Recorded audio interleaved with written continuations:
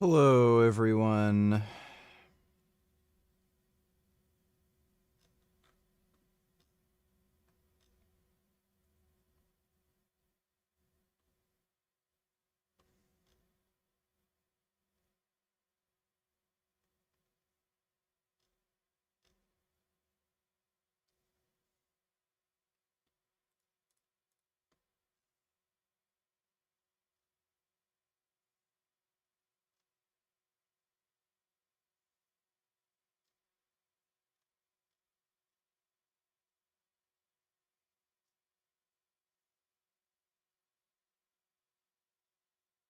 What the fuck? Foodie Beauty is in legitimate danger. For the past couple of years, she has found herself in a relationship with a man named Salah, and eventually she would move from Canada to Kuwait to live with her new boyfriend. Well, after finding themselves in some controversy involving a cat, they would have to flee the nation, eventually finding themselves in Syria, Salah's nation of birth, and one of the most war-torn nations in the Middle.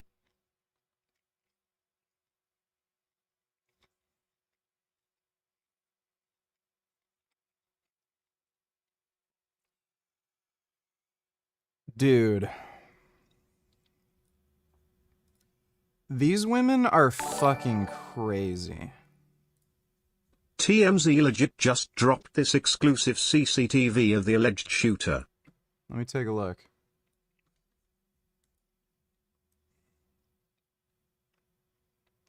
Oh, there he is.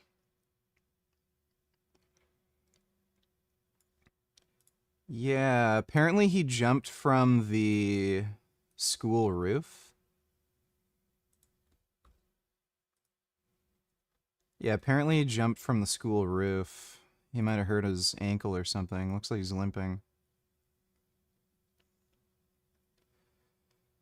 Yeah, that's him.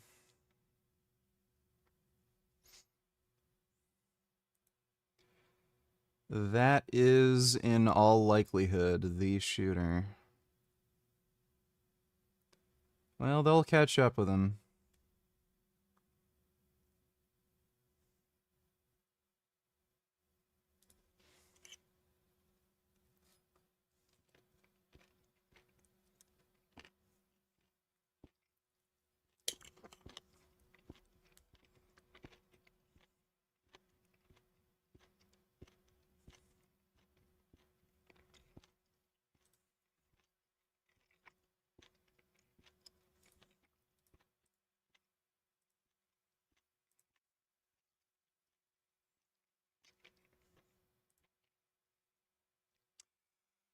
Yeah, it seems like the same getup as, you know, the guy caught on the school surveillance. Yeah, apparently he used a 30-06 bolt action, a Mauser, which is interesting.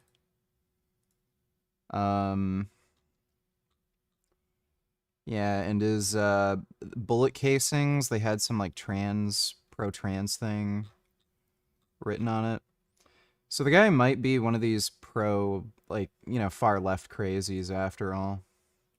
Middle East. But just how did Foodie get there? Why has it come to all of this? And what future could her new life possibly hold? For those who know nothing about Foodie, I'll give you a quick rundown. Her name is Chantel Seralt, a moderately popular mukbang YouTuber who slowly turned into an infamous internet figure through the messy relationships with her numerous boyfriends and her absolutely terrible treatment of cats. Foodie has cemented her legacy through years of scandal and controversy, but the current situation is unlike anything we've ever seen. Since starting her relationship with Salah, she has embarked on a journey across the Middle East, and we're going to cover most of that journey today. It all started in Kuwait, a smaller Middle Eastern nation located on the Persian Gulf, sharing land borders with Iraq and Saudi Arabia. Kuwait is generally considered a lot more developed and and safer than Syria. So this is where Salah, Foodie's boyfriend, had been living for the past couple of years. I believe he was on a work visa. That is until Foodie came to live with him,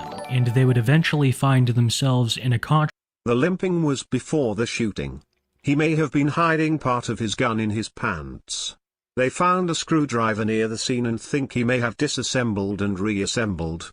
Bomb threat made at DNCHQ today, ongoing shooting at Naval Academy.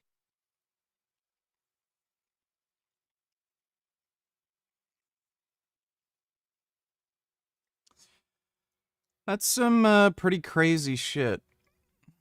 A lot of nonsense going on. But that's interesting. Thanks for the donation, retard.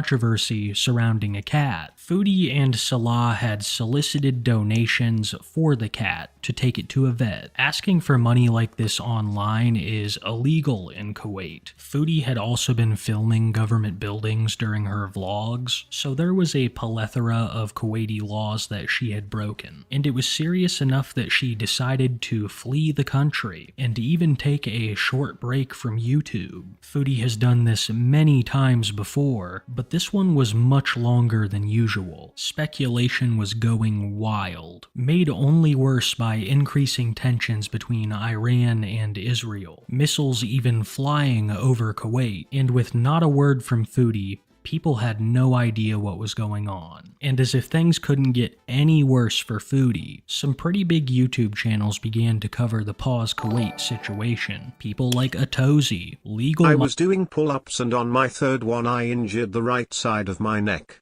It hurts when I move my head, like what the heck, how can you get a neck injury from doing pull-ups?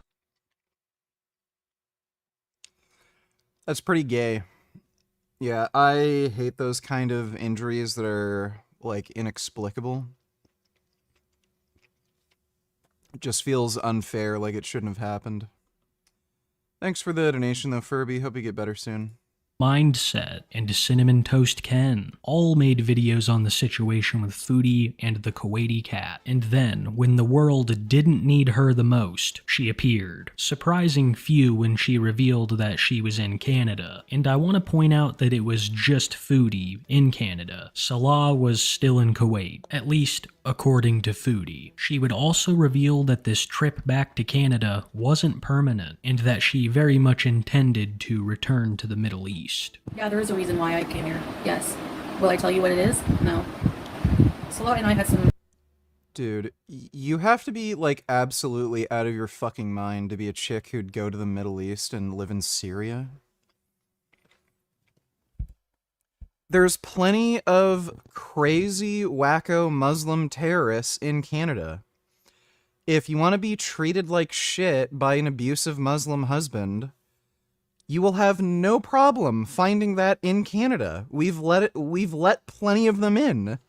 So, like, why would you go to fucking Syria for that when you could get it here? Trump appears to have had a stroke during the 9/11 memorial today, lol. Yeah, that looks weird. Yeah, his face is slumped like he had a stroke. The only other thing it could be would be, that facial paralysis that you can get from, like, an infection.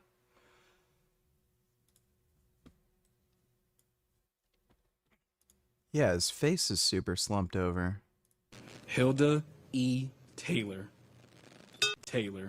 United States Army.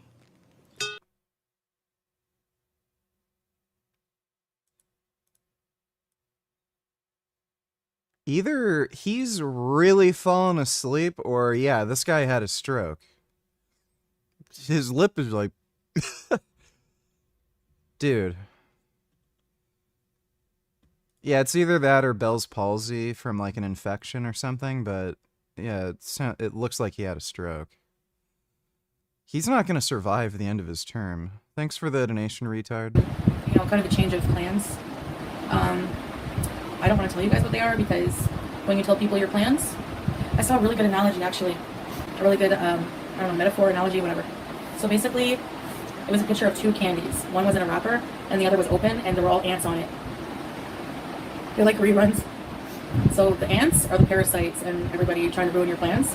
And then if you keep it wrapped, no one's on your ass. Foodie basically calling herself a wrapped piece of candy never fails to get a chuckle out of me. This woman has an extremely high opinion of herself, and I believe that it's a product of refusing all accountability or blame. It is very rare to see Foodie sit down, admit that she was wrong about something, and make an honest statement. But even if she does, she's going to just repeat the same behavior. Case in point, her cats. I can't even keep track of how many cats that she's gotten rid of, but I'll tell you something, all of those cats are lucky to no longer be in her care. There is an absolute mountain of evidence to substantiate this, and it has been one of her biggest points of controversy in her entire career. So I'm sure that it's going to come as a shock to few that while in Canada, Foodie would get another cat, naming it Smokey. Little did she know that Smokey was a baller OG. He absolutely despised Foodie. This cat would go everywhere and spray things. Foodie's furniture, her food. She didn't even know that Smokey was spraying. She always thought it was so funny when he did that weird little thing. All the while, he's marking his territory all over her belongings. I think I should also bring up now that Foodie never intended to stay in Canada. This was just a temporary stop while Will Mage No Tellers, hope this post is available to you. You're going to love this lol.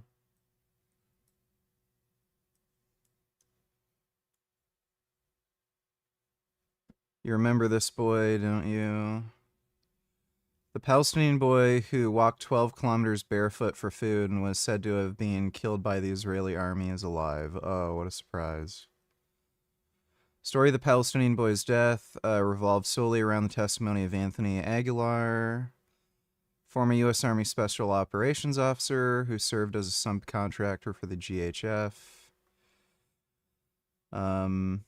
Following repeated inconsistencies in Aguilar's accounts, GHF representatives carried out their work, conducting field operations, collecting testimony from local residents, using technological tools to verify the child's identity. The investigation led to his mother, who had hidden him. In the end, she and the boy, along with 4 family members, were evacuated from the Gaza Strip. Sole witness Aguilar, the former officer with GHF, was the one who claimed to have seen the killing, and he vigorously repeated his version of this story. Guaranteed, the Young Turks covered this, by the way, guaranteed they're not going to retract anything they fucking said and call this guy out for being a lying scumbag. Yeah. What a surprise! The guy's a fucking liar. Like, dude, like, he was so obviously lying and full of shit. Like, the moment I heard that guy speak, I was like, this guy is full of shit.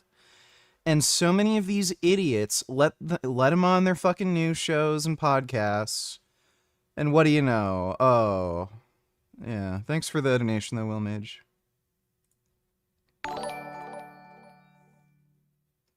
Can you please react to this video? At first I was resistant to his message at first, but he's a fucking genius, really red-pilled me on a lot of things about women. Hi, I'm Chris. Well, I watched this guy already. Like, I mean, I don't want to bring up the topic and have people mention the person.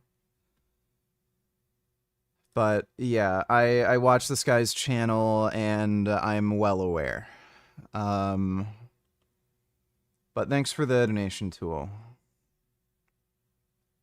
while her and Salah found a new country to live in. So even if Smokey was the most well-behaved cat on Earth, she basically had no intention of bringing him with her. But like I said, Smokey had it all figured out. It's like he knew that she was gonna do him dirty. So the honeymoon period between her and Smokey wore off pretty quickly, and within a couple days of getting him, she started talking about rehoming him. It happens so fast. People messing with your fucking life, with your family. So you have to leave the country very quickly. The next day, you have to leave your home you've been at for 3 years, move somewhere alone, and it's still sinking in. I'm still taking it all in. And I thought that I want a cat. Like, Suspect was identified by internet sleuths.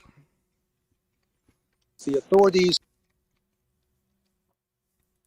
were deciding whether or not to release these images, they do believe, they're not calling this person. Why is this audio horrendous?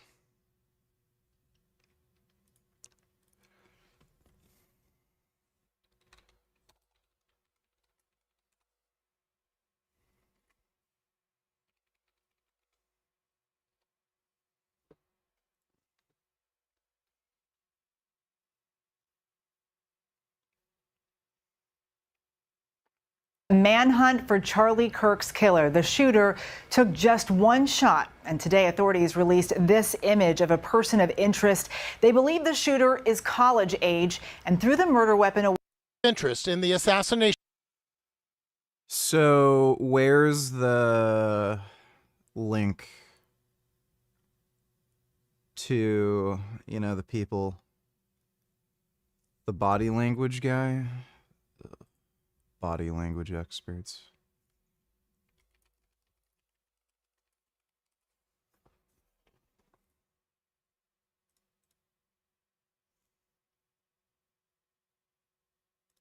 So the FBI... All right, we'll look at that in a minute.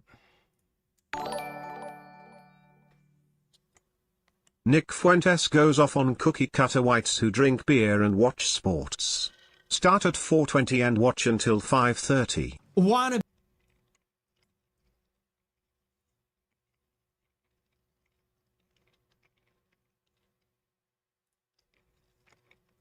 All right, thanks for the donation, nigga. I'm skeptical of the 4chan internet sleuth identification. An internal ATF report leaked that a bullet had allusions to transgenderism inscribed, and they told everyone it's unverified and inconsistent with evidence collected so far. Lot of BS out there, RN. Yeah, it's best to just wait and see. This is being so heavily politicized too. I'm sure there's a lot of intentional disinformation being spread. Thanks for the donation though, retard. And it's like, that's who we are. And white men want to be some beer-drinking slob with an ironic mullet and a jersey emulating their favorite doofus comedian acting like Homer Simpson. Or they want to sound like a... And I hate it. So it is that deep, you fucking loser. Hey, for every white person that's... 4chan Troon shooter theory.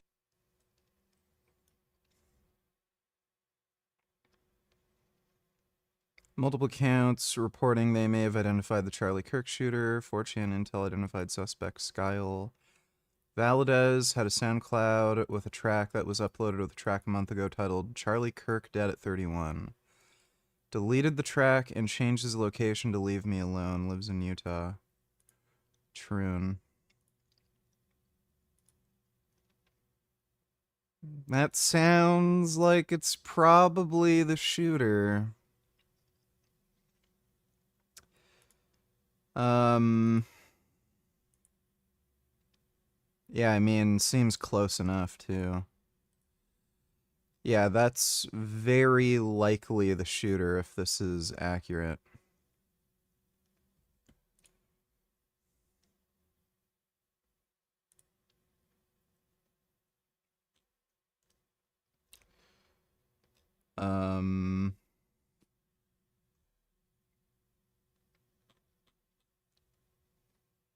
Well, I guess we'll find out soon enough. Thanks for the donation, retard. It's not that deep, bro. Fuck you, pussy. Fuck you. Wear another black guy's name on your fucking t-shirt, you f***. You know, you're wearing a sports jersey for some juiced up, roided up mandingo who's beating the shit out of his girlfriend while you drink beer and watch it. And say, fuck you. That goes for all sports watchers, all sports gamblers, sports bettors, beer drinkers, wiggers. Fuck you. Hitler would have hated you. And let's roll the next clip. This has become a caricature. Nick has not changed. Like, he's actually still fucking crazy. He has posted those two photos of the person of interest that they're looking for, and they are really interested in this person of interest because they're offering $100,000 for any information that leads to, well, this person. And the internet did not disappoint. It's so many users all over, not only 4chan, but X, I can't believe I'm saying this, have done their own, let's say, research. And just a warning, everything that you're going to watch in this video is allegedly. I am just going to read things that people have found and, let's say, dots that people are connected. This is as deep as the rabbit hole goes. So people are talking about an individual called Sky Valadez. And ex-users are pointed to the chance that Sky Valadez and Omar Najera were in on the Charlie Kirk shooting together. Remember that we talked about this. Charlie Kirk is coming to my college tomorrow. I really hope someone evaporates him literally. Let's just say something big will happen tomorrow. We spoke about this. This is Sky Valadez. This is from Pinterest. There's also some images from Instagram. It seems that they're in a band and with Omar Najera. So where does this lead to? The Charlie Kirk shooter allegedly seems to be Sky Valadez, a transgender man. I sometimes have a bit of a confusion with that. A transgender man, what does that mean? Transgender woman? You know, those strange stuff.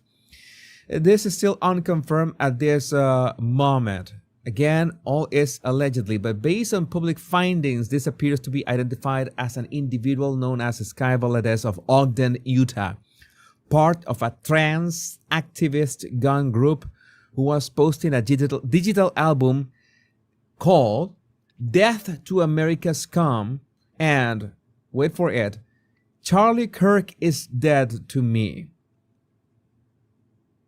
All right. So in some pictures, you know, that's something that I have to warn you.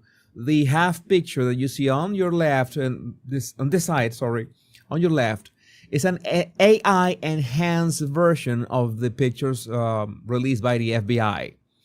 I don't trust AI enhanced pictures because AI tends to include things that are not there and are misleading. But people are superimposing, in all cases, the AI enhanced photo on the left with the picture of Sky Valadez on the right hand. Cassidy Campbell was at the Charlie Kirk event. Okay, so this is some of the craziest Yeah, I heard about that. I saw him post on Facebook. shit I've ever seen, right? So I'm at the Charlie Kirk event, which is here at Utah Valley University. And as soon as the event gets started, and he was maybe on like the first, second person or whatever, and what I thought I heard was fireworks, like firecrackers or something like that.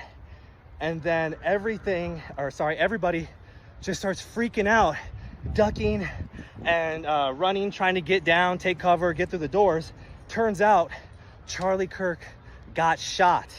Yes, Charlie Kirk got shot. There's multiple people that were telling me how they saw like he was shot like around this area and like blood was like oozing out of that area and stuff. Dude, that's absolutely insane. But no more shots were fired after that. Like, they shot Charlie Kirk and just completely stopped. I don't know what the hell's going on because, you know, there should be, you know, more police and stuff like that. This is a massive event at Utah Valley University. There's tons of people and there's terrible policing, which is insane, you know, because you never know.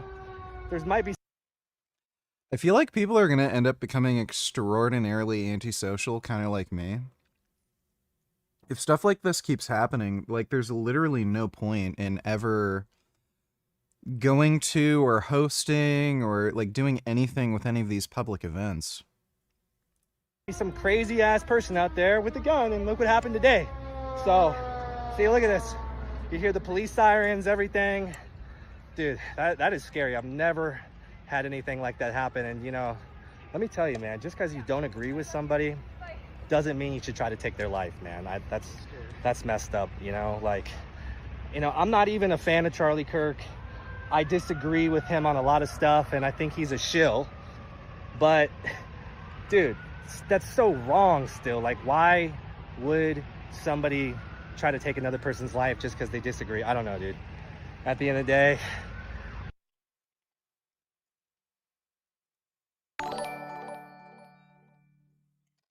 typical communist scum, I should have known.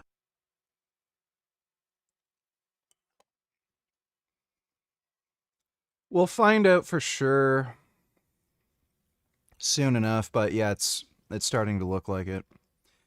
Thanks for the donation, Dodo. Cam donating $2, the people who actually deserve to get shot. Yeah. Weren't they having issues burning the flags? They were like failing at doing that. Yeah, this was like last year. I think this was organized by Samadoun, and the woman who was leading Samadoun got arrested under terrorism charges. But yeah. Thanks for the donation, Cam. Is it looking like it was actually some The tranny owner would leftist beat for the once and goat not with- just right-wing cope? Also check these out. Yeah, it's starting to look like it. You know, again, we'll know for sure soon enough, but yeah, it's looking like it. The owner would beat the goat with sticks, and he did this to make it aggressive towards humans, so it would guard him. And this went on for a long time. But one day, the goat had enough. It charged forward, ramming its sharp horns straight into the man's stomach, twice. As the man stumbled away, the goat chased him onto the porch, then kicked him off. And he hit the ground hard, dying within minutes. When his body was found, the goat was captured, but instead of being put down, it was taken in by animal rescuers. Well, that's good. That man got what he deserved, and I'm glad that goat ended up finding a loving home.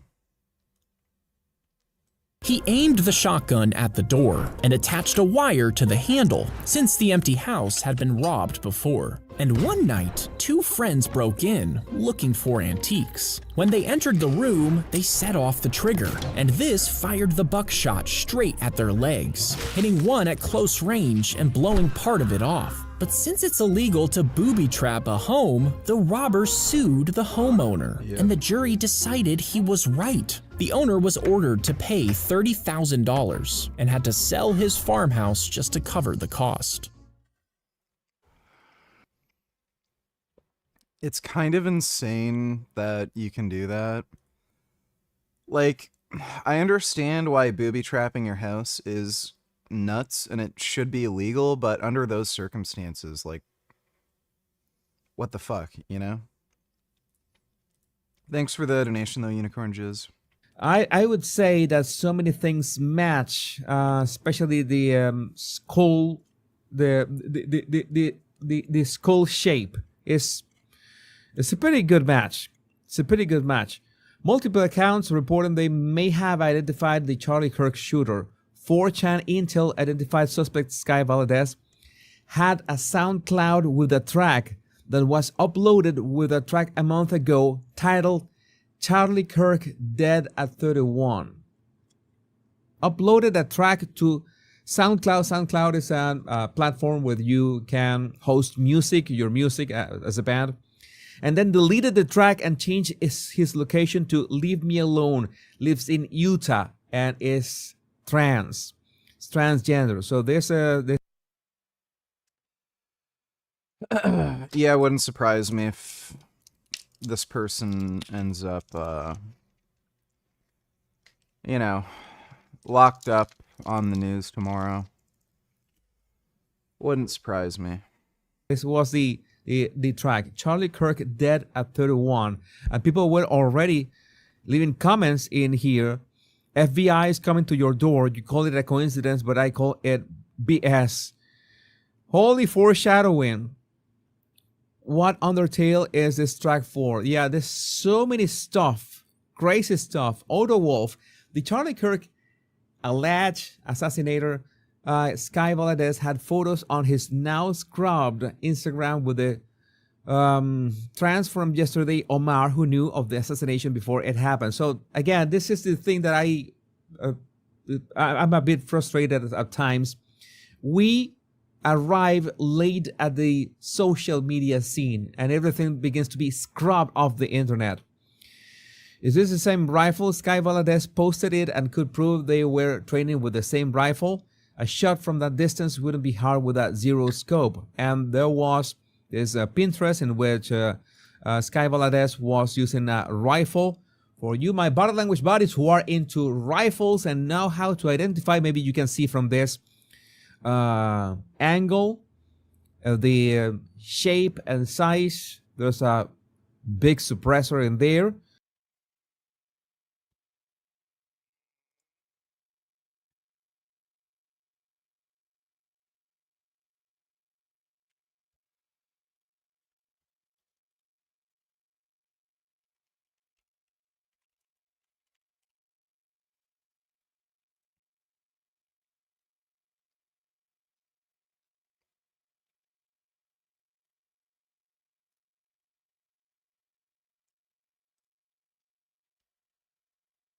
Is that it?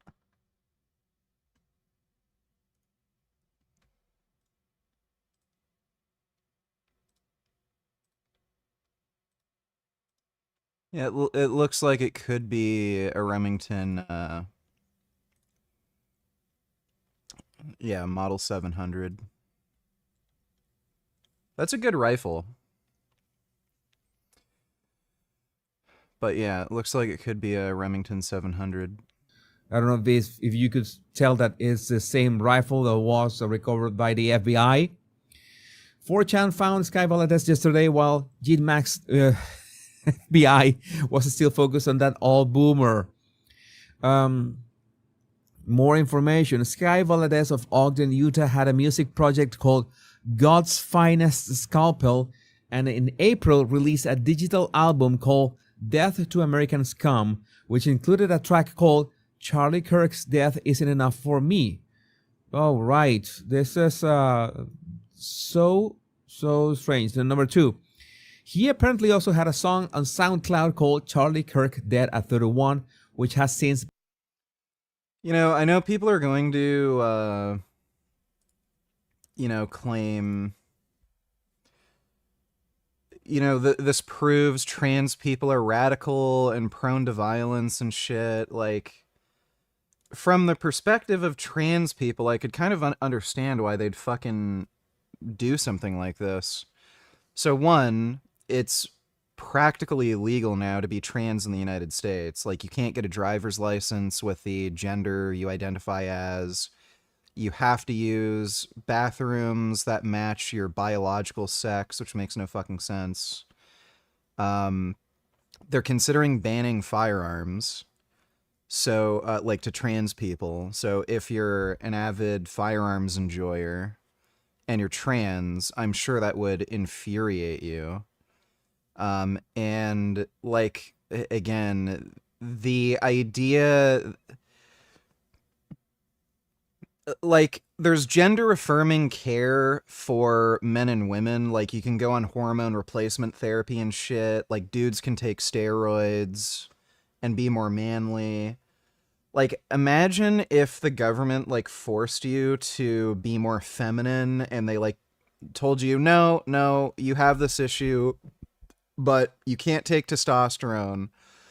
Like, I can understand how that would, again, infuriate trans people, where they feel like a woman or they feel like a man, and then they're told, no, you can't do that. So I'm kind of... I can understand why somebody would be motivated to commit a shooting like this. I still think it's wrong. I don't think it really solves anything, and it probably makes issues worse for trans people, if anything. but I can kind of understand why you'd end up seeing some trans people who go a little fucking nuts and do this. I don't know why it's so hard to just, I don't know, leave trans people alone and be like, okay, well, maybe we're kind of going too hard on trans people. You know, I don't know. Everyone's just, like, everyone just acts like a fucking idiot.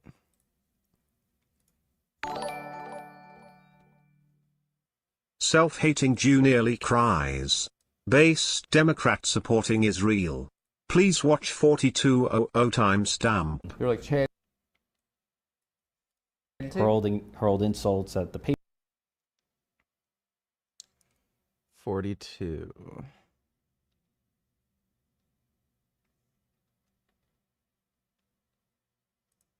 All right, I'll watch that. Thanks for the donation, Donald Trump. I will go to the UView tomorrow, and live stream if you sub to me. Celebratory hands in the air emoji. What is the UVU? I don't know what that is. Thanks for the donation, though, Axel. I obviously don't condone it, but they were essentially kicking a dog until it went crazy and bit back. Also like that goat earlier. But they will just use his death as a martyr. Yeah. Yeah, again, people are fucking chimps, and, chimps be doing chimp shit. Thanks for the donation, though, David. To talk to someone that's making decisions and supporting these things that are a huge deal to people right now. Sure. Yeah. One thing that I thought was interesting, and I want to start with you, is that you described your first trip to Israel in 2015 as a life-changing experience. And I just wanted to follow the narrative of like you growing up and your struggles and then going into the government. Like what was that experience like, and what bred that passion for Israel in you?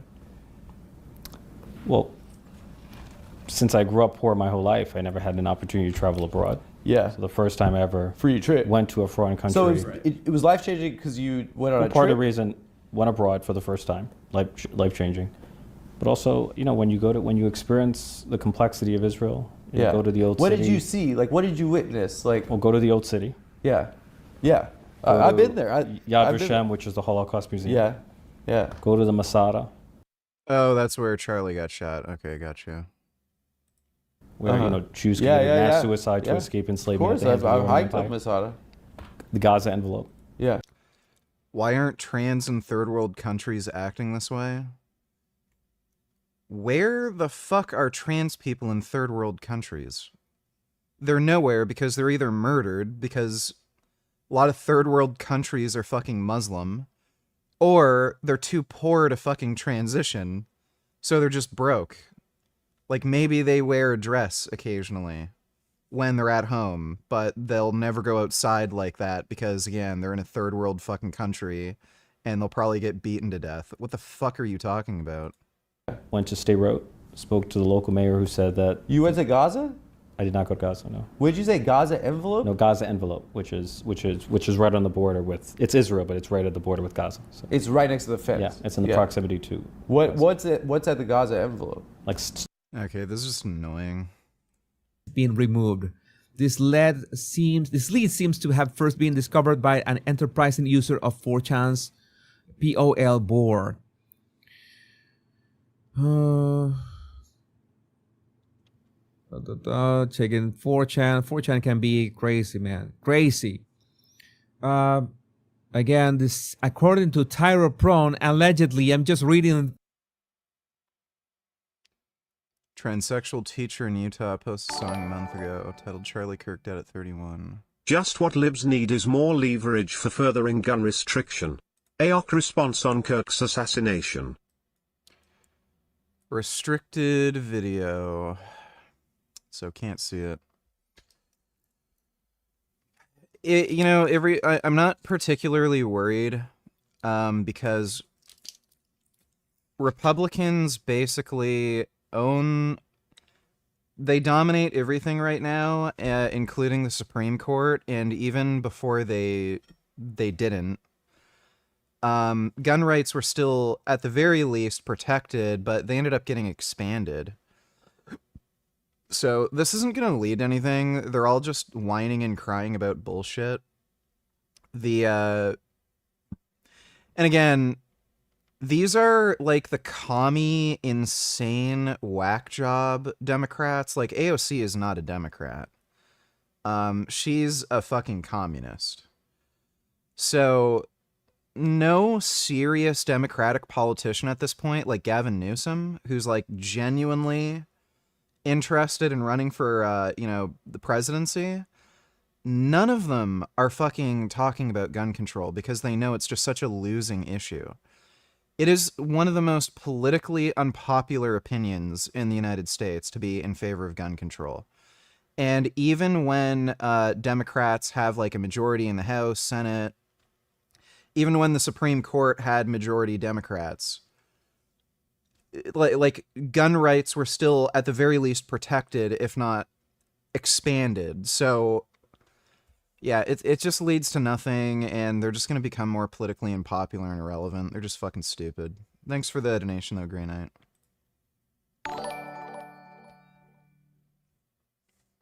Yeah, I know, Amazing Atheist is an anti-Semite.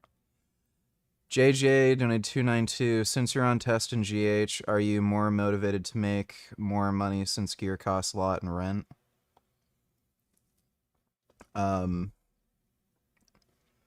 It's pretty inexpensive. So testosterone is only $50 a month. And the growth hormone I'm on, which is kind of considered a low moderate performance enhancing dose, that's more expensive. That's like maybe $400 a month, but that's still, not crazy. So, and your income isn't sufficient enough for everything with just YouTube money. I don't know how you think I'm paying the bills, but thanks for the donation, Jay. Don't pull up the link on screen. Pro-Palestine faggot mocks Kirk.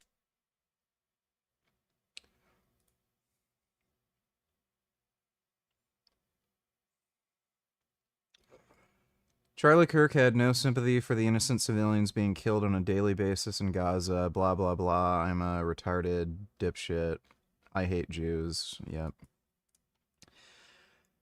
Yep, there's a lot of pro-Palestine fucktards and Arab Muslims making fun of his death. Whatever. Thanks for the donation, nigga.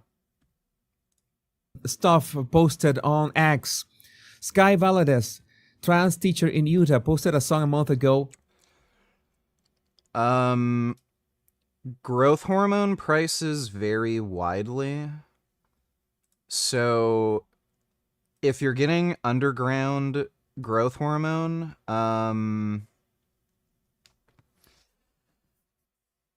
you're paying anywhere from about $20 to $50 per 10 units. And quality can vary, and a lot of the reason for the difference in quality too actually has to do with transportation, not manufacturing. So depending on where you're getting it from, again, it can vary from anywhere to around $20 to $50 per 10 units. So yeah, I did the calculation. I think I'm paying like, again, around $15 a day, roughly, for growth hormone, which, isn't crazy. If you're getting pharmaceutical grade growth hormone, again, prices can vary wildly. The cheapest route to get pharmaceutical grade hormone is to get it imported from Turkey, and I think some of it might come from like India or something where it's prescribed. So basically, it's sold for cheaper in countries like Turkey, and then you get it imported into like the States or Canada. Let me.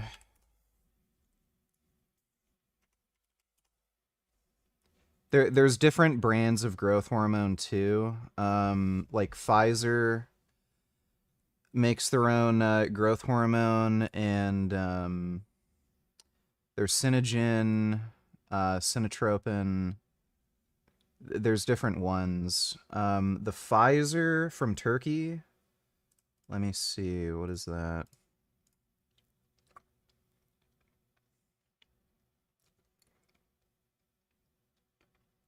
So for 180 units, it's about $1,900.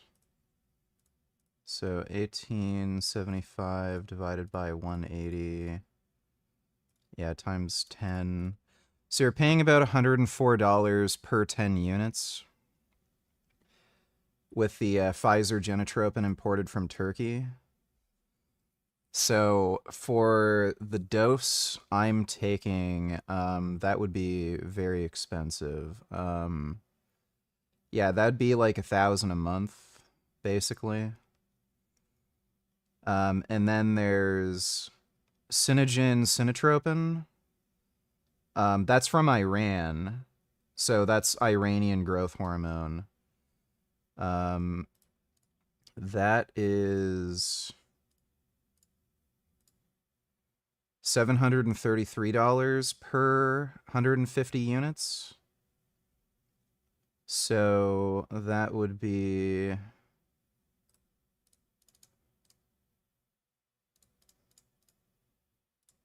that would be about $48 per 10 units.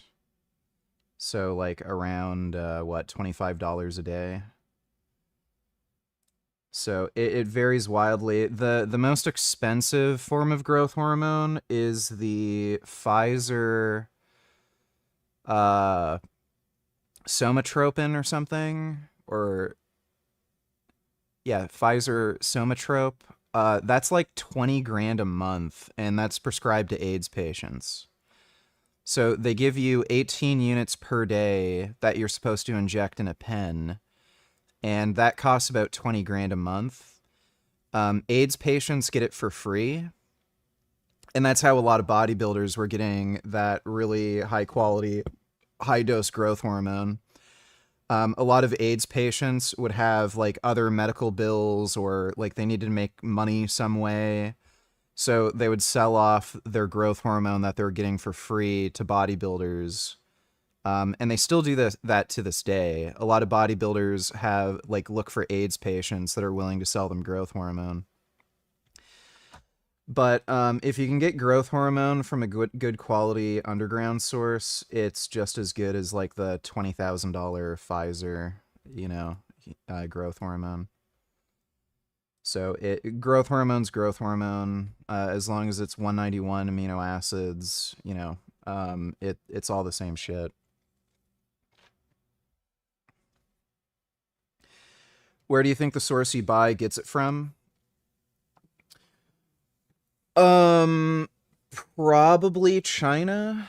It doesn't say China on the box. I'm not gonna mention what country, but that it says on the box, but it's probably the raw materials are manufactured in China, and then it's, I don't know, packaged or something in another country and then shipped here. But it's really good shit. It fucking works. You definitely fucking feel it. So your body's absolutely producing IGF-1 from it, because you can feel it about 30 minutes after injecting. And again, I've gotten a lot of healing around my groin. I was having the groin issues. I'm definitely growing too. And I noticed increased water retention when I initially took it. It's also vacuum sealed and everything, so it's really good quality stuff.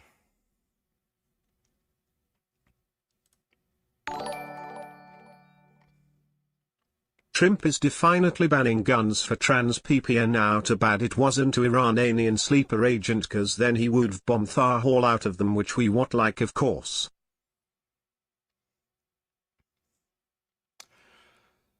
I don't know if he's going to be able to do that. He certainly wants to, clearly, but I don't know if he's going to do that. I'm sure he's going to try, but yeah, it seems like that's a possibility. I don't know if the Supreme Court is going to allow it, though. It's pretty weird. It's a pretty weird thing to do. Like, there's nothing about being trans that turns you into, like, a mass shooter or anything, so... Thanks for the donation, though, Dodo. Was Loki expecting a Turk builder plug in Greg's Charlie Kirk video? Buy some Turk for Kirk type shit. I wouldn't put it past Greg to do that, but I guess he decided to keep things a bit more serious. Thanks for the donation, though, nigga. You might have to skip to 4850 for it to be interesting. Of course, I've hiked up Massage. This guy's just a fucking gay retard. Like, I don't really fucking care, dude.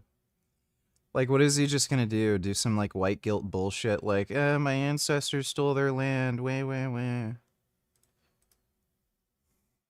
Right now, I'm telling you what it's like to be my experience being Jewish. Yeah, but there are others who have a different I'm trying to see, you're...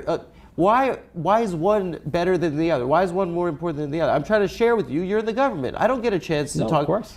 Okay?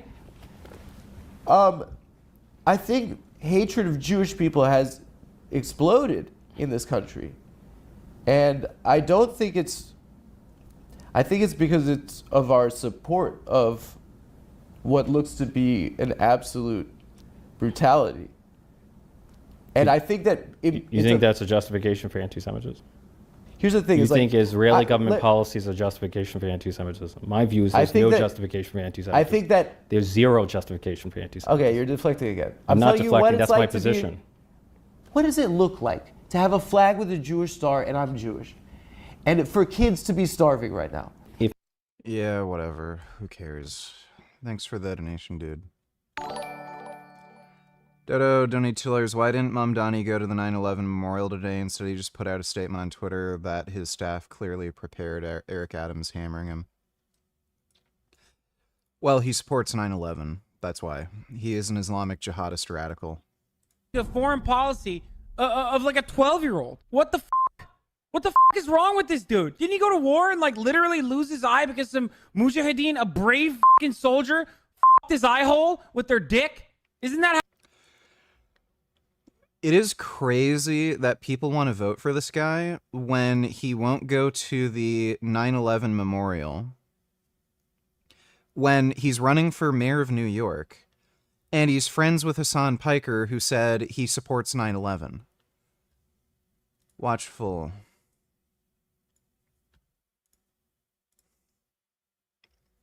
Okay, I'll take a look at that. Thanks for the donation, Dodo. I heard right-winger yesterday say they think the French government assassinated Charlie to spook Candace cause she doing another series on Bridget.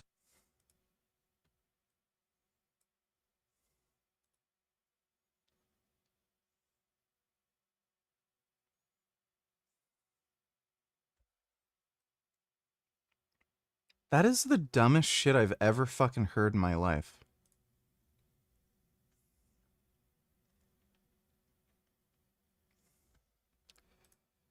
Here we fucking go. Alright, that video doesn't work.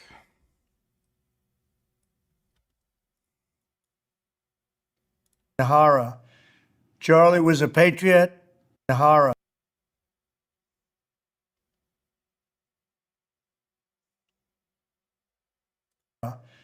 Charlie was a patriot. Nahara. That does look weird. Charlie was a patriot. Nahara. Charlie was a patriot. Yeah, that's AI. Americans, I am That's good. Like I was thinking that seems like AI. Well, thanks for the donation, retard. Zohran Mamdani canvasser to see what people actually think of his positions, past statements, and whether they'll still vote for him when they learn the truth. Let's go. What up, my comrades? You guys voting for Zoe? Yeah. Yes, sure. Hi, I'm with the Zohran campaign. Yeah, I voted for Oh, awesome. Can I get your pledge to vote for him, the general? Sure. Oh, okay. Okay, yeah. Yeah. Like, what does he stand for? I can tell you a little bit about it. Let's see. Are you cool to increase taxes on whiter neighborhoods? So basically, like taxing white people higher? No, white people, rich people. No. He says specifically whiter neighborhoods. I just don't think that this is exactly his policies. Wait, so you voted for him in the primary, but you didn't know about that? So he doesn't hate white people. See if he does or he doesn't, come like that's his perspective. Whatever. No. Oh, you don't want to do it anymore? I don't think you know how to read his website. Oh, it specifically says to tax whiter neighborhoods, defund the police. Okay. You're fine, like no more police. You cool with that? I'm chill. Okay, cool. All right. Wait, no, I'm sorry, no. I like the police. Oh, you do? Yeah. I hope he doesn't defund you. One of his policies is to create safe spaces for people to do crack in public. Are you cool with that, or? I don't know. I'm not sure. He's gonna do that. What that means, is that supposed to be a benefit? Well, do you do crack? Globalize the Intifada, you're cool with that? Mm-hmm. Awesome. It basically means to like attack Jews worldwide, but like, No. Is that really what it does? he won't condemn it. Wow. Sorry, are you for? I'm for him. You sure you don't want to freak a few? No, I'm good. Hey, you're cool with replacing police officers in domestic violence cases with social workers? Like a therapist would kind of come, like talk about it instead of like do anything? Nah, not really. Are you a hot boy for Zohran? You're a hot boy. Are you cool with taxing companies? Like, what an idea.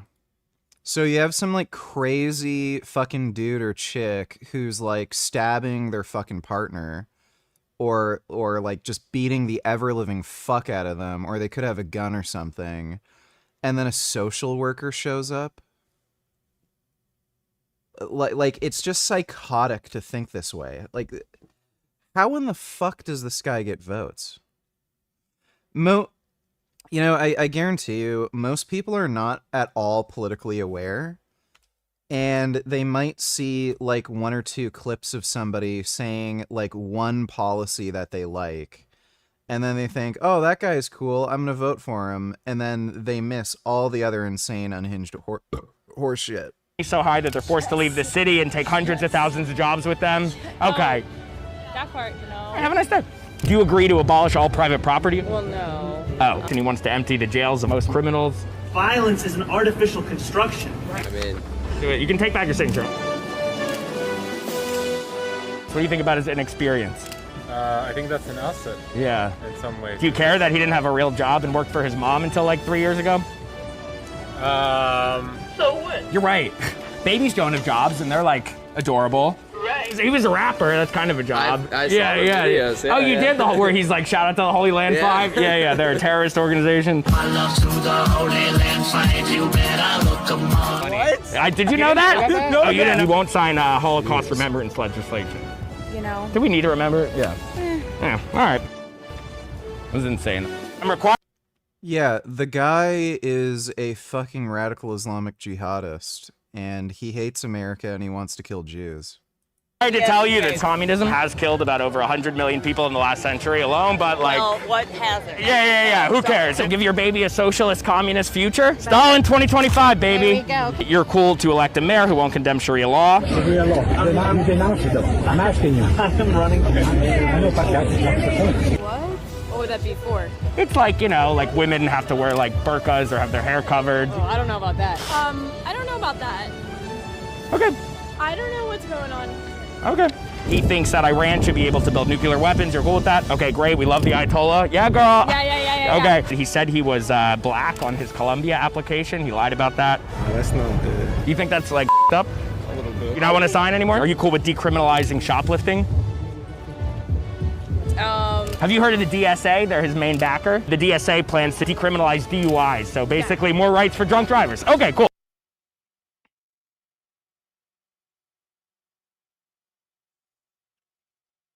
What? Why? This is insane. Well, You're cool with his policies, like we're gonna decriminalize shoplifting and drunk driving, and yeah, who wouldn't be, dude? That's awesome, man. His father is a professor at Columbia. He actually said that Hitler was inspired by Abraham Lincoln, things like that. Basically, that suicide bombing is justified. Oh, it's a little bit extreme for me. All right, so you're cool with government-run grocery stores like they have in the Soviet Union. Oh, you don't want to vote anymore? Basically, the government would take over the grocery stores. It hasn't really worked anywhere else. Led to like millions of people starving in like Venezuela. This guy is gonna turn New York into an absolute shithole, dude. Like, I don't know if people are too young to remember a lot of these voters, but Rudy Giuliani cleaned up New York with a tough on crime policy. Like, he did the opposite of Zoran Mamdani, and New York became so much fucking better as a result. So, like, why in the fuck are people flip-flopping on this idea where, oh, let's let people commit crime? What could go wrong? Like, there's already historical precedent for it. Like we know what works. Like, why would you not go with what works? But it's worth a try here. Do you believe that the government should take over? Retard, donate $2. Wow, this is really gay.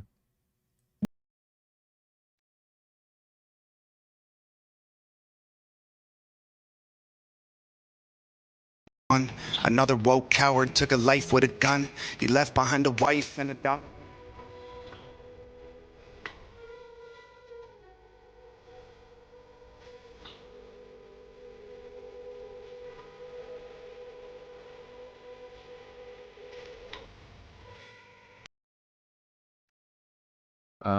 Yeah, this is pretty gay. My 30s I pinned 50 MiG Tren out test chip /N250 Weds and Son.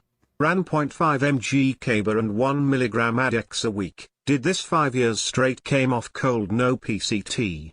Recovered fine naturally. Like a diet, you get burnt out. When you come off, are not going to lift anymore. Truth? Why would I come off? That's just stupid.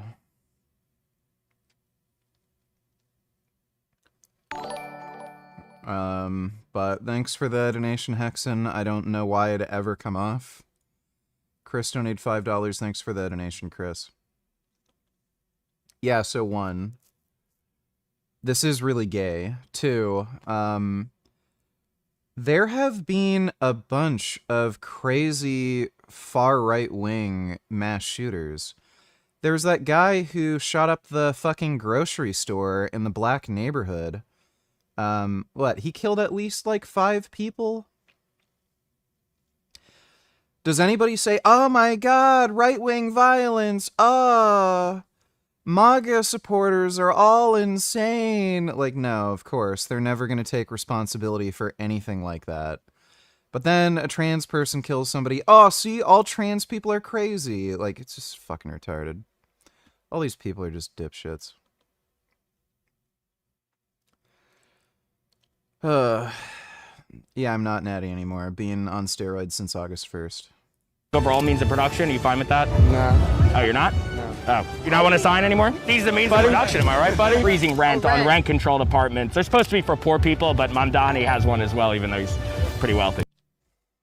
I only hope that Mamdani will legalize steroids after that embarrassing bench press, ha ha ha ha. Otherwise, vote Silwood 2025. Silwa is cool. I like Silwa. People should vote for him.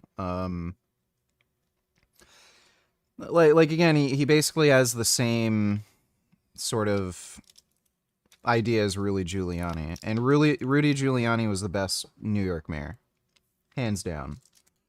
So, but yeah, if anybody needs steroids, it's that fucking guy. Maybe if he had enough testosterone in his system, he wouldn't be this communist cuck dipshit.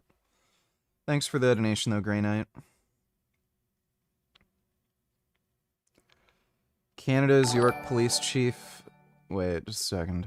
Fuentes will be going live tonight to discuss the shooting. Should be interesting considering the tension they've had over the years. Can we maybe react when he goes live? No, I don't really care. Like, maybe I'll react to a clip or a couple clips once the whole video's out or something, but I don't care to watch the stream. He's probably just going to talk a load of bullshit. Thanks for the donation, though, Pooh. Canada's York Police Chief says the best defense is to hide and comply during a home invasion. I would say the best defense is probably a 12-gauge shotgun.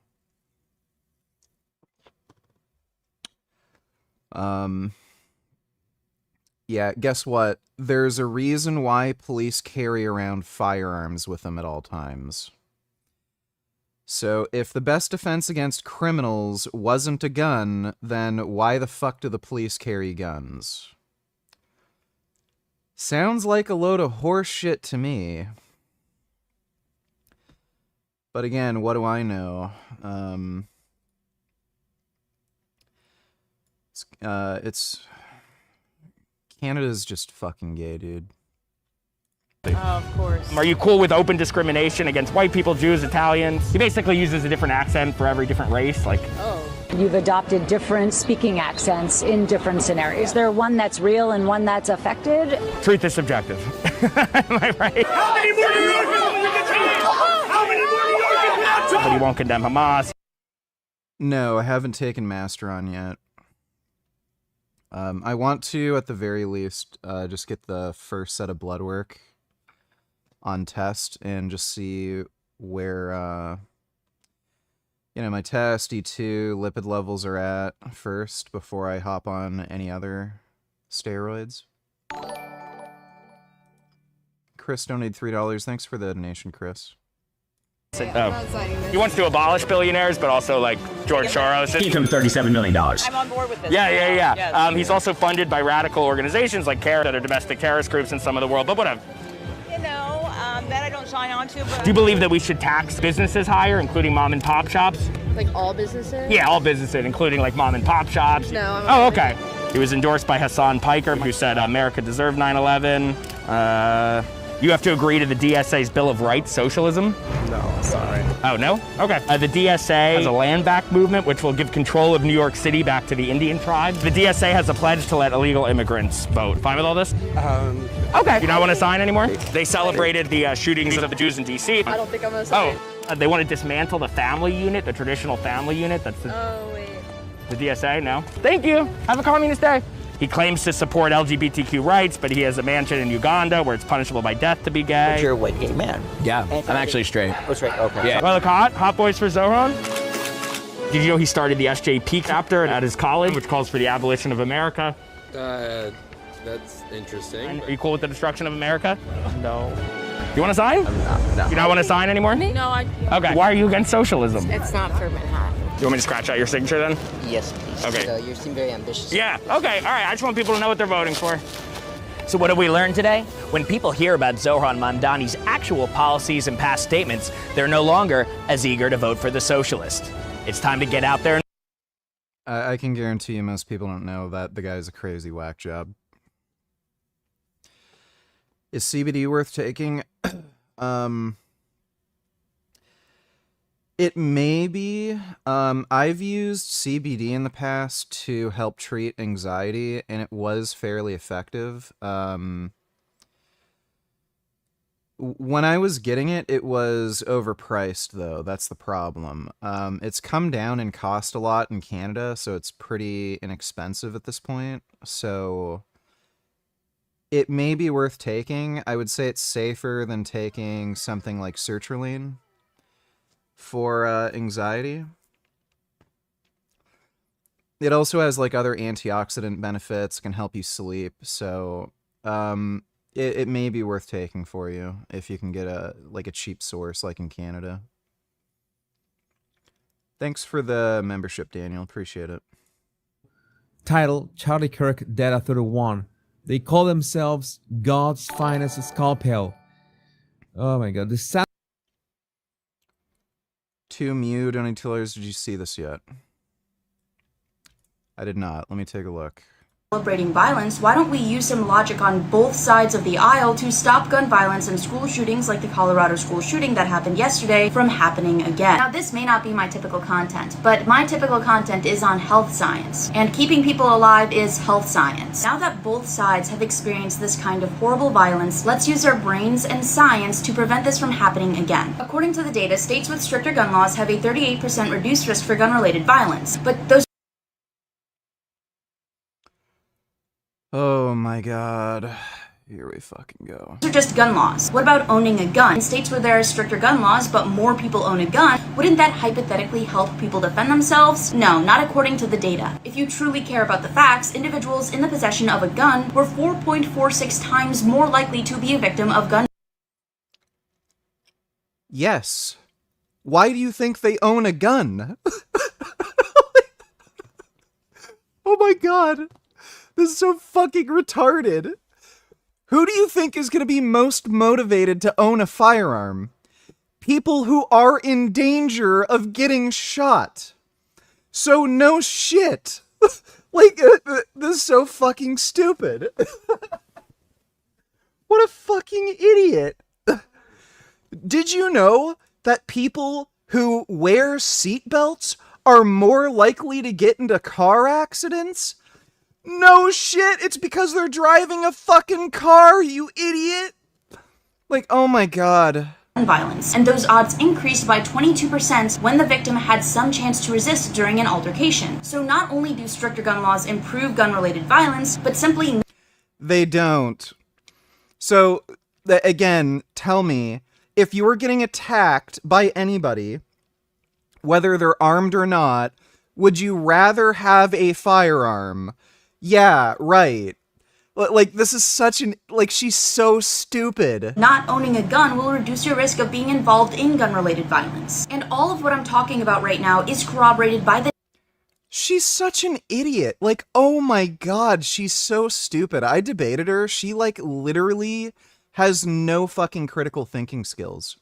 Data showing that legally obtained guns are the predominant kind of gun that is used in mass shootings.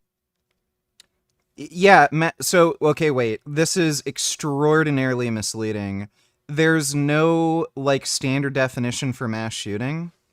So, there's a lot of, depending on what database you're looking at, I think there's a website that tracks mass shootings. It's like Mass Shooter Tracker or something. What they do is they look at any fucking shootings that occur that involve 3 or more victims, whether fatal or non-fatal. And what they end up doing, what ends up happening when you use that definition of mass shooting, most of these shootings that occur are gang-related. So if you use those sorts of databases, no, most of the fucking guns used in mass shootings are actually illegally obtained. If you're looking at mass shooting as defined by a politically motivated shooting with 3 or more casualties, either fatal or non-fatal, then yeah, they're usually legally obtained. What the fuck does that have to do with anything? Nothing. Guess what? The big mass shooting that happened in Canada in Nova Scotia, the guy got all of his fucking firearms illegally. You can also 3D print firearms now. Just look up the FGC-9. You can easily manufacture firearms with 0 real firearms parts. So, like, it does nothing. You can't ban guns. The only way to ban guns is to destroy the knowledge of how to make them, which is impossible. So, this is just fucktarded. If somebody wanted to commit a mass killing, they could either just buy a fucking $300, not even a $300, like, dude, $150 to $200 3D printers now are good enough to make reliable firearms at this point. There's whole YouTube channels dedicated to teaching you how to make fucking 3D printed firearms.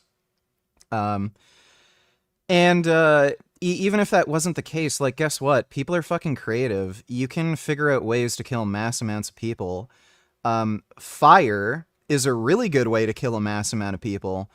You can look up mass killings in Australia. The worst mass killings aren't actually from firearms, they're from arson attacks.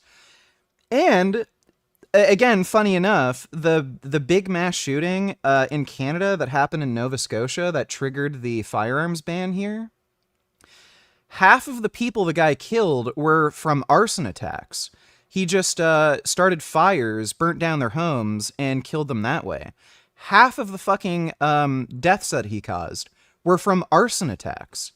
So what are you doing by banning guns? People just find more creative ways to kill people. Doesn't do anything. And again, it doesn't prevent them from getting access to a firearm. It's like the school shooting that happened in Colorado yesterday. Like again, this is assuming all of this is coming from the perspective that criminals follow the law, and they're not going to find some way to, like, bypass the law. Oh, well, if we make crime illegal, criminals won't be able to do anything. Like, she's an idiot. And the 1,722 school shootings that have happened since 2018. So as citizens, what can we do? We can vote for policymakers that advocate for gun reform that actually reflect the data on gun violence. We can speak out against... You don't understand the data on gun violence. You're an idiot. All gun violence, and we can all do better to have more empathy as a population. We can deplatform and ridicule people who say horrible things without pointing guns at each other. And only after we do that will we ever... You know, this explains a lot. She's dating a beta male cuck white knight bitch. So this explains a lot. She's just a libtard lefty fucking moron who's afraid of loud noises, and she's dating some like fucking beta male cuck, dipshit. This is the most like, this is just how women think. Like, women are just so much more complacent, and they don't think things through, and it's all emotional. Like, guns scary, guns bad, ban guns, like, that's literally how they think. But, like, oh my god, imagine being this stupid. Owning a firearm makes you more likely to get shot. Yeah, why do you think they own a gun, you fucking idiot? Like, it's so stupid.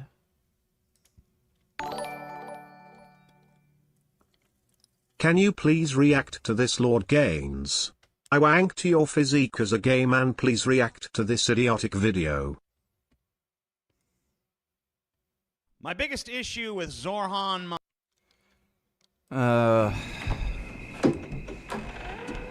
Wait, what just turned on?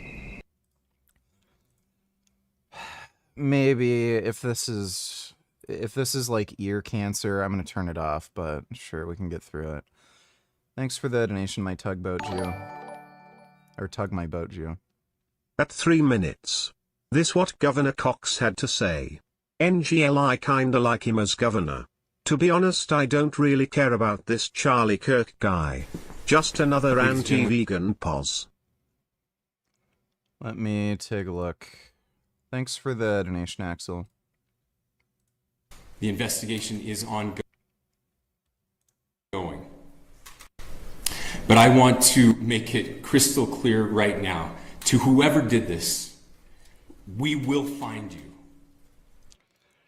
I thought there was no audio, but then I realized it's only coming out of the right channel. Great job. This is re-upload, like, this isn't even from a live stream, by the way. They, were so lazy, they couldn't click one fucking button in the video editor that just put the fucking audio on both channels. It's literally one button. You click one button in the video editor to put the audio on both channels. They were that fucking lazy. I can't stand that. To make matters worse, soon people like her will marry and have kids. I have no idea if she has an interest in having kids, but Jesus Christ, like, that is just outrageously stupid. She's literally in favor of disarming law-abiding citizens that live in high-crime areas that are more likely to get shot. Oh, you need a gun to defend yourself? Well, let me take that away from you, because I looked at a study where people who own guns are more likely to get shot. Like it's literally the same as taking seatbelts away from like truck drivers. Like, oh, well, the more you, like the longer you wear a seatbelt, the more likely you are to get into a car accident. So let's take the seatbelts away, because the data shows the longer you wear a seatbelt, the more likely you are to get into a car accident. Like, that's literally the logic she's using. Thanks for the donation, though, Dodo. We will try you, and we will hold you accountable to the furthest extent of the law. And I just want to remind people that we still have the death penalty here in the state of Utah.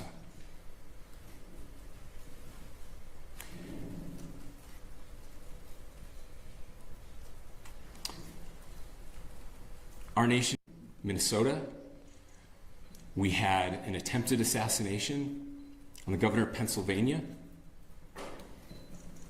and we had an attempted assassination on a presidential candidate and former president of the United States, and now current president of the United States.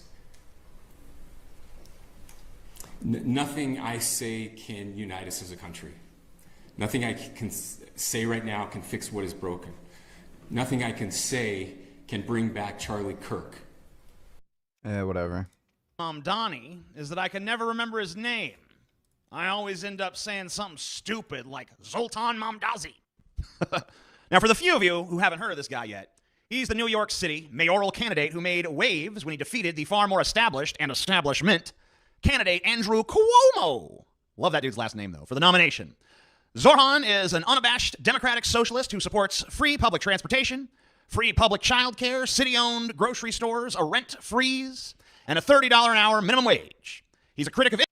She's raised money for a Palestinian charity. Yeah, so... She's a dumbass lefty libtard cuck. I knew it. Dude, there's a way these people talk where you can tell when they're like actually fucking crazy. You know, there's the people who are in favor of firearms regulations, like universal background checks and stuff like that, which it's like, I think at this point it's kind of a it's an exercise in futility, essentially, especially when you're talking about dealing with organized crime. But you know, that's one thing, like universal background checks. You know, there's some people who still think that banning machine guns is a good idea, which again has become a completely obsolete concept. Now that echo triggers exist, and now there's the super safety that basically gives you the ability to shoot in full auto without technically being full auto.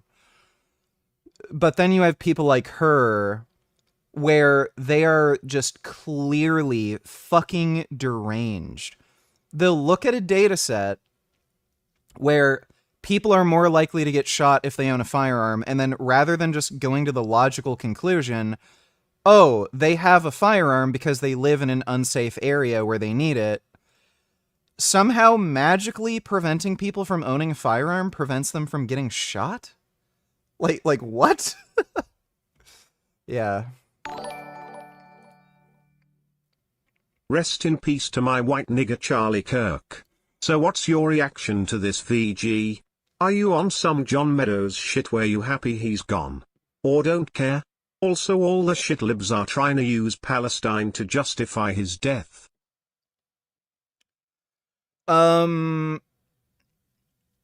Wouldn't say I'm happy he's gone. Like, my issue is he was killed for politically motivated reasons. And I don't think that's a good thing. I don't think he was a good person. And again, like, this guy was supporting a Holocaust against the animals. So, yeah, from my perspective, one less animal abuser left on the planet. But I'm against, you know, assassinating people for political reasons, because it just opens up the floodgates for people to kill each other just for differing political views, which is not a good thing. Thanks for the donation, though, Kid Boo. Can you draw a touching Charlie Kirk tribute looking down on us from heaven? Sure, I can do that for you. Thanks for the donation, Michelangelo. There we go. Sign in. I was literally using Photoshop earlier today, and it made me sign in again. They have my fucking credit card. I don't know what the fuck their problems are.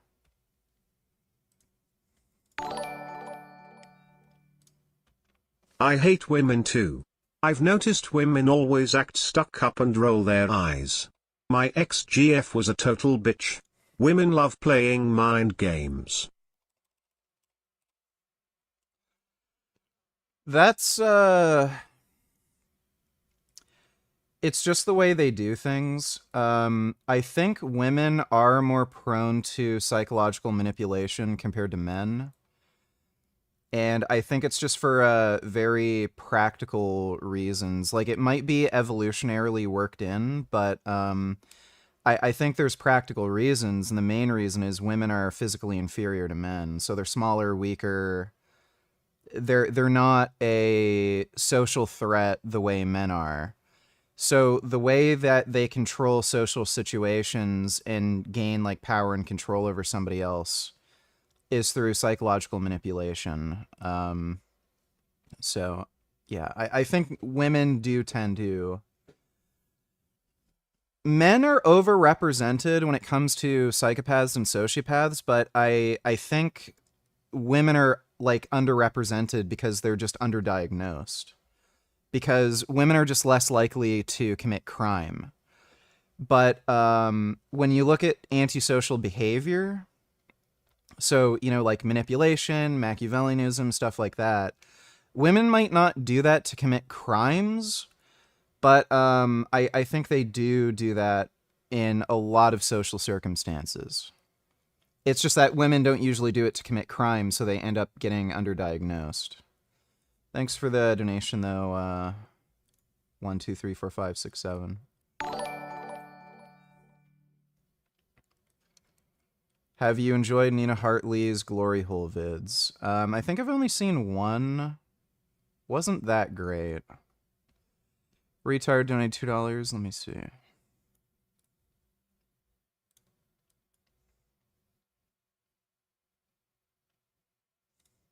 I'm going to say this. Democrats own what happened today. I am devastated. My kids have called panicking. They probably, all the kids of every conservative in the country called panicking.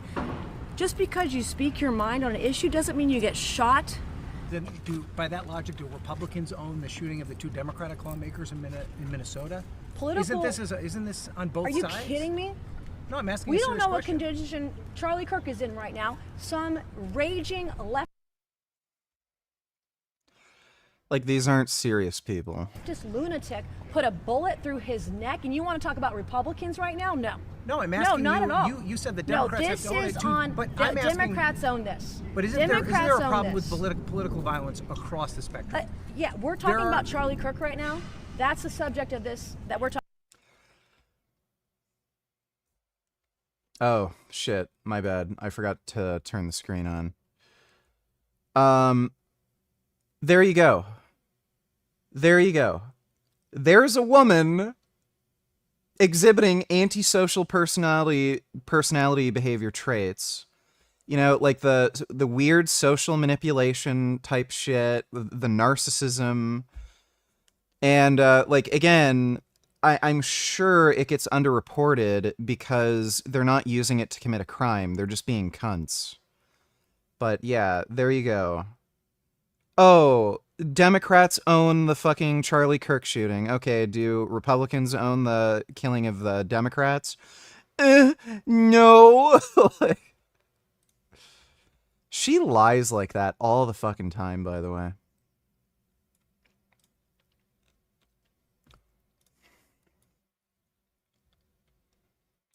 You had complaints from one programmer who said you guys were basically stealing people's stuff and not paying them, and then he wound up murdered. What was that? Also a great tragedy. He committed suicide.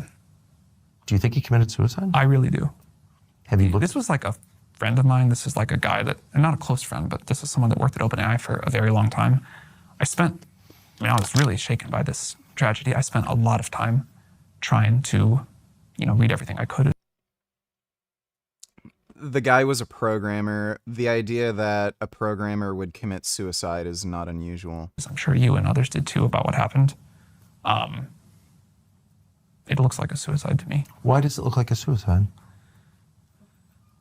It was a gun he had purchased. It was this is like gruesome to talk about, but I read the whole medical record. Does it not look like one to you? No, he was definitely murdered, I think. There were signs of a struggle, of course. The surveillance camera, the wires had been cut. He was definitely murdered, I think. He had just ordered takeout food, come back from a vacation with his friends on Catalina Island. No indication at all that he was suicidal, no note, and no behavior. He had just spoken to a family member. He's a programmer. That's enough indication that he was suicidal. On the phone, and then he's found dead with blood in multiple rooms. So that's impossible. Seems really obvious he was murdered. Have you talked to the authorities about it? I have not talked to the authorities. Wandering Mason donates $7. Let me see.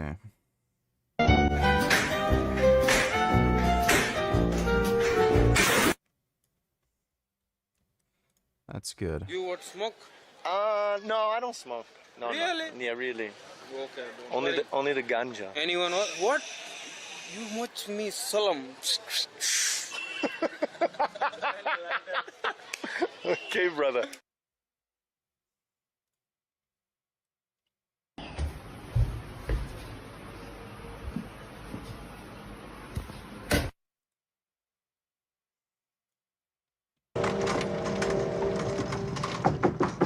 Yeah. Lieutenant Drebin, police squad. Oh, I remember you, Drebin. What do you want? I want to ask you some questions. You familiar with that face? I don't know. My memory ain't so great. Oh, yeah? Maybe this will refresh your memory. I don't know. It's still kind of hazy. How about this? Yeah, I remember him. I used to see him around. Why do you want to know? I can't tell you that. Well, maybe this'll help. I really don't think I should. Yeah, you still don't think so? All right, his name is Nordberg. He's a cop. He was no cop. He was dealing H. What? I'm telling you, he was dirty. Oh, you sniveling scum. I ought to run you in right now. All right. He worked at Ludwig Shipping. He tried to push something on one of my boys. I swear it.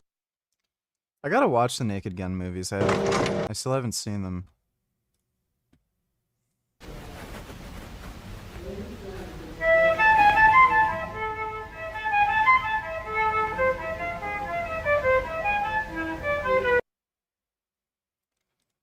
Alright, thanks for the donation, Wandering Mason. Still can't believe YouTube banned you for being too smart, handsome, and jacked. Well, when you're this fabulous, you're gonna get haters. Thanks for the donation, Nutmuffin.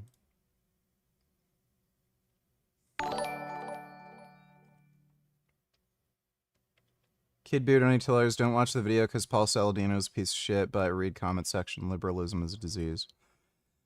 You didn't give me a link. If you give me a link, I can take a look. Thanks for the donation, dude.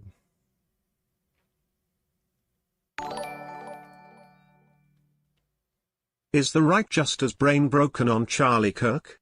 Calling for civil war, blaming Israel. How cooked are we on both sides? Also thoughts on Nick Fuentes. How dangerous are people like him? Maybe it's time to stop spread hating speech. Where'd that video... Where the fuck did the video... Yeah, what happened? That's weird. I don't know where I put the tab.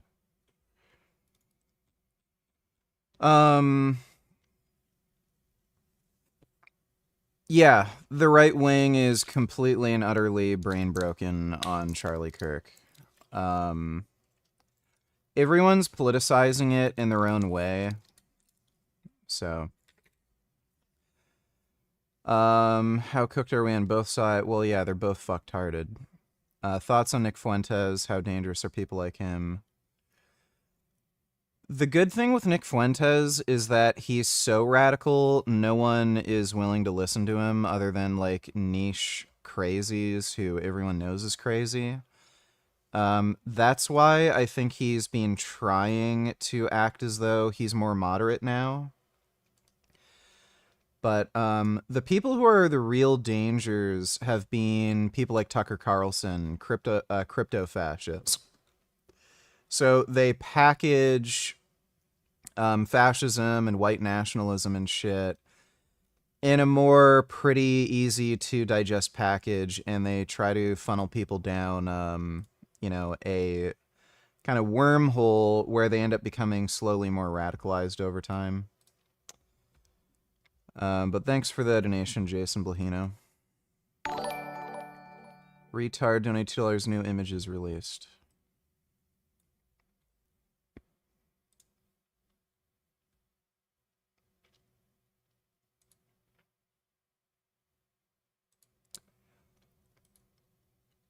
Yeah, the hair looks different compared to, you know, the 4chan theory.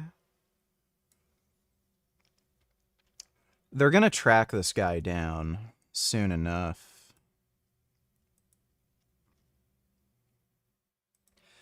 But yeah, the hair definitely looks different. I don't know if it's the same person. It would be a weird coincidence, but, you know, we'll find out soon enough. Thanks for the donation, retard. Can we react to the iDubbbz drama next and not forget about it like last night and the night before that? We will definitely react to it, Dodo, don't worry. And I took a nap before stream, so I'll have plenty of energy to react to everything. Does it not look like one to you? No, he was definitely murdered, I think. He's found dead with blood in multiple rooms, so that's impossible. Seems really obvious he was murdered. Have you talked to the authorities about it? I have not talked to the authorities about it. And his mother claims he was murdered on your orders. Do you believe that? I'm asking. I mean, you just said it, so do you believe that? I think that it is worth looking into, and I mean, if a guy comes out and accuses your company of committing crimes, I have no idea if that's true or not, of course, and then is found killed and there are signs of a struggle, I don't think it's worth dismissing it. I don't think we should say, well, he killed himself when there's no evidence that the guy was depressed at all. I think, and if he was your friend, I would think you would want to speak to his mom or... I did offer, she didn't want to. So, do you feel that, you know, when people look at that and they're like, you know, it's possible that happened, do you feel that that reflects the worries they have about what's happening here? Like, people are afraid that this is like... I haven't done too many interviews where I've been accused of like... Oh, I'm not accusing you at all. I'm just saying his mother says that. I don't think a fair read of the evidence suggests suicide at all. I mean, I just don't see that at all. And I also don't understand why the authorities, when there's signs of a struggle and blood in 2 rooms on a suicide, like, how does that actually happen? I don't understand how the authorities could just kind of dismiss that as a suicide. I think it's weird. You understand how this sounds like an accusation? The guy might have shot himself and didn't do a good job and stumbled around for a while. Like, I'm assuming the police investigated it and they know what they're doing.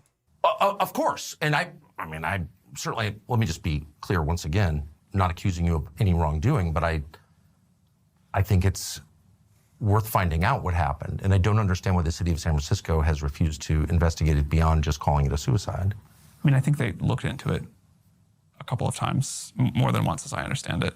I saw and I will totally say, when I first heard about this, it sounded very suspicious to me. Yes. And I know you had been involved in... Well, his mother you were reached asked to look out into to the me. case. And I don't know anything about it. It's not my world. She just reached out cold? She reached out cold. Wow.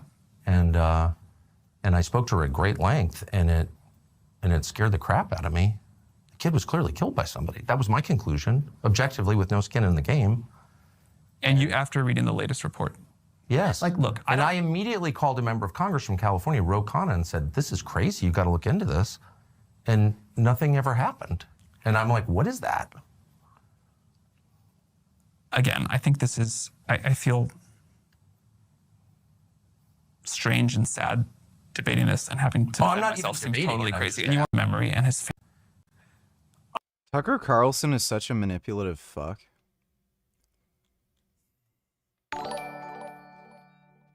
Kid Boo donated $2. Here we go. Oof, guys. So sad, so tragic to hear of Charlie Kirk's murder yesterday.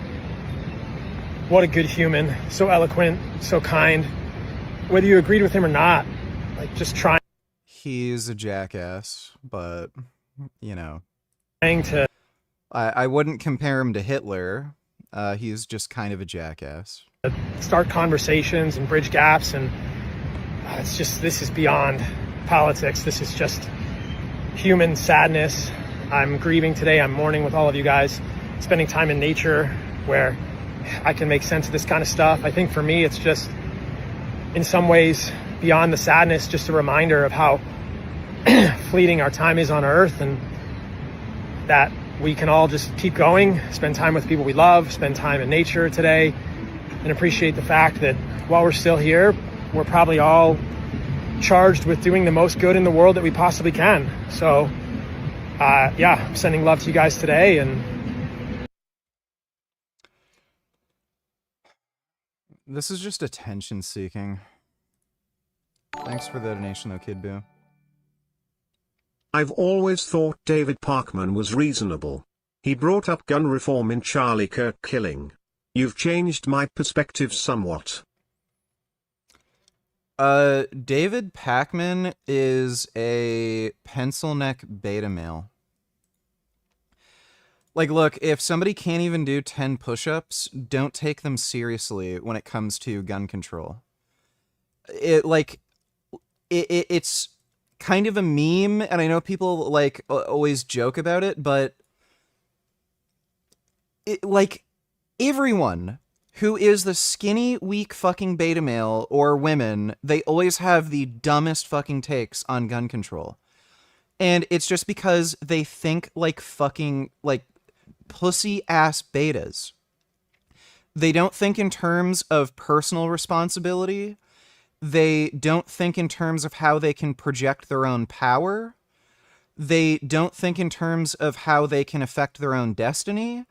They think in terms of, how can somebody do, like, the work for me?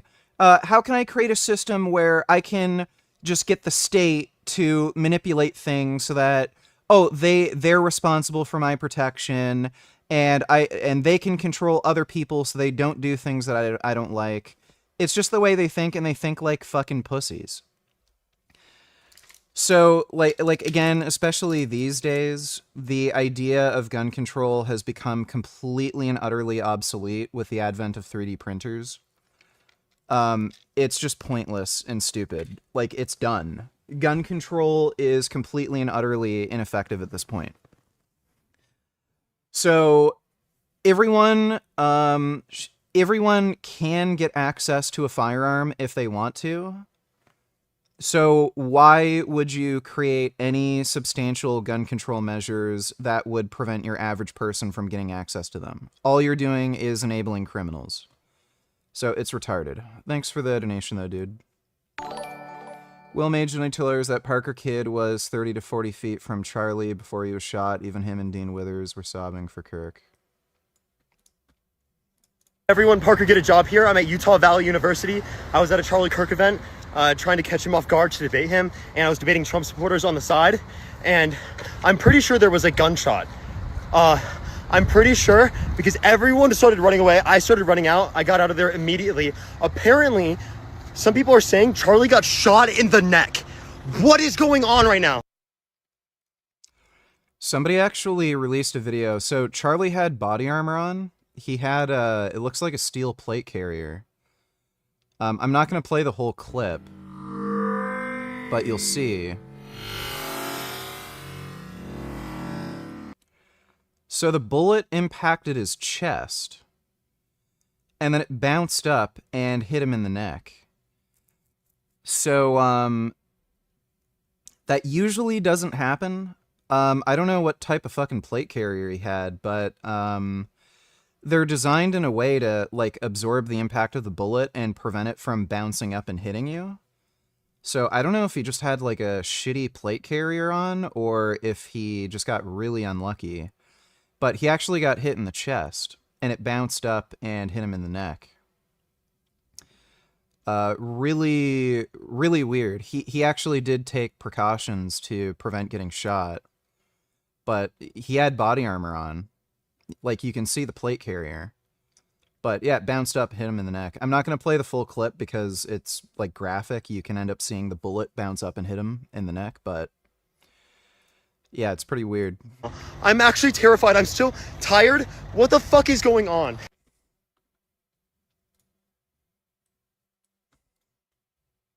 Hey everyone, I just got word that Charlie Kirk is dead.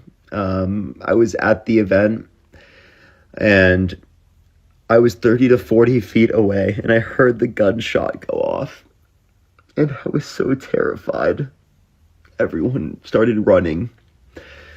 I honestly, I wasn't sure if it was a gunshot in the beginning, but I assumed and I thought. I think it's weird when people react this way. Like, I'm not nearly as dramatic and sensitive. But, you know, whatever. At least he's not, like, some fucking dickhead. Let's see. Charlie Kirk smiling down from heaven.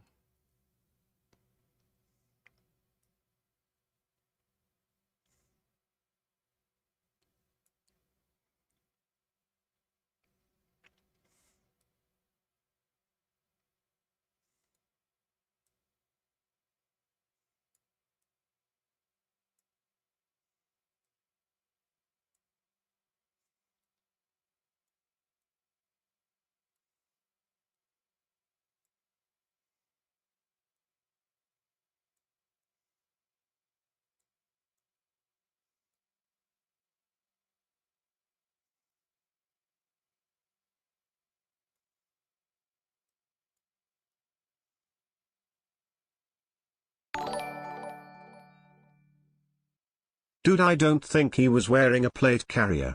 I was told it bounced off his spine after going through his chest. Which seems less rare than a plate carrier's design being so shit it bounced off it into his neck. I don't know though.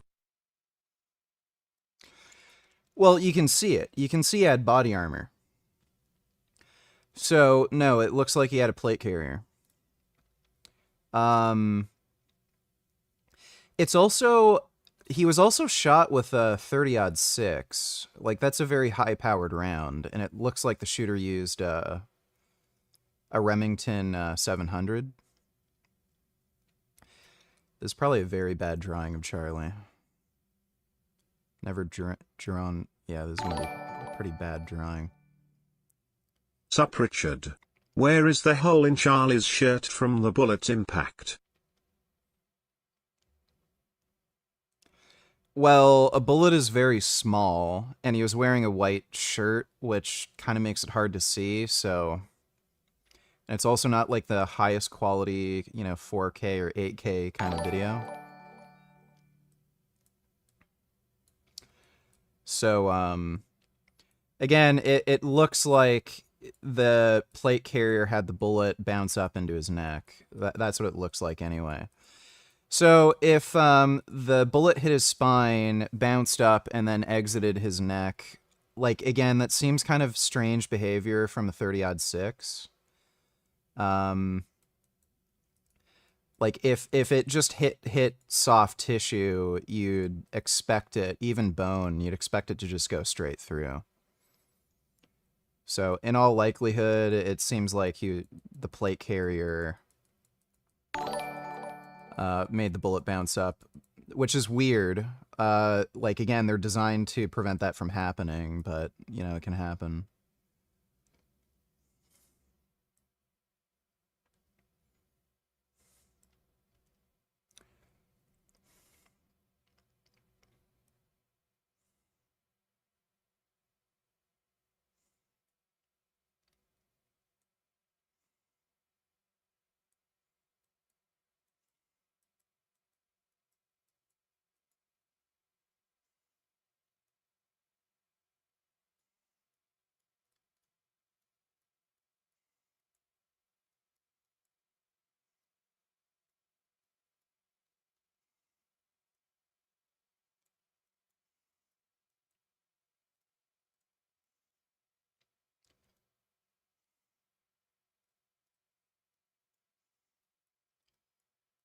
Okay. There's Charlie Kirk smiling down from everyone in heaven. There's the drawing request. That's the best I could draw Charlie Kirk. It kind of looks like him. Dodo donated $3. Charlie Kirk is shot and killed today. If you're gay, if you're a faggot, shame on you. You are a disgusting human being.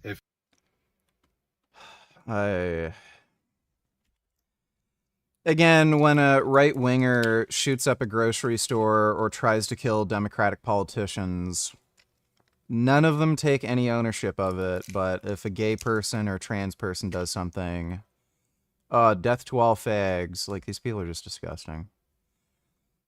Thanks for the donation, though, Dodo.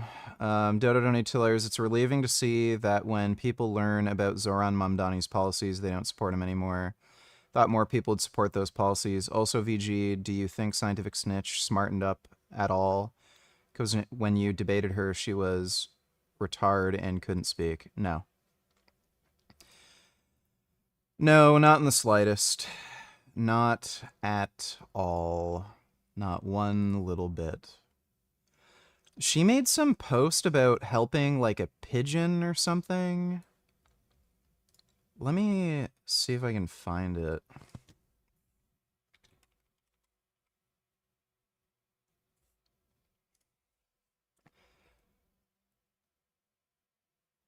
Oh, no. Yeah. She found a butterfly that I think was dying or dead.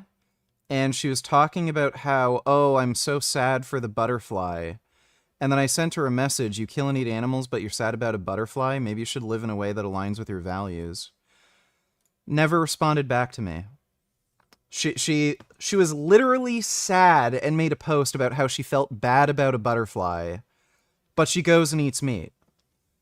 And again, like, I pointed out her hypocrisy, never responded back to me. Like, she's just a fucking disingenuous, lying, hypocritical coward.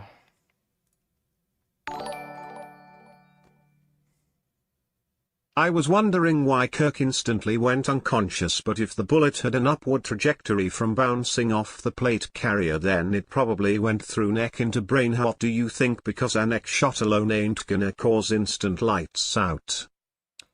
If you get shot in the neck, you're gonna pretty much go out immediately. Like, that hit his carotid artery. So if you sever the carotid artery, you're pretty much, like, out instantly because blood flow's, you know, gone from your brain. It may have also broken his spine, like, around his neck, so he would have been out pretty much instantly. Thanks for the donation, though, Gig. Remda, that is the same guy who thinks men having mutable wives is okay. You mean Mamdani? Like, he is Muslim. Thanks for the donation, though, Dodo. Israel, going so far as to say that he would arrest Benjamin Netanyahu if he were to ever visit New York City. So, of course, right-wing pundits and the Democratic establishment alike have declared him Satan and gone into absolute goddamn conniptions over his primary victory. Great. The New York Times wrote that he doesn't deserve a spot on the ballot. Donald Trump called him a 100% communist lunatic. Pretty wild when you get Trump and the New York Times to agree on something, don't you think? So today, we're going to look at some of the most unhinged reactions to Mamdani, because that just sounds like my idea of a good time. Let's start with Laura Loomer, who says Muslims destroyed New York City on 9/11, and a Muslim communist is about to destroy the entire city for eternity. You know what bothers me the most about such statements? It's not the repugnance or even the stupidity. It's the fact that after Mamdani serves as mayor and New York City still exists and hasn't been destroyed for eternity, no one's ever going to hold her accountable for that take. No one's ever going to say, you were wrong. She'll just continue spewing nonsense about whatever new topic has upset her by then. But she's not the only one taking the 9/11 tact or 9/11 tact. Charlie Kirk, my cousin, says, 24 years ago, a group of Muslims killed 2,753 people on 9/11. Now, a Muslim... How come you built muscle on your diet, but you're not at your peak strength? You said testosterone improved muscle tendon strength, so why are you worried about getting injured? It increases muscular strength faster than other connective tissue strength, so you need to make sure that you don't make really rapid weight jumps from session to session. So, you know, it's reasonable to add like, 2.5 or 5 pounds per session, but if you're going to make like 10, 15, 20, 30, 40 pound jumps, which you can do if you're on steroids, you're likely to get injured. So you need to give more time for your connective tissue to catch up. And peak muscle mass is different than peak strength. So you can build muscle, but not have the neurological adaptations to produce peak force. Socialist is on pace to run New York City. Here's why I reject this criticism. Ideology is complicated. Every sufficiently large ideology under the sun has been killed for at some point. No, this guy we just watched. This is some... Oh, that retard. Okay. Yeah.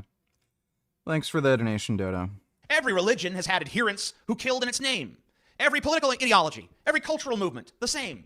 It's very odd to me to lump Zorhan Mamdani in with the Islamists who perpetrated 9/11, when those hijackers were mainly from Saudi Arabia, where LGBT people are violently persecuted by the government. Zorhan Mamdani, by contrast, has been an ally to gay people. In Saudi Arabia, women are expected to wear the full abaya or risk punishment. Zorhan is married to this chick. He's pretty clearly an altogether different kind of Muslim than the ones who attack. No, he's not.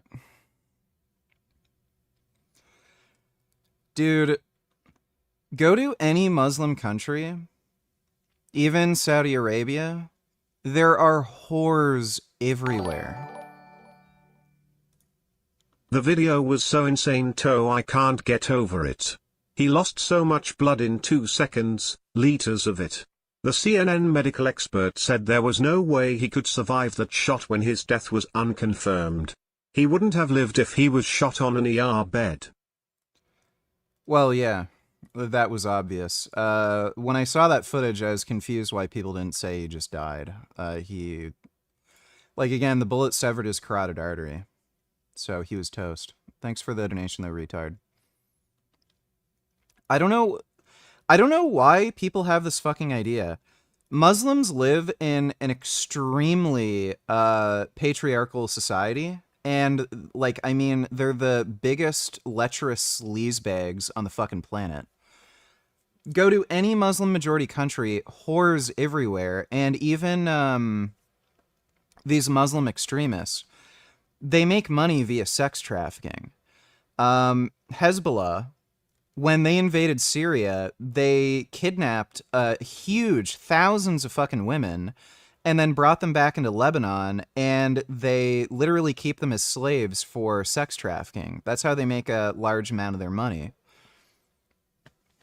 So, TJ saying, oh, he's a different kind of Muslim because, his wife is hot and doesn't wear burqa, no. It's just, what do you expect from somebody who's living in a, modern Western society who's also trying to get into politics? Obviously, it's just not going to fly. Attacked the country on 9/11, just like a Unitarian pastor is not the same sort of Christian as the guy. Women always act like they're smarter than you. Like your Homer Simpson retarded. I'll hear stories of divorced men losing it all financially and laugh with pity. Don't marry, most men are similar, sadly. Well, yeah, getting married's fucking stupid, dude. It's kind of funny how women say men are stupid, but then they'll say, "Oh, I can't make any money. I was married, so I couldn't work for some reason, and I'm a stupid woman. I'm helpless and dumb, and I need the man to take care of me." But yeah, men are stupid, right? But somehow we can figure out how to make money. Thanks for the donation, though, dude. Dodo donated $2. Why are programmers likely to be suicidal? Because their jobs suck and they're massively overpressured. So yeah, when you're sitting at a desk all day doing some of the most monotonous work imaginable, and you're stressed as fuck and forced to code for hours and hours and hours, a lot of the time they can't even go home. They literally sleep at their desk. Yeah, you're gonna become suicidal. Let me see this. Uh-oh. You think that shit's funny? Fuck out of here.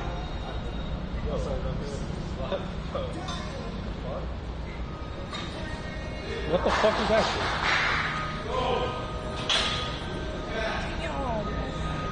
I don't believe that.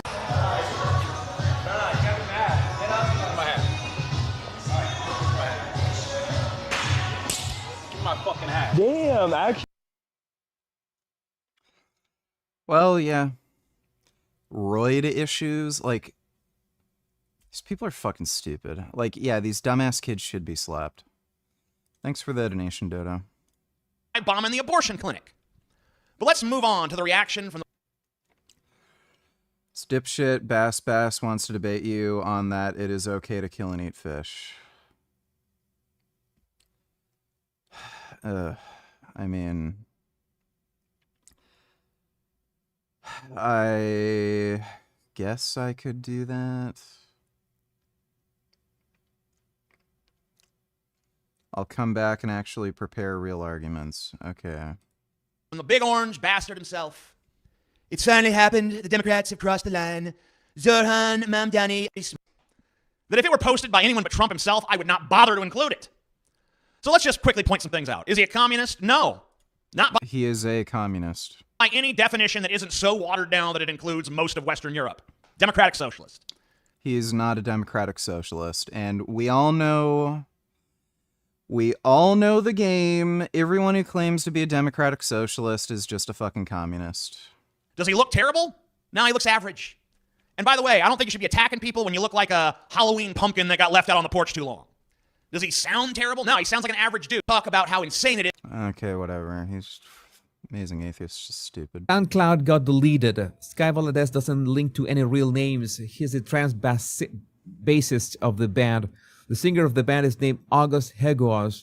Maybe born Leila. Again, I'm telling you, I'm so confused with all this. This is kind of stuff that you, when you go to the depths of the internet, this is what you find, and it's way beyond Forrest Gump's box of chocolate. You don't know what you're getting into. Her dad is Brandon Hegoas and works for Northman Gunthrop. Oh, interesting. I tried to submit a tip to FBI, but their website isn't letting me. They should interrogate her now. Her or him, I don't know. Just random vids, donate $2. Let me see. Oh. Oh my goodness. Porcupine! Yep, she's back. I haven't seen you guys in ages. Picked quills out of my dog's nose before. I've never really seen, up close and personal. Yeah. What's that? There we go. Oh my god. There we go. Here you go. Oh my god, I have to show my... I don't show my... Oh my god, that's amazing. Can I get a picture? You can. Oh. Her name is Charmin. Charmin? Yep. Don't squeeze the Charmin. Yeah, we're gonna go pick out her favorite bone. Oh my god, porcupines are adorable. Oh my god, I didn't know you could walk a porcupine. That's amazing. It's really weird. I didn't know they chew on bones. Yeah, that's weird. That's a really adorable porcupine. Women, let me see.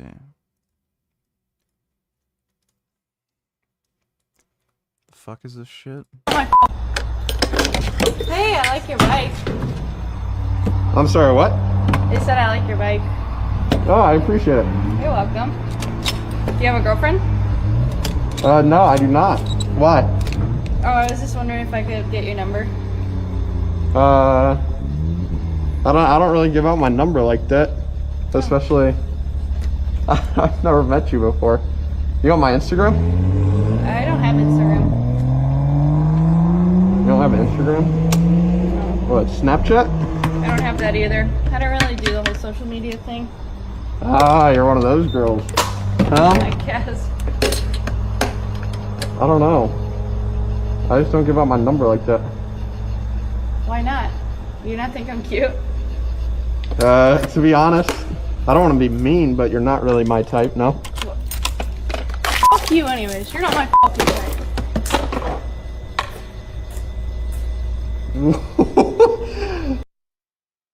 I can't believe I just got that on video. Fuck you anyway. Yeah. But men take rejection poorly. Poor pally children. Gaza City children ripping off Israel's notifications of evacuation, willing to die for world sympathy.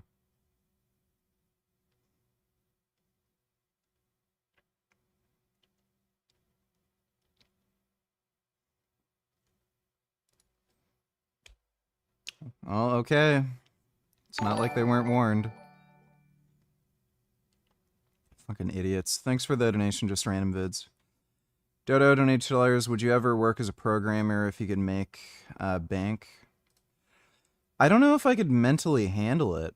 It's just such horrendous, monotonous work. I'm just not really, like, my brain isn't really built for it. Thanks for the donation, though, Dodo. Guess I found more images showing Sky Valadez. The body and shoulder structure looks similar to what FBI Salt Lake City posted. Justice for Charlie. Also, Pinterest already took down Sky Valadez page Rainy Sky 021, which had transgender styling pics and military pics according to a Google image search.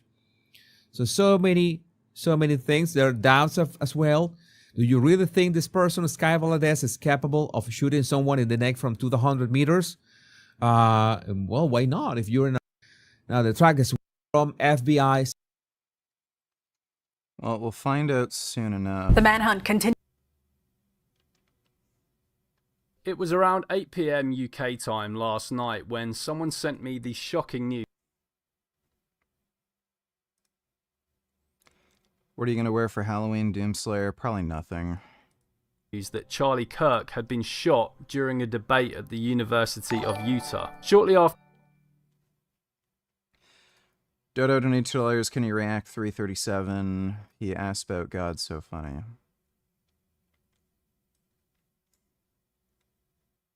Lens. So what are your spiritual views?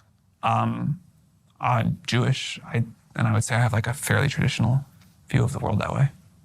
So you're religious. You believe in God? I'm not like a literal, I'm not like a literalist on the Bible, but I'm not someone who says like I'm culturally Jewish. Like if you ask me, I would just say I'm Jewish. But do you believe in God? Like, do you believe that there is a force larger than people, created the earth, that set down a specific order for living, that there's an absolute morality attached that comes from that God? I think probably like most other people, I'm somewhat confused on this, but I believe there is something bigger going on than, can be explained by physics, yes. So you think the earth and the people were created by something? It wasn't just like a spontaneous accident? Would I say that? It does not feel like a spontaneous accident, yeah. I don't think I have the answer. I don't think I know like exactly what happened, but I think there is a mystery beyond my comprehension here going on.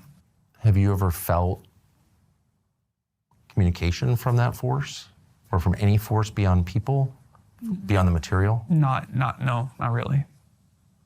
I ask because it seems like the technology that you're creating or shepherding into existence will have more power than people.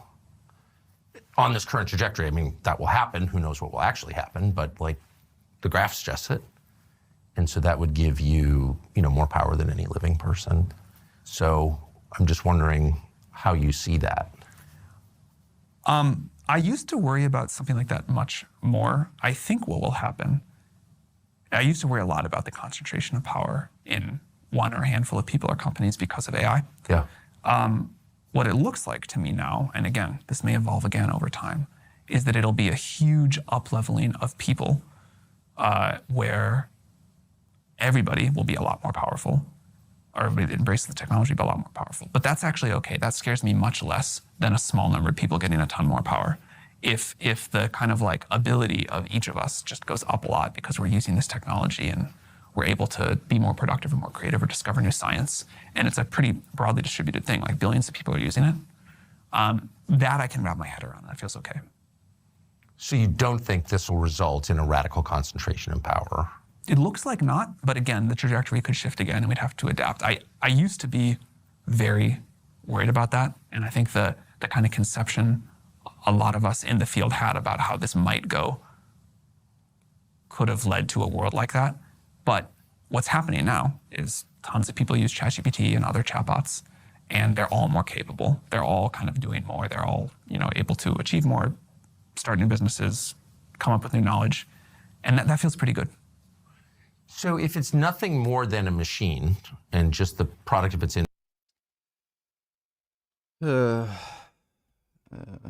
That's Tucker Carlson. Thanks for the donation, Dylan. I don't know if you know, but your Streamlabs link isn't pinned in chat. Also, there's a live FBI press conference within the hour. You want the link when it starts? Oh my god, I can't believe I did that. Yeah, I was not aware. Thanks for pointing that out. Jesus Christ, dude. That's annoying.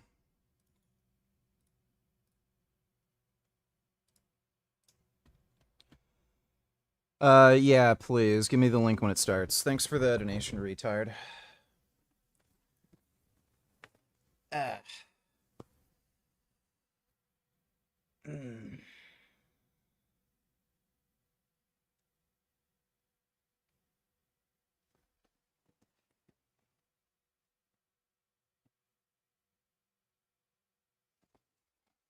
I was sitting down weird and I didn't realize. After I witnessed the utterly horrific close-up footage of his murder as it did the rounds on social media, and I've been struggling to process what happened ever since. Let me be clear, the murder of Charlie Kirk is an attack on free speech, democracy, and the free exchange of ideas. For so long, the West has fought to maintain a culture where open debate and discussion in public is a cherished value, and those who wish to participate in it can feel safe to do so, including when they have ideas and values that subjectively offend others. We fought a war against fascism in the 20th century, and millions of people died as a result of defending these ideals. Now, our very academic institutions that are supposed to be safe havens for such a cherished freedom have become targets for violence and suppression of speech. Charlie Kirk openly wasn't vegan, and even debated a number of people on this, badly. But the celebration of his murder by deranged and hateful apologists for far-left fascism has created fertile breeding ground for a world in which people with controversial opinions, such as ours as animal rights activists, come under threat. To all the vegans listening to this who think it stops here, just remember, you are Charlie Kirk to millions of people. You are a person who challenges deep-rooted cultural values and holds a position that others find contentious and disagreeable. You are an activist, a cultural commentator, expressing your ideas in hope of a better world. Reaction to Charlie's death online has been mixed, but among the many hateful people cheering for Charlie's death are, unfortunately, a handful. I'll probably visit the UK eventually. I might end up going to the vegan camp out next year, maybe. Of animal rights activists, people from my own community. It utterly pains me to see that anyone whose entire cause depends on persuasion, reason, political change, and open discourse would want to praise an attack on those very things. So the question is, in an environment like this, who's next? Joey Carbstrong? Tash Peterson? Earthling Ed? Maybe it's you. Furthermore, Charlie's murder sets a terrifying precedent for open discourse within our own movement. False and slanderous accusations of Nazism, fascism, and Hitler comparisons are rife within our movement to the many vegans who do not tick every box in the woke cult's checklist of quote-unquote acceptable opinions. And this is the very slander that resulted in Charlie's murder. We have to do something as a movement and as a society to put a stop to this utterly hateful, hysterical and unhinged rhetoric that has resulted in the murder of a man innocent of these accusations. Like those of us falsely accused of it inside the animal rights movement, Charlie was deeply opposed to fascism and was an advocate of free speech, a critic of anti-Semitism, and worked peacefully alongside people of all sexualities and races within his cause. The actual fascists have exposed their true colours in light of this violent and bloody murder. I've followed Charlie Kirk on social media for a number of years now because I love how he challenged the very thing that killed him, going out in public to espouse unpopular opinions and push a facts over feelings narrative. Nevertheless, I disagreed with Charlie on a whole number of issues. I'm a vegan, an anti-natalist, a supporter of gay marriage and adoption, a firm advocate of free healthcare, and a vocal critic of his religious views. But his death impacted me greatly because I understand and respect the importance of being able to have public discourse about these positions without fear of... How many vegans and non-vegans have you piped?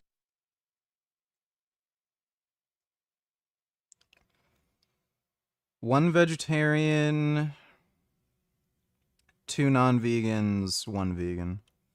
Thanks for the donation, Charlie Kirk. Violent reprisals to myself or others. Charlie died doing something that was very important to him and to me, defending his ideas on a public stage and encouraging open discussion. As officers continue to protect the crime scene, the haunting words are emblazoned across the gazebo in which his life was taken.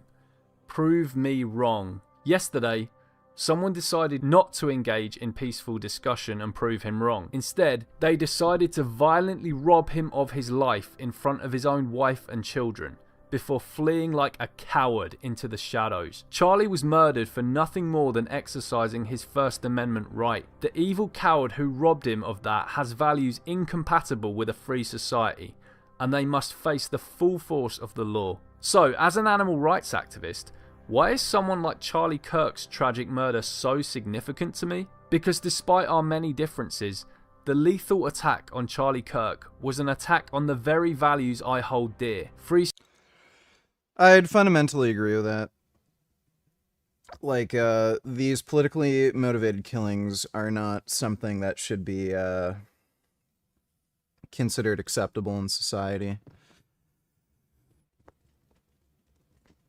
Oh, with maybe the one exception being the, the Luigi Mangione guy. Ooh, showing them 200 so they know they real. Here we go. It's been a minute. Huh? Shh.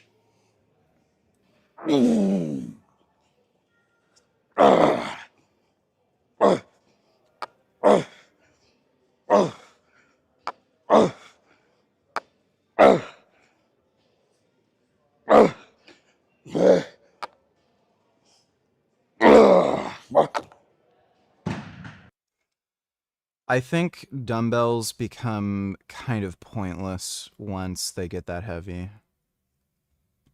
Like, they're just so big and unwieldy. So, obviously, we would... Oh yeah, the iDubbbz thing. Should probably watch that. I don't know if this is your own theory or if it's just like implanted in your brain from all the other hate videos. There was never a bonus. I never spoke to these losers about a bonus. If you're gonna be a hater-ass bitch, take it the full way. By the way, the background is a work in progress, so you can just tune that out. Today, I'm going to be doing the thing that everyone tells you not to do, and that is feed the trolls. One of the more important things that I want to talk about is my relationship with Anissa. I love Anissa. I love everything about her. I've only grown to love her more with time. She does not love you, buddy. And a lot of... Yeah, the breakup's happening soon. People online don't see it that way. For me, it's very obvious. I thought more people would be able to catch on. I am quiet, stoic, not talkative. She is the opposite of that. She is loud. iDubbbz is not stoic.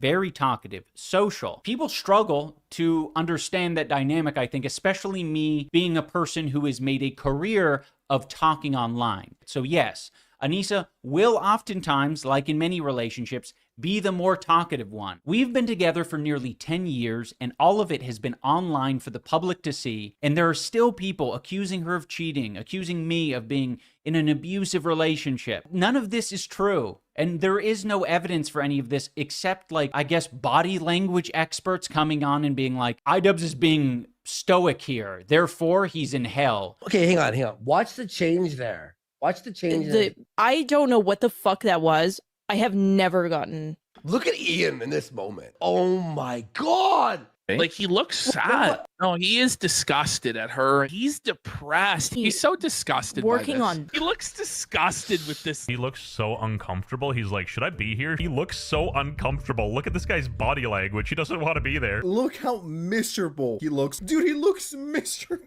Dude, he looks like he wants to kill himself. I mean, I kind of want to kill myself now. Okay, so they're not a fan of the resting bitch face. All right, well, I'm not going to smile all the time, fellas. And even when I smile, you guys still, like, contort it into he's so uncomfortable or he's smiling through the pain. It's a divorce, not a breakup. She is his wife, not his girlfriend. Yeah, I can guarantee you the divorce is coming soon. She's gonna be the one to break up with him. It's gonna be pretty hilarious. She's gonna come up with some, like, weird, stupid excuse, too. Like, she's gonna say, he was, like, abusive in some way, even though he wasn't, and she was the one abusing and manipulating him. Just watch. Thanks for the donation, though, Dodo. I'd have more respect for iDubbbz if he just opened this video with, I'm gay and I'm getting a divorce. And that's the end of the video. Yeah, me too. She's gonna be the one to divorce, like, initiate the divorce. That's just how it works. Thanks for the donation, though, retard. Pain. Oh, he's so uncomfortable. He's smiling on his face, but inside his eyes, you can see his pain. For some reason, well, not for some reason, for the reason of sexism and people's view on OnlyFans and them just not liking Anissa, they want to push forward a narrative that she is actively and continually cheating on me. And if you listen to freaks like this guy I'm about to show, it makes sense why. They are obsessed. Anissa wants to have sex into having sex with Anissa. I think he wants to bang Anissa. Anissa was horny and wanted to have sex with this therapist. Well, Anissa figured herself to it. Yep. Do you think that makes her pussy wet? Buddy, was she getting plowed? That's what I'm saying. What we're describing here is two grown men who are fantasizing about a stranger and his wife and what they do in the bedroom or don't do in the bedroom. That is creepy, weirdo shit. And here we have iDubbbz with the bull, folks. There's iDubbbz with the bull. He's using sexualized terms to describe a picture of me and my dog. And what are we doing? So many people will tell Anissa and I, just like, don't feed into the hate. And it's like, okay, we're going to post some normal stuff. Anissa posts just me with a picture of my dog, and this is the type of commentary we get about it. iDubbbz with the bull. Gorgeous Gabe plowed her in the back room of the salon. 3-hour bukkake session with all of the male stylists. If you're curious about the hairdresser these guys are talking about, I will point you to my disgraced boxing coach, Michael Briggs. For some reason, this stupid fucking loser and his dumb as rocks wife decided to go on the H3 podcast. They already spilled their guts. They were getting paid like $5,000 to go on this podcast. I'm going to be sending you guys $5,000 for the bonus that you never got. I think they were maybe afraid. They didn't get paid $5,000 to go on the podcast. They got paid $5,000 by Ethan because he found out that you stiffed them out of $5,000 and he wanted to make up for it. Like, what a liar. That they wouldn't get the money if they didn't thoroughly trash us. So them maybe thinking that they weren't trashing us hard enough, Michael Briggs decided to invoke the name of one of his presumably friends and say that Anissa was like thirsting after him. She definitely had a big crush on one of the guys that would come in and spar with him, because anytime they would spar, she would just be super into it and watch every moment. Yeah, even if he would like beat Ian up, she'd be very into it. For whatever it's worth, every time Michael Briggs, my disgraced boxing coach, would reference Gabe, he would always refer to him as Gorgeous Gabe. He could. Why is he saying disgraced boxing coach? What makes him disgraced? Couldn't help but refer to him as Gorgeous Gabe. Like, buddy, if you do a poll on the internet, they like him more than you. On the podcast. I would call him Gorgeous Gabe. He's a beautiful guy. Yeah, he's got tattoos, he's large, he's tan. I don't call him that. My wife doesn't call him that. If you have some unresolved sexual tension or fantasies, whatever the fuck it is, you need to keep that shit to yourself and not project it onto other people. I wish the best of Gabe. Michael Briggs, on the other hand, Absolute fucking creep weirdo. Now, I know a lot of this is very grotesque and obsessive. I would prefer if people didn't talk about me and my wife or other people in this way. I briefly want to talk about the concept of being a lol cow, because these fucking losers, they love the concept of like labeling someone a lol cow and then like bullying them and watching their life spiral out of control. They won't, you know, say as much. They'll just be like, yeah, we just do it for laughs. The whole thing's entertainment. It's just just innocent guys just having a laugh. Thankfully, Anissa and I are in a much safer and privileged position than many other people who are the targets of guys like this who want to bully them into submission. So now I want to look at two different clips from these guys. There is the fat one and his cohort who are listening to Anissa describe, like, essentially having a hard time. He just talked about bullying and then he fat shames somebody? Time online, seeing people mock and make fun of her dad with Alzheimer's. They were laughing at my dad for getting sick on some of these forums. Like, What did you think? What did you think about that? Because you shared it online? Yeah. I mean, like, that's what people are going to do because they want to get a reaction out of you. Yeah. I don't think they probably even really believe the stuff that they're saying, but FBI will be making a live statement in about 10 or 15 minutes. More pictures have been released of shooter. Can watch live on this channel. In 2020. On the upper part, and what in fuck? Slightly below that is... Alright, I'll keep an eye on that. Thanks for the donation, gay faggot Palestine libs. What's your Insta? It's vegangains.real. but they know because it's extreme and like edgy that it will cause you mentally spiral like this. So that's why they do it. And you're telling them that it affects you. So guess what? They're going to keep doing it. This is how the internet works. It shouldn't be, but that's how it is. The whole time, he's not saying that he is a perpetrator of bullying her. What he's saying is that other people are doing that. But he is doing it actively. Oh boy, Richard, brace yourself. Unbearable woman cringe.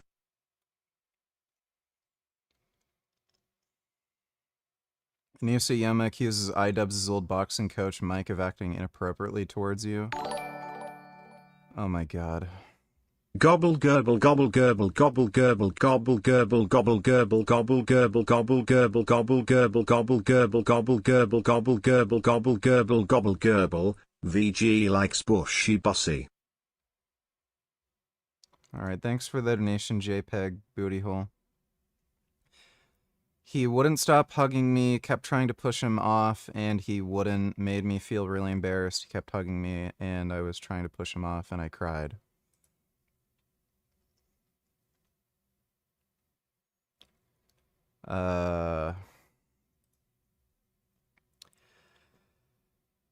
Yeah. I'm sure.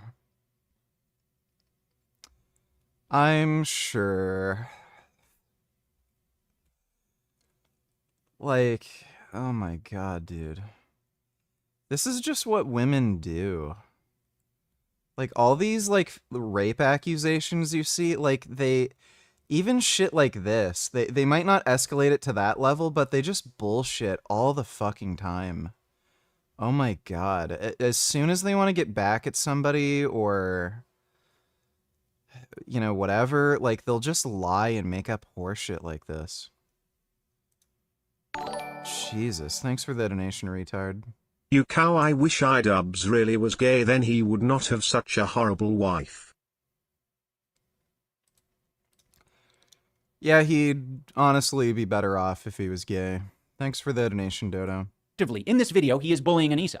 And in other videos, he's literally bullied and made fun of her dad who has Alzheimer's. With a late-stage dementia patient who is an extremist Muslim, and he sees his daughter covered in tattoos, married to iDubbbz the cuck, and he just freaks the f out. iDubbbz is having to take him on walks through the neighborhood, talk to this demented guy. So this is something that he's very familiar with. But for some reason, in this moment, he refuses to take any ownership of the fact that he is part of the problem. Like, that's what people are going to do because they want to get a reaction out of you. So that's why they do it. And you're telling them that it affects you. He doesn't want to admit it, and it makes you wonder why. And we get a little window into that at the end of the clip. This is how the internet works. It shouldn't be, but that's how it is. He says in this moment, it shouldn't be. Why the fuck do you think he says it shouldn't be? Could that be because it's wrong and it's a mean, evil thing to do? To acknowledge that someone is suffering and deciding that you are going to attack them online continuously for the thing that they are, you know, either insecure or struggling with? It's plain as day that he's part of the problem, but he fucking refuses, like a coward does, to take any responsibility for him being part of the problem. I don't think a lot of these commentary channels want to be held to a higher standard. I think they want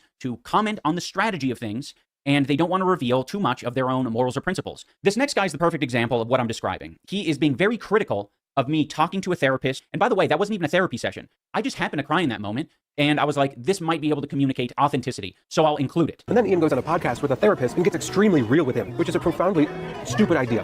Like eating with your mouth full on camera. He of all people should know better than to go on a therapist's podcast and vent about his very real problems on a public forum like that, because people will use that information against him, like this. The same person live streamed his own therapy session where he actually cried. If you're gonna be a hater-ass bitch, take it the full way. Take responsibility for having the opinion that crying online is pathetic and weak. Don't say, I am the enlightened centrist.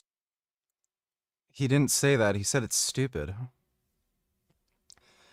You're just going to have more people who have a better capability of pushing your buttons and taking advantage of you.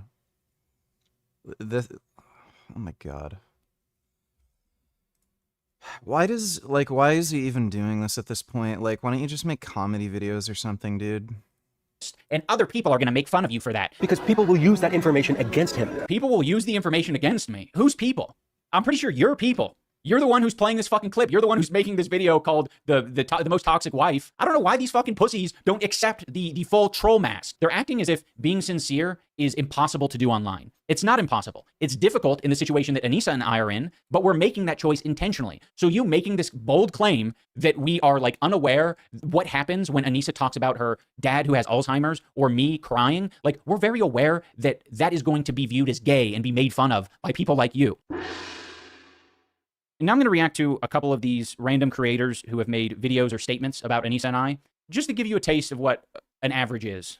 And additionally, like in making some of those videos, it just attracts a certain type of person where they're like, I'm going to list off a bunch of people I consider lol cows or people who are mentally like disabled. And I'm going to tell you to make fucking documentaries about them. And then in that case, like, I'm not fucking doing that. You're seeing that happen right now with World of T-shirts. There's a lot of people who think they're like doing it responsibly or respectfully. And it's just hell. It's just like, what the f is any of this shit? Bro, what is going on? Anissa legitimately convinced him his entire being as a person is bad. Did I once say my entire being is bad? You're allowed to be critical of yourself and the content you're making. You would benefit from being a little critical of the content you're making. Like, what the fuck is this? Like, actually comment on what I was talking about. Do you agree or disagree with a statement that you should be making videos and documentaries about people who are mentally disabled because you are encouraged by your fan base to do so? Do you agree with that? Maybe engage with the... I followed you. Look at my vegan cats. Oh my goodness. Oh wow. Oh my god. Oh Jesus, that's so good. This fuzzy guy is very orange. Those are very good cats. The prompt. And fellas, and even fellettes, all right? Never, just listen up, all right? Never let your partner actually change you this much. Never let them convince you that you are so bad as a person, like everything you do, everything, the way you act, everything you believe is bad, and you must agree to like their way of life, everything they do. Why do you think that she thinks everything I do is bad?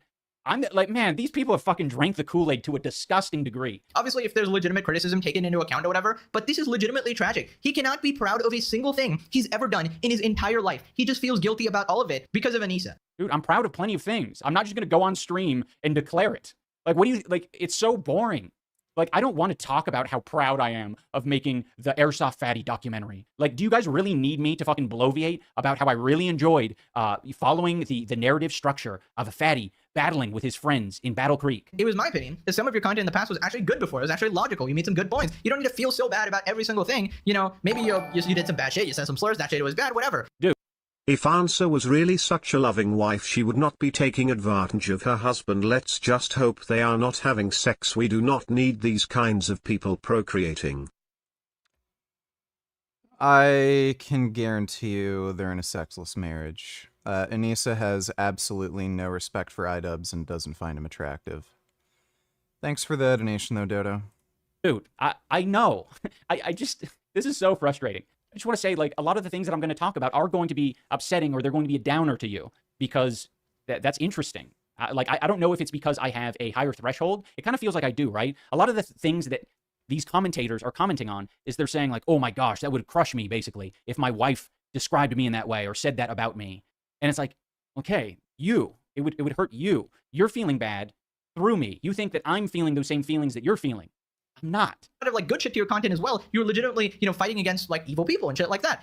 because I'm sensing this guy as being his own version of sincere, because I honestly think, I don't know how old this guy is, but I'm going to say a teenager, a teenage commentary YouTuber, I'm going to say that their version of sincere is going to look very different than mine. I'll take what I can get right now from this guy. When I'm giving my actual authentic take about something, you don't need to put the blame on my wife. You don't need to say that she's controlling me. This is very off base. People who are in relationships, they communicate, they talk. This is just the reality of getting in a relationship and becoming more enmeshed. Like, it happens. You know, if we eventually have a kid together, like, it's very important that we're on the same page and that we communicate. I know it might feel like you have some... They ain't having... The only way they're going to have kids is if Anissa is going to deliberately try to get pregnant right before the breakup so that she can get as much money from him as possible. Outsider insight, but it is just very wrong. I feel very free to speak my truth. Yeah, I agree, Bri. Do you want to know why this shit makes me so mad? Because there was a point in time back in OnlyFans season 1 where I was like, dude, iDubbbz the fucking man. Such a chill guy.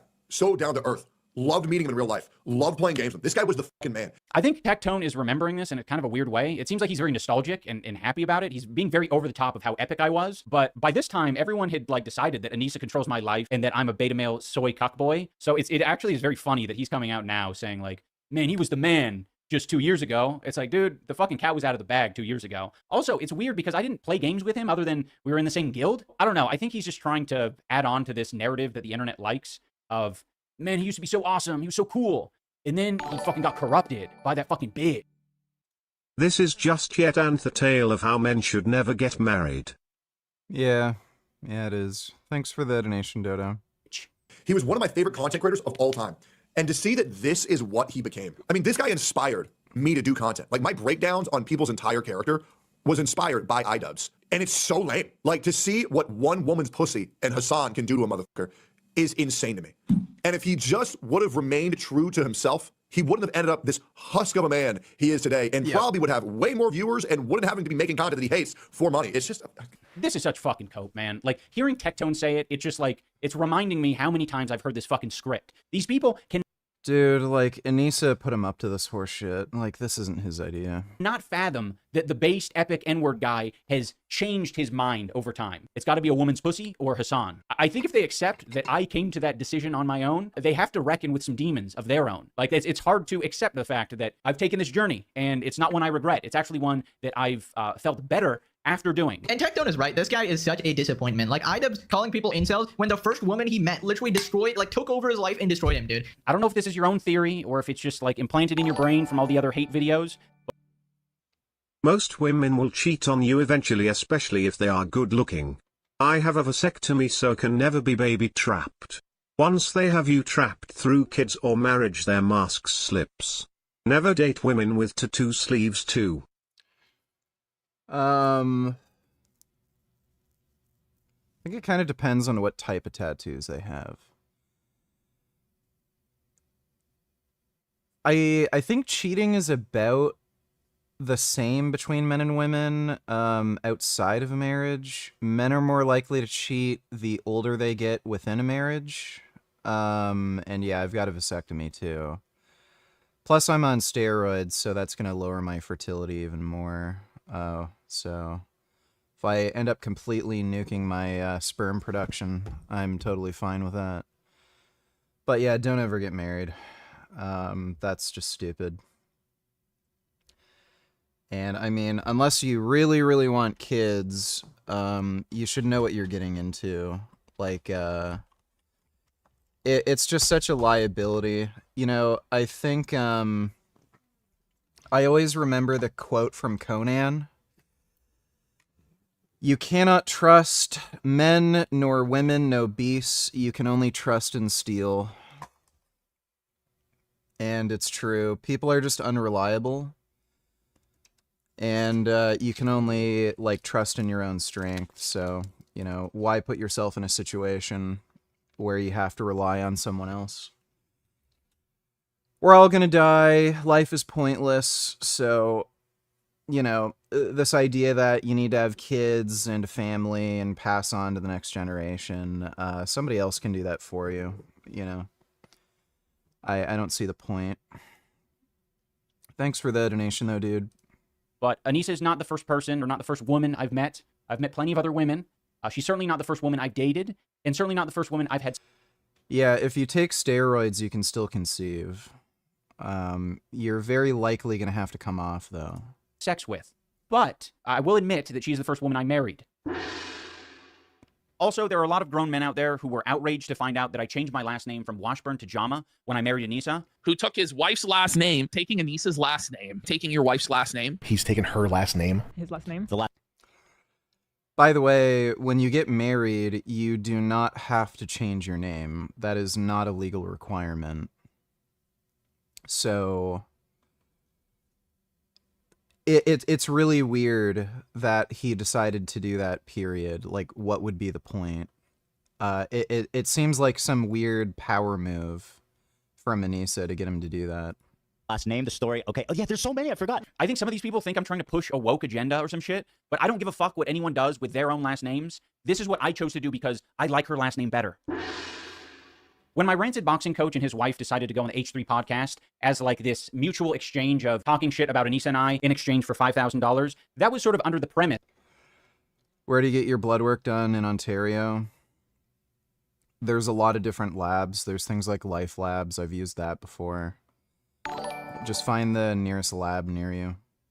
Then why do these Christian nut jobs act like it's an obligation to have children when you get married? Well, you just answered your own question, because they're Christian nut jobs. Thanks for the donation, though, Dodo. Yes, that I... Are they, Church in Phoenix that just took the casket in, and we saw that play out about 30 minutes ago. Charlie Kirk. Okay.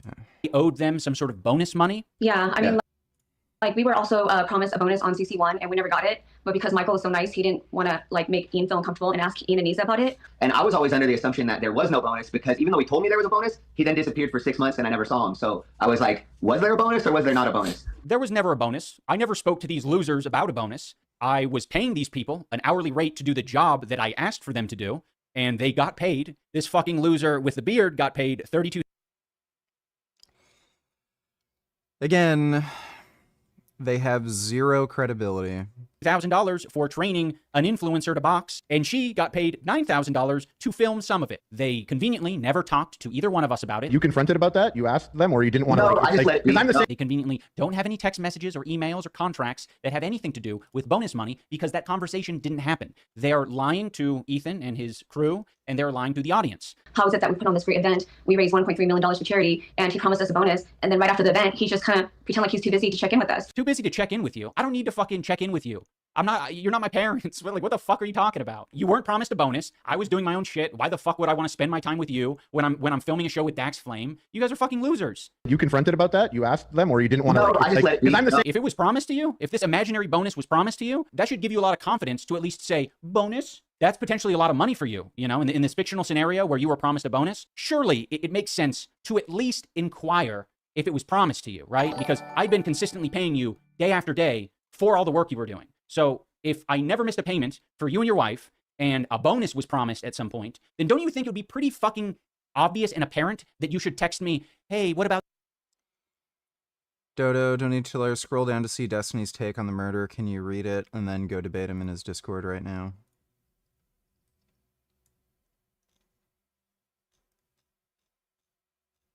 Where is it?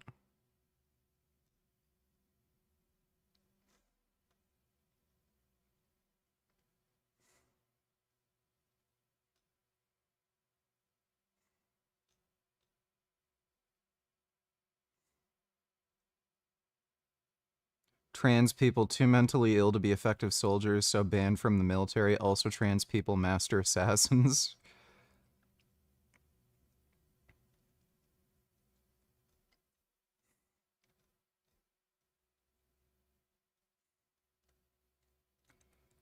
Where's the...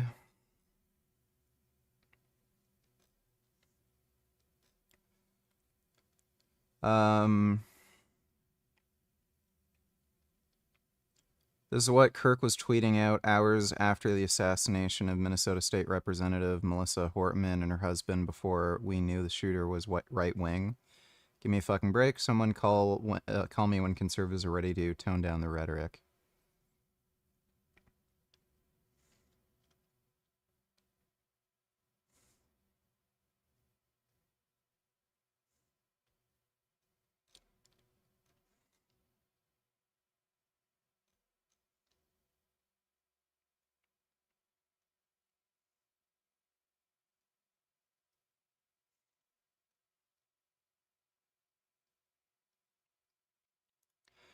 People believe the first Trump shooter was a professional even though he shot several times and missed horribly, and now they're saying second shooter was a professional because he hit and killed in one shot. Everything's a conspiracy, yeah.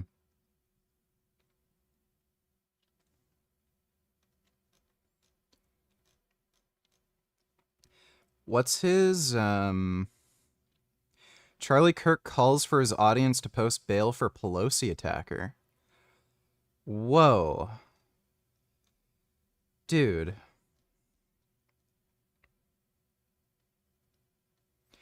Okay, like, that's crazy. When you're doing shit like that, it's almost as if, like, karma caught up with him.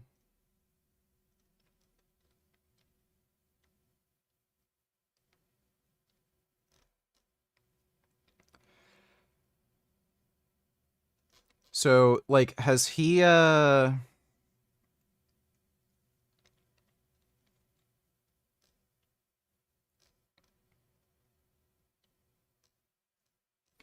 So, like, what post do you want me to, like, look at? I don't know. Seems like he's just pointing out the hypocrisy on the right wing. Thanks for the donation, though, Dodo. Jack Donatillers, is there any white-collar career you could see yourself enjoying?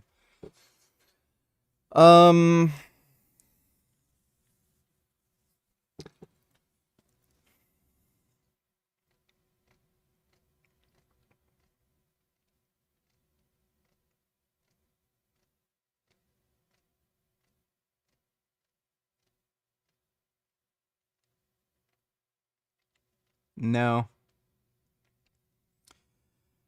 Professional race car driver, I would probably enjoy. Maybe like MMA fighting, even though I don't want to get head injuries and get CTE.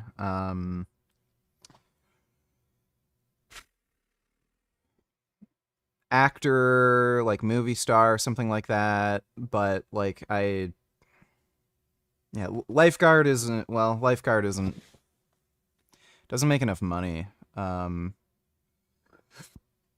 could see myself enjoying being a police officer or a firefighter, but yeah, as far as white-collar jobs, I don't think so. Thanks for the donation, though, Jack. Matt Walsh also has stuff to say about the murder as well. We will not have... I'm sure he does. They kind of... We'll look at that in a minute. Thanks for the donation, Dodo.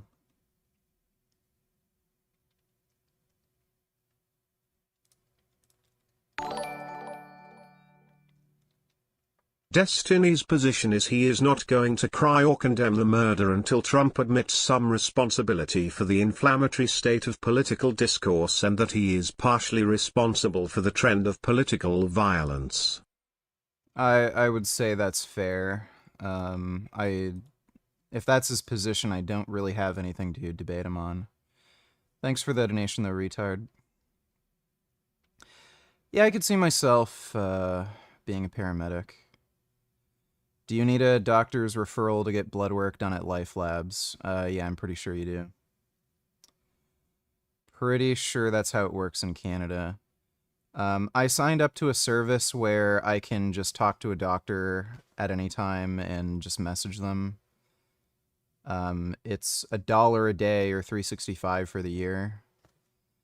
So that just makes it a lot more simple than setting up an appointment with a family doctor or going into a walk-in clinic. I talked about what they normally encounter, and What's your sleep schedule like? Fine. I usually go to bed between like 12, 2 a.m., wake up at around 9. what they deal with typically are people heckling him, yelling at him, maybe throwing a water bottle. Where we're at right now in the manhunt. And again, we will be bringing that all to you right here on. I also do want to show you the latest update that we received will be live. For the Utah Department of Public Safety. I'd be remiss if we didn't start off today and recognize the significance of the day. Those were conservative with in this world. Earlier today, We're watching live now from Fox, everyone. We appreciate all our viewers continuing to join us here. Put the for facts and for 24 hours. They'll wait. So they're still not doing it yet.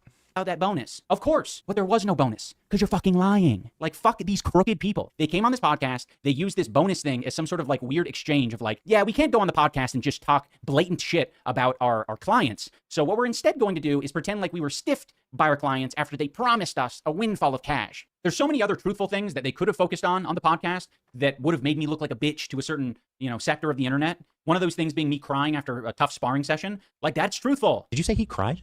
Oh, we had to have a meeting. Yeah. So after that, so he was crying at the gym. It's okay to cry, but it's not okay for him to cry. Now, to the crew of the H3 podcast, I have something important to say. I think you are all pieces of shit. All right, everyone, that is going to do it for this episode of iDubbbz Complains. If you want to hear me complaining live,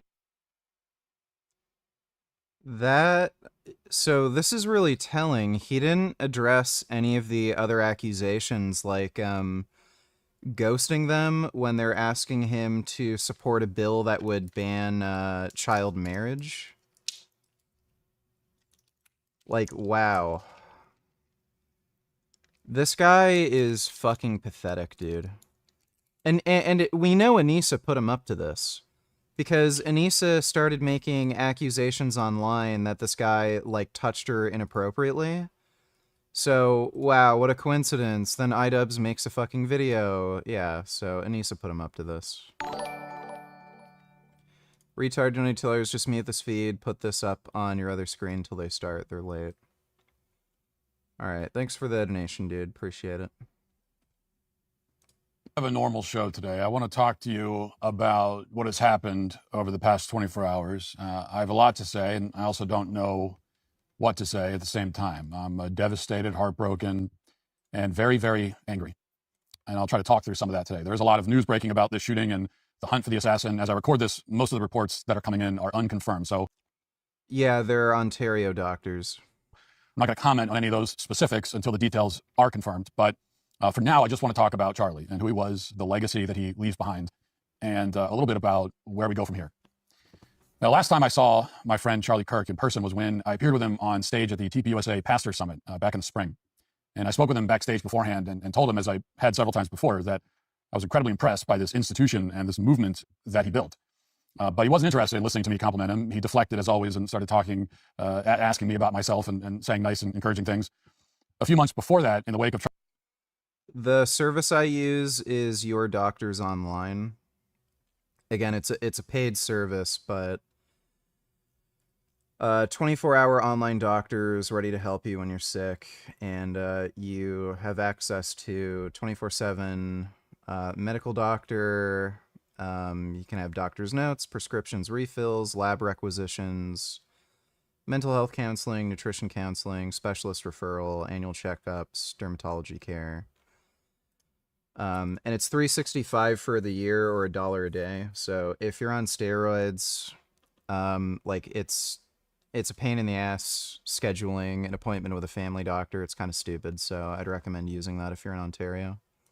Trump's victory, Charlie made a point of posting something on X to give me partial credit for helping Trump win. And it was one of the very few times that I disagreed with something that Charlie said.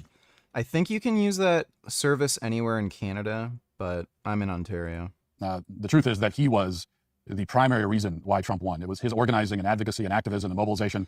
I'm not chewing gum. These are nicotine lozenges. That helped to turn the tide. And yet he wanted to give the credit to other people, even people who didn't deserve it. And that's the kind of guy that Charlie was. A very rare type in the world today, even rarer in this business. So it may seem like a small thing, but Charlie's desire to give other people credit, to point to and praise and lift up other people rather than himself is one of the most profound testaments to his character. Charlie was a truly great man, great in personal virtue, great in achievement, great in his talents. He was a builder, he was an organizer, he was a fighter, which is a rare combination in this movement. You got a bunch of big personalities who can inform, entertain, hold your attention on stage or in front of a camera. And then you have the organizers who know how to orchestrate and build and harness those personalities and point them in the right direction.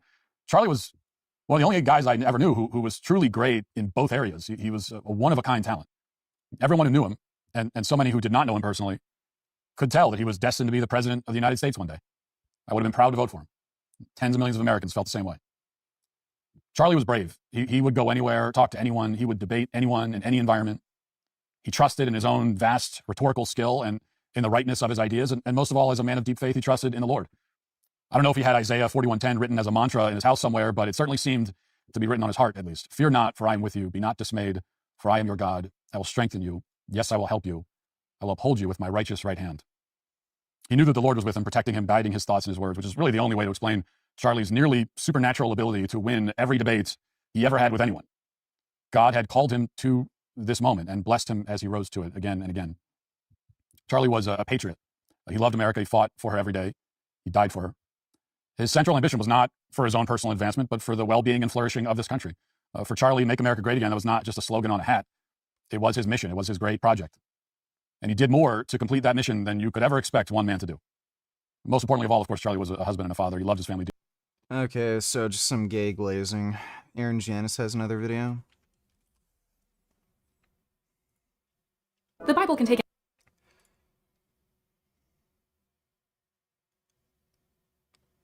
I don't know if we've seen that short.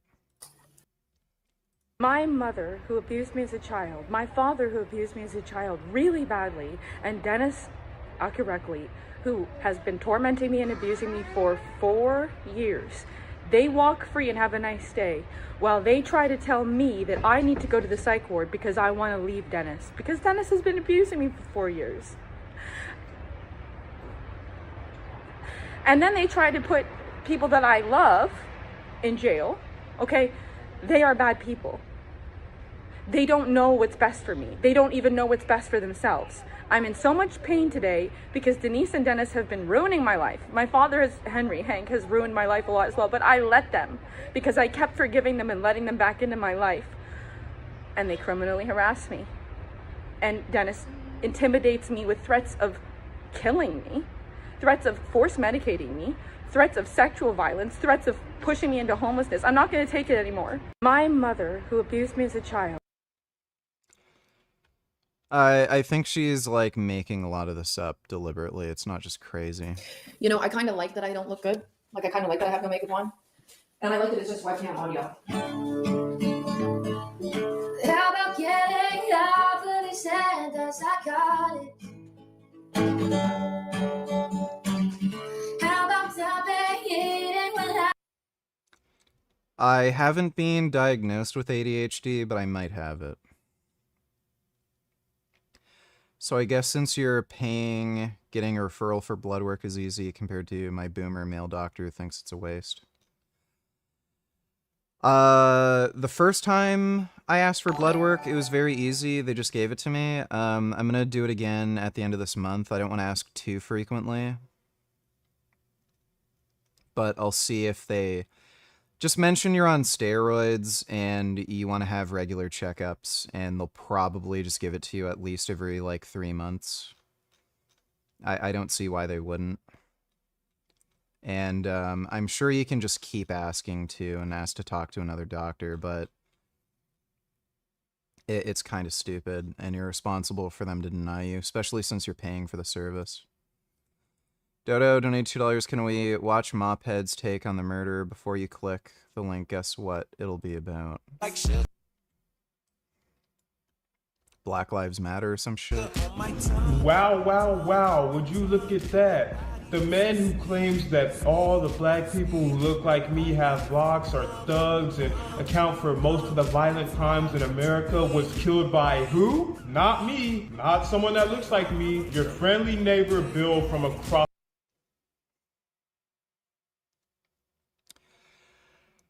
What a dumbass. the street. Yeah, that is not the shooter. He waves his 2024 Trump flag and American flag outside of his front lawn, and he waters his grass, and he waves to you when you go to work every morning. Yes, Bill. That's who... That is not the shooter. ...murdered the racist that's going viral. When did he post this? Yeah, that's not the shooter. 4 hours ago. Bro, this guy's an idiot. What a fucking moron. Wow, 4 hours ago. Right now. How ironic. It was... Jeez, what a stupid, stupid person. Thanks for the donation, Dodo. Holy crap, even Bahrain has a take on this murder. Thank you very much for joining me. I want to say a few words regarding the terrible murder yesterday of Charlie Kirk, someone who I strongly disagreed with on almost every issue, but who was clearly a very smart and effective communicator and organizer, and someone unafraid to get out into the world and engage the public. My condolences go out to his wife and his family. A free and democratic society, which is what America is supposed to be about, depends upon the basic premise that people can speak out, organize, and take part in public life without fear, without worrying that they might be killed, injured, or humiliated for expressing their political views. In fact, that is the essence of what freedom is about and what democracy is about. You have a point of view, that's great. I have a point of view that is different than yours, that's great. Let's argue it out. We make our case to the American people at the local, state, and federal levels, and we hold free elections in which the people decide what they want. That's called freedom and democracy. And I want as many people as possible to participate in that process without fear. Freedom and democracy is not about political violence. It is not about assassinating public officials. It is not about trying to intimidate people who speak out on an issue. Political violence, in fact, is political cowardice. It means that you cannot convince people of the correctness of your ideas, and you have to impose them through force. That's not necessarily always a bad thing. Like, I don't think anybody would have had a problem with, assassinating Hitler.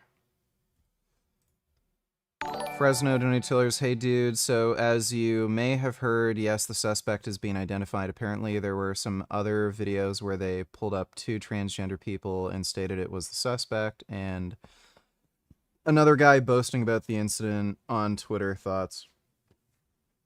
Well, again, who cares? Like, eventually they're gonna catch the suspect, and then, we can figure out what's actually going on from there. But I wouldn't take anything online too seriously because they're all just suspects. Thanks for the donation, though, Fresno. Every American, no matter what one's political point of view may be, must condemn all forms of political violence and all forms of intimidation. We must welcome and respect dissent. Yeah, whatever. Yeah, we get it.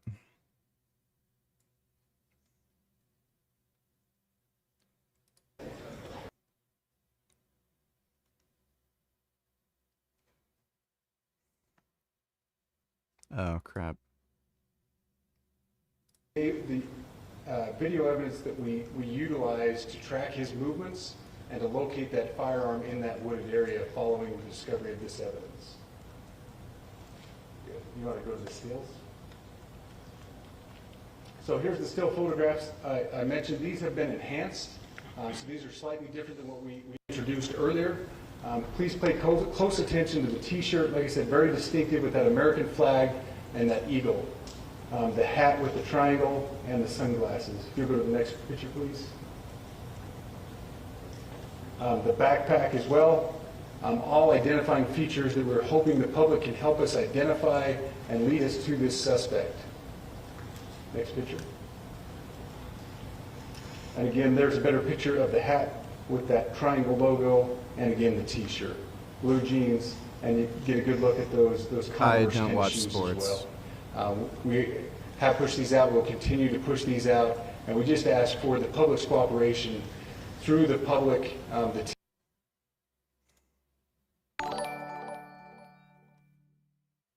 Reminder, millions of children in Palestine are being murdered in the genocide while Zionists are mourning a racist man who thinks that defending the Second Amendment is worth having children murdered in their schools. Wait for him to die for what he stood for. No one cares. Tonight, we've had several briefings, and he's had an opportunity to walk the crime scene. We appreciate our local law enforcement here. Again, we have Mike Smith, who is the county sheriff here. We have all of our local chiefs of police that are here as well, all working hand in hand with the state and with the FBI as we move forward with this investigation. Now, just give you a little warning, we will not be taking any questions at this time. We're giving you the latest information we have, being as transparent with everything that we have. But I do want to share a couple things that I think are important. We cannot do our job without the public's help right now. The public has answered our call for action. So far, we've received more than 7,000 leads and tips. I would just note that the FBI hasn't received this many digital media tips from the public since the Boston Marathon bombing. This case also highlights the dedication of our law enforcement community. We have 20 federal, state, and local law enforcement partners that are working shoulder to shoulder to find the person who committed this horrific crime. With their support, we've completed nearly 200 interviews. As you're aware, as Gobble gerbil gobble gerbil gobble gerbil gobble gerbil gobble gerbil gobble gerbil gobble gerbil gobble gerbil gobble gerbil gobble gerbil gobble gerbil gobble gerbil gobble gerbil gobble gerbil gobble gerbil gobble. Richard, do you watch sports? No, they're gay. Thanks for the donation, Troll Midget. Hopeful that this video and new photos will lead to even more tips. We are processing. We have an incredible team, a state and federal team working together to process those tips. We're going out in tandem to interview any potential person of interest or suspects. But we need, again, we need as much help as we can possibly get. Any videos or photos that you might have, the public, should be submitted to our digital media tip line, which is www.fbi.gov/Utah Valley shooting, all lowercase. Again, that is fbi.gov/Utah Valley shooting, all lowercase. You can also provide general tips about the shooting by calling 1-800-CALL-FBI. That's 1-800-CALL-FBI, or at tips.fbi.gov. This is, I would just say, this is not just a local matter here in Utah. We have people all over the country that are helping to bring this perpetrator to justice for Charlie Kirk and his family. I will just add as well that, as was mentioned, there is a lot of forensic evidence that is being processed right now at both the state lab and the federal labs, federal lab on the East Coast. So we are working in tandem together. I would also just add a word of note for those people who are spending so much time on social media. I think Charlie said it best, that when things get bad, we should put our phones down and spend a little time with our families. There is a tremendous amount of disinformation. We are tracking our team, the state team, and I'm sure the federal team as well. What we're seeing is our adversaries want violence. China, we have bots from Russia, China, all over the world that are trying to instill disinformation and encourage violence. I would encourage you to ignore those, to turn off those streams, and spend a little more time with our families. We desperately need some healing. We'll have more to say about that in the days and weeks to come. More than anything, we are going to catch this person. Last thing I will just say is we've been working with our attorneys, getting everything that we need, affidavits ready, so that we can pursue the death penalty in this case, and that will happen here in the state of Utah. Again, to the public, to those who are grieving, thank you for your prayers. I know we are feeling those prayers. I know the Kirk family is feeling those prayers as well. We pray that God will bless our nation at this very dark time. We can start healing by finding this perpetrator and holding him accountable, and we need your help to do that. Thank you. I think what he meant to say is, if you have any tips, please visit URL. Yeah, probably. Thanks for the donation, Dodo. That's why I'm saying, shoot the video. We don't care about sense to us. So that was it? I don't know. That's what he was saying. I'm just relaying them. Well, I know. I was trying to zoom in on the video, but I want to make sure, because they're streaming on digital, I want to make sure it looks nice. Are they streaming on digital? The desk, I would assume it is.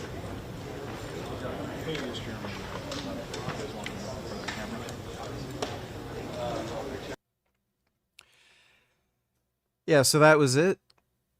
Yeah, that's shit we all already knew. Alright then. I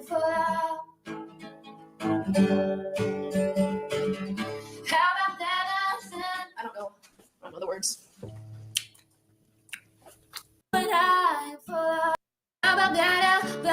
parents who abused me as a child and lost custody of me as a child. There we go. Okay, I thought this was just gonna be singing. Told me that I need to stay with them. He called I tried to leave. I just tried to leave, get a new job, get a new boyfriend, work on my music, go to music studios, because I don't want to use this place as a music studio when I'm being sexually harassed in here. And they called 911. He called 911 on me, reported me as a missing person because I didn't come home at 10 p.m. I'm 30 years old. You know, it's called sex trafficking. Trying to force me into a relationship for sex that I always said I don't like. I don't like it. I don't like it. I don't like it. I do not like sex with Dennis, but he forced it on me. And then he forced my parents to try to force it on me. My parents have no business forcing sex on me with a man that I don't like. It's called human trafficking. But my mom wanted a $20,000 neck lift from him next after the free $10,000 rhinoplasty she got from him, because she's usually got $5 in her bank. And my dad thought he was going to live in this mansion for free. So they had financial incentive to sex traffic me. It's called human trafficking. Put me in the hospital against my will twice and telling me to get back into bed with him. Then he's calling me and telling me that he loves me and that he never raped me. He raped me more than 24 times. Like, stop, ouch, it hurts. You know, you can see me with my makeup all pretty and shit in the future. I don't want to look good right now. I fucking hate these people. And I told Dennis for 2 years, I fucking hate you. Like, I don't want to have sex with you. Please leave me alone. He would never give me a break. He'd never leave me alone. He'd leave me alone for 3 days, and then it would be back sexually harassing me. And he would think that me laying in the bed, in my own bed that I bought before I ever met him, is an invitation to insert his penis in me when I say stop. He's a fucking rapist. And, you know, and then every time he denies it, it hurts me because it scares me, because he stayed with me in the emergency room when I was having an infection and I wanted him to leave, and he wouldn't leave. He was breathing his dirty breath in my face. I posted a picture of him. He was breathing his dirty, nasty, stinky breath in my face, telling me that he's not going to leave and that he's going to get me medicated. You know, I'm not supposed to be medicated under his directive and supervision when he's my ex and my rapist. And he lied to triage at the Jervinsky on Concession Street and told them, hi, I'm a doctor, Dennis Directly. I'm Erin's partner. He was my ex. Do you know how scary that is, to be told that I'm not allowed to leave and that he's going to medicate me till I believe we're soulmates? Do you know how many recordings I have of him admitting this? Do you know how many times I screamed and cried at the top of my fucking lungs to leave me alone? Kid Boot $20. Do you think it's possible the guy who shot Charlie might never get caught? No, he's getting caught. Thanks for the donation, Kid Boo. And he would never stop sexually harassing me. Dennis belongs in jail for at least 3 years for what he did to me for 4 fucking years. Intimidating me, sexually harassing. You know, nobody cares, right? Nobody really cares. You just want to hear the music. All right, let's start from the top. How about getting... And then I go to the hospital, and the hospital doesn't even fucking give me any resources. All they know how to do is give me antipsychotics, and give me a fucking... I love how the dog and the fucking background is like, oh shit, she's acting crazy again. I'll just leave. Chicken salad sandwich. Like, that's not... Our healthcare system is shit, you know? And my cousin tried to steal my dog and told my mom that I need help, and so she pressured me to get put in the hospital against my will. They don't care that I got raped. You know how many thousands of dollars I helped my cousin with? And then when I'm in crisis, she just tries to steal my dog. Haley is a piece of fucking shit, man. A piece of shit. And I'm suing her for $6,000. She doesn't have any money. How about getting off? I sound like shit now, you know? My therapist didn't answer the phone today, but she charged me full price the other day for missing my appointment, but she won't call me when I miss my appointment. You know, it's just, you guys are, like, who didn't disappoint me? Who didn't disappoint me? Who was always there for me when I needed him almost all the time? Ron Junk Guy Holt from Washington, who mentored Lane Staley, Miles and Chains. He was there for me. And who was there for... Well, Richie, you would know a thing or two about rape, seeing as how you've admitted to it on stream like 3 times like a moron. So no wonder this video makes you uncomfortable. Chessman sex. Him at his last days. Nobody. They all left him to die in his shit.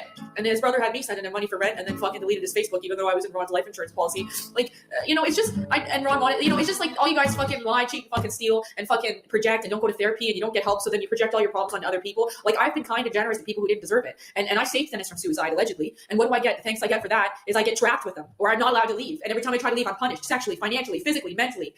You know, I ran my second 10K race ever in my life, and he told me I was a loser. He knows that my dad used to call me a loser. You know, Dennis and my dad and my mom are the same. They're fucking wicked. They're fucking wicked, fucking sick, empty void narcissists. And I try to leave, and I'm not allowed to leave. And then I want to stay, and I'm told to leave. Like, it's the opposite. You know, it's always the opposite. What the fuck, man? You know, what the fuck is wrong with these people? Everything. A lot. What isn't wrong with them? I don't know. Dennis is generous. No, he's not generous. I was the one who was generous, getting him a bell to ring when he needed a hug so that he didn't fucking commit suicide, putting his mental health issues on me at age 26, chasing me around his fucking house telling me he's gonna eat my liver, threatening now to fucking have my YouTube channel removed if I post shit. Okay, good. You want to get my fucking YouTube channel removed?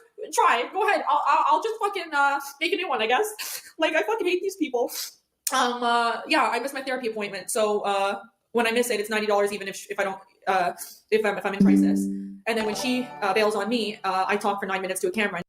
I thought they would take questions. Really gay that they didn't. You know, Charlie really was indispensable for the Republicans. They've never had a better organizer. They will have a really hard time compensating for their loss electorally. Yeah, maybe. Yeah. I don't know why they didn't take questions. Kind of strange. Well,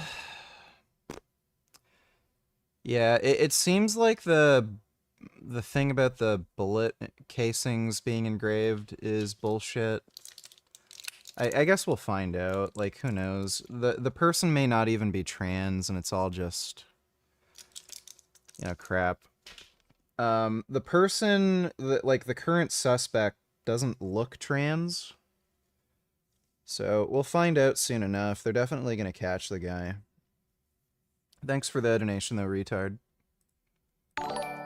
Dodo donators, do you think getting a separate flat bench if you have an adjustable bench is worth it?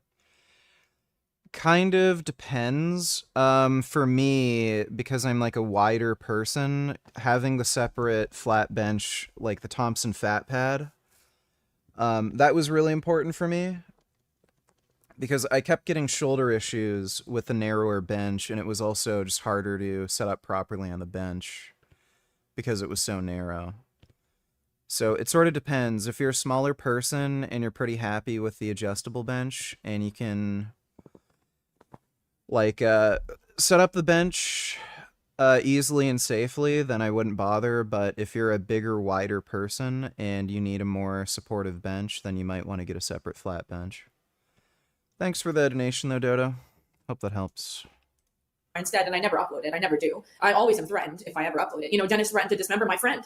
I showed that to the police, but they say I'm mentally ill and I'm delusional. So she, like, this is a new accusation. So I get the sense that this isn't just crazy delusions and she's just deliberately making shit up because she thinks if she makes up these lies, she'll get something out of it. Delusional. Okay, well, one day when I get my shit together, they're gonna go to fucking jail for like 3 to 4 years. I've been in jail, metaphorically speaking, my whole fucking life from being abused by my parents and being abused by Dennis since I was 26. You know, I can keep talking shit. What are you gonna do? Let's take a muscle mommy break.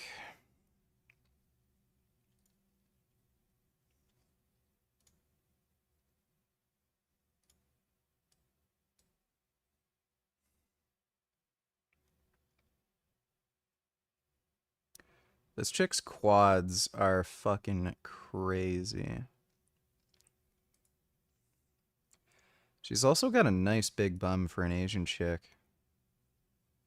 How many Asian girls do you see with an ass like that?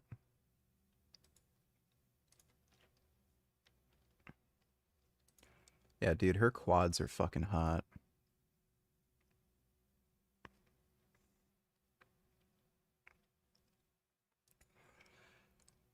I'm Myron. Yeah, dude, I want quads like that.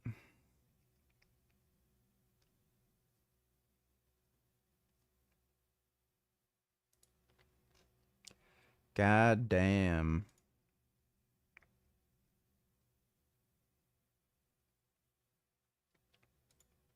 Like Chun-Li.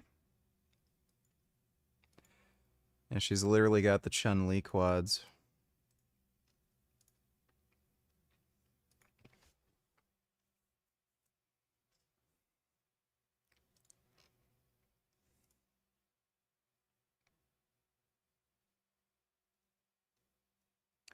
Shit.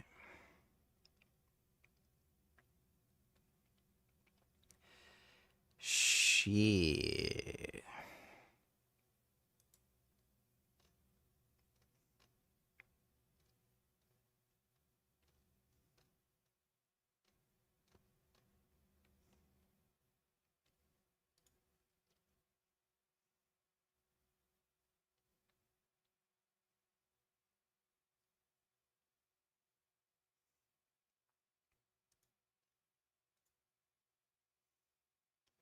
That is a great, fantastic rear end.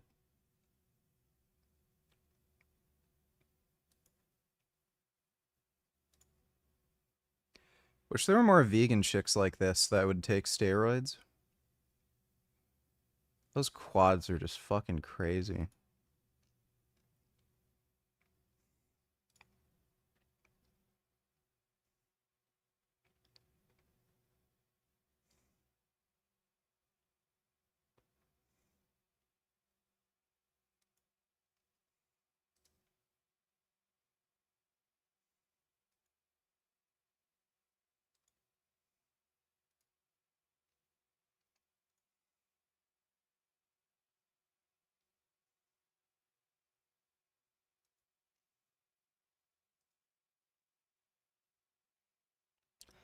I like her bum.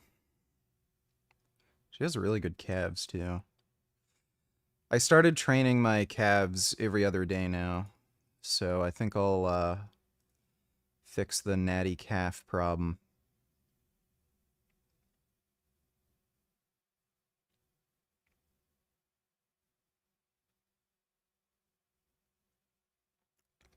Fucking hell, dude.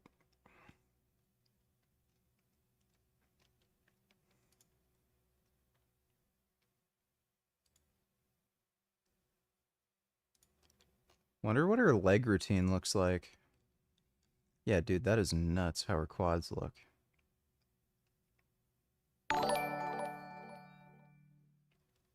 Svari reacts to Andrew Tate's latest video. Can we react? Also, if we're on Muscle Mommies now, you should look up that powerlifter chick Sophia Strength on Instagram. She has really nice titties that bounces when she deadlifts. Okay, I'll be sure to do that. She's got a great ass for an Asian chick, man.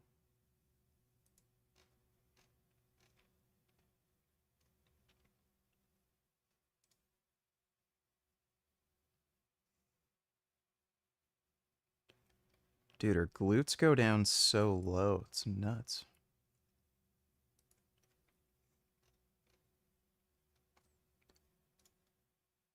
Shit.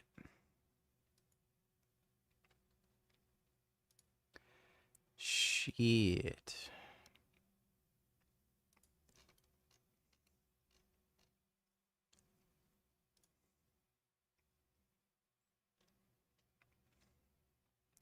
She got a nice bum.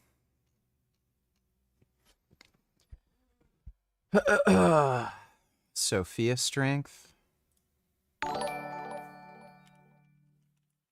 I wanna gobble gerbil gobble gerbil gobble gerbil gobble gerbil gobble gerbil gobble gerbil gobble gerbil gobble gerbil gobble gerbil gobble gerbil gobble gerbil gobble gerbil gobble gerbil gobble gerbil gobble gerbil gobble gerbil her ass up. Goddamn. Me too. Yeah, I've seen her. She's okay. Not great. She's okay.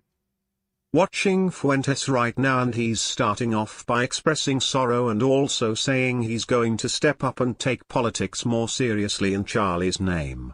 I guarantee you Fuentes is going to try and moderate and assume his throne as poster boy. I mean, he's already been doing that. Did he react to it on his... Yeah, I'm assuming it's his other channel. Hey, what? This is probably going to be horrifically boring. I don't think I'm going to bother watching the whole thing. Thanks for the donation, though, nigga. Yeah, like, Fuentes has been doing that already, trying to appear more moderate, but... he hasn't changed. He's still the same crazy, fucking racist whack job he's always been. Like, nobody's gonna take him seriously. Thanks for the donation, though, retard. Well, Mage Utilers, do you think this muscle mommy's Watching on steroids? Fuentes right now, and he's starting off by I don't know why that played... Oh, you donated twice. Well, thanks for the donation, retard. No, she's definitely not natty. Yeah, no chance in hell. She's on steroids. I just think she's hot as fuck.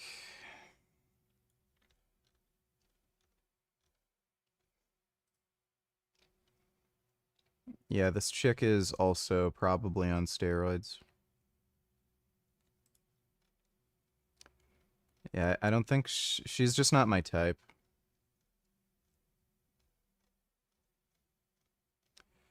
Yeah, not my type. Thanks for the donation, Will Mage. What's up, everyone? Just not a physical. Yeah, I'm not watching this. Do force medicate me again, fucking try to put me in jail, try to do whatever you want, you know, like you rape me, like I'm just tired, and I'm just You do not want to take Retta intramuscularly. You want to take that subcutaneously, and GH I inject intramuscular. I'm so tired. And finally, he's agreed for the first time ever to leave me alone for a few weeks so I can get my life together. And today I've been able to do a lot. Let's see if he shows up here as usual, trying to crawl back into my bed to rape me again. I've been telling him for a long time I don't like it. He doesn't give a fuck. He doesn't care what I like. He just cares about what he likes getting from me, treat me like a piece of meat. All right. So, don't talk about this on the internet. Fuck you. I'll talk about whatever the fuck I want on my own fucking YouTube channel. And if you want to try to get it removed, good luck, bitch. Whoever the fuck, Haley, fucking Henry, Denise, Dennis, and Dennis After Reckley's team reporting this, you want to fucking get it reported? Okay, report it. I'll just make a feature-length film and put it on fucking Netflix.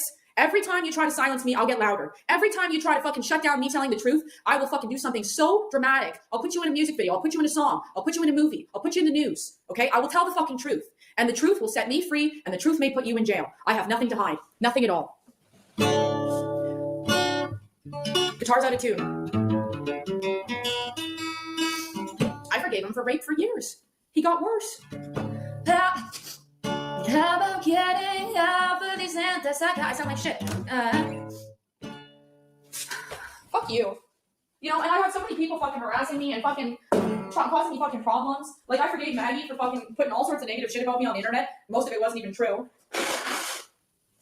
And I just sent her fucking a couple $100 and, you know, she's not even replying to me today. You know, I don't give a fuck, you know? I don't give a fuck anymore. You know, I'm into it all. You want to fucking try to remove my YouTube channel for telling the truth? You'll be sorry. You'll be fucking sorry because I will just become so big and strong. Despite the fucking intimidation, I'll become so big and so strong. You won't be able to hide. I'll make you so famous for what you did to me. Every time you try to stop me and silence me, you're gonna get more famous for the fucking torment you put me through. All right. It's a good song by Janus for a second. It's a rehearsal, okay? It's not supposed to sound good right now. How about getting off of it? Sounds like shit. You know, it's what it is. You know, maybe it's not the right song for me. It's Janus for a second. Did a fine job with the song. I don't need to redo it. I can try, but, you know, I might fail. And that's... Yeah. Who's calling me? Who's calling me?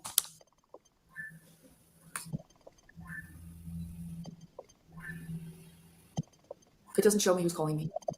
Wow.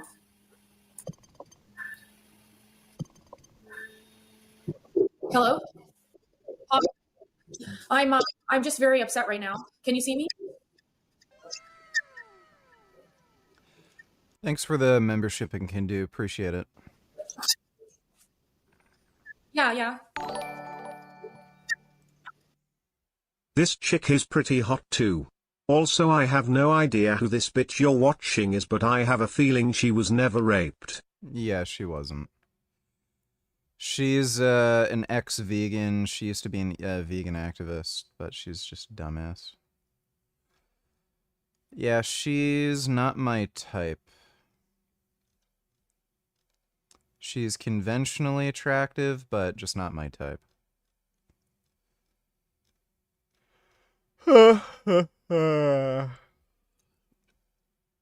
Thanks for the donation, though, Porch Monkey.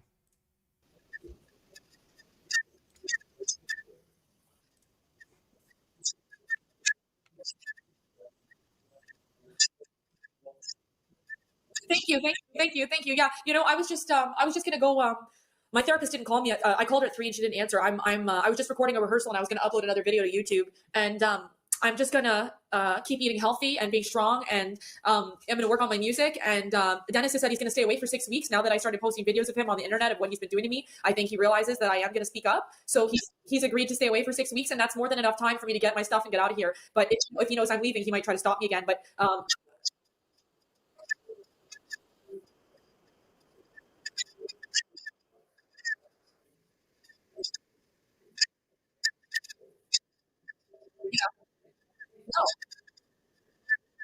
I can't get a restraining order on him yet.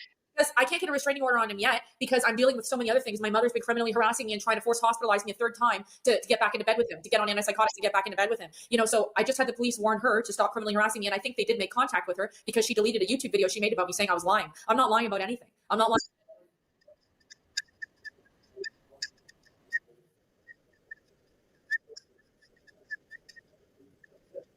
Oh, George Martin is a really awful person. He got me out.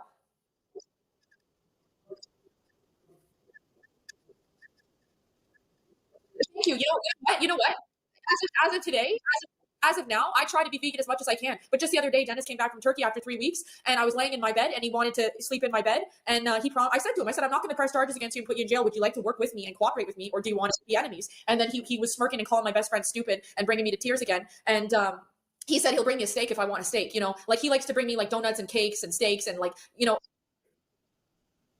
No, I don't want to eat vegan food. I want him to stay the fuck away from me because when he's around me, I get anxiety because he's my rapist. And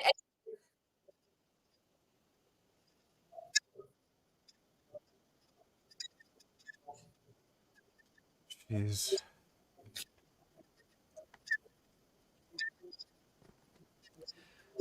Well, this is nice and retarded. Listen, I'm gonna upload this video I just made to YouTube, and then I'm gonna go to the sunshine and get some sunshine. Okay, and we'll talk later. Okay? Yeah.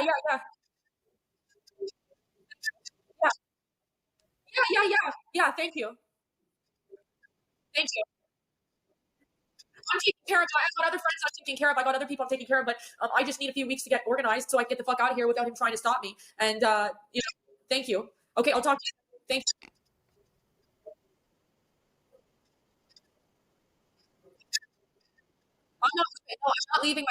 I'm not leaving my hometown. Dennis is going to leave my hometown, and my parents. I'm not. No, I'm not going anywhere. I'm staying in my hometown. I have really good relationships with a lot of the businesses. Yeah, Dennis is going to. Listen to me, please. Yeah. Thank you. I'm trying to say thank you. I'm trying to say Dennis is going to leave Hamilton and go back to Owen Sound, and my parents are either going to go to jail or stay the fuck away from me. That's what's going to happen. I'm not going anywhere. I'm getting out of the house. Thank you. Thank you. Thank you. Thank you. Okay, thank you. Thank you. Yeah. Yeah, this is all for attention. Wills form and making. Charlie Kirk has been killed, shot dead. Yeah, we don't need to watch Pac. 30 years from now, he's not going to be alive. The fuck? Who wants to look youthful at 22? Like at 22, you want to look like a f***ing machine. Turn me on. It's so weird to see me on Greg this set.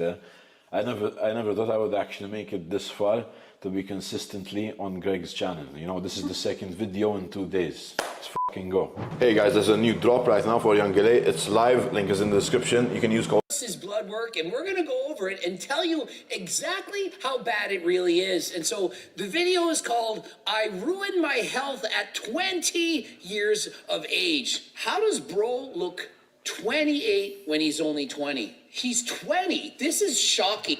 Do I actually look 28? I look like the professor. It makes me look like I'm 35 with the glasses. No, with like glasses, I can see that. With glasses you look, but you don't look youthful. Who wants to look youthful at 22? Like at 22 you want to look like a fucking machine, you know? Look at Chad. He looks like he's 18.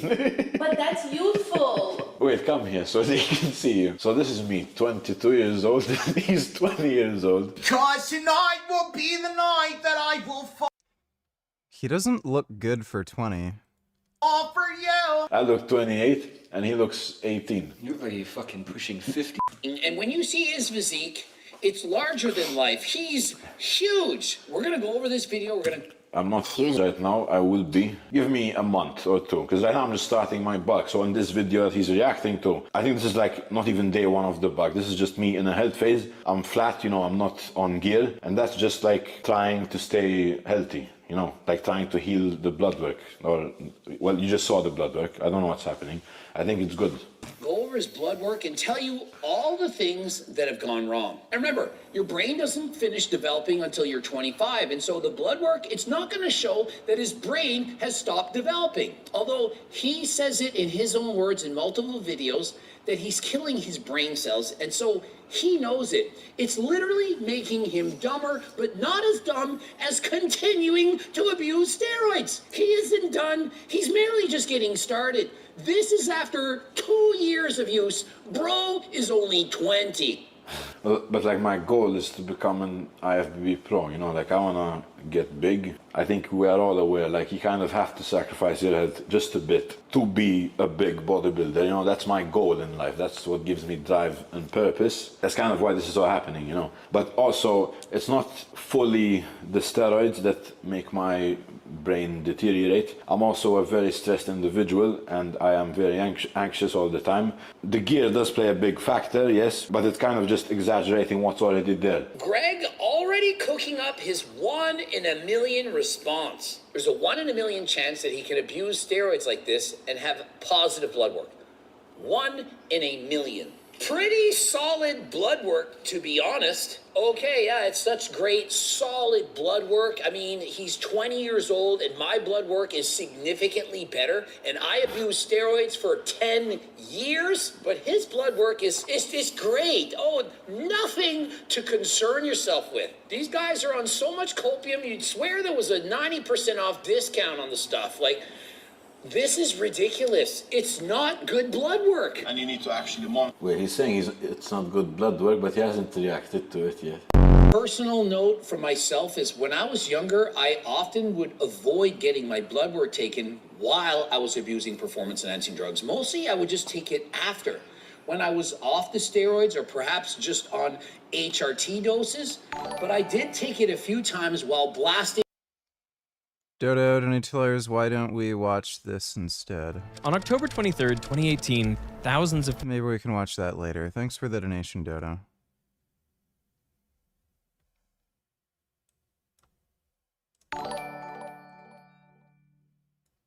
What about Lex Little's girlfriend Erin Maloney? What do you think of her? I don't know who she is, and I don't give a fuck, to be honest. I think Lex Little's kind of annoying. Thanks for the donation, though, Pooh. Football fans were making their way to the game in Rome.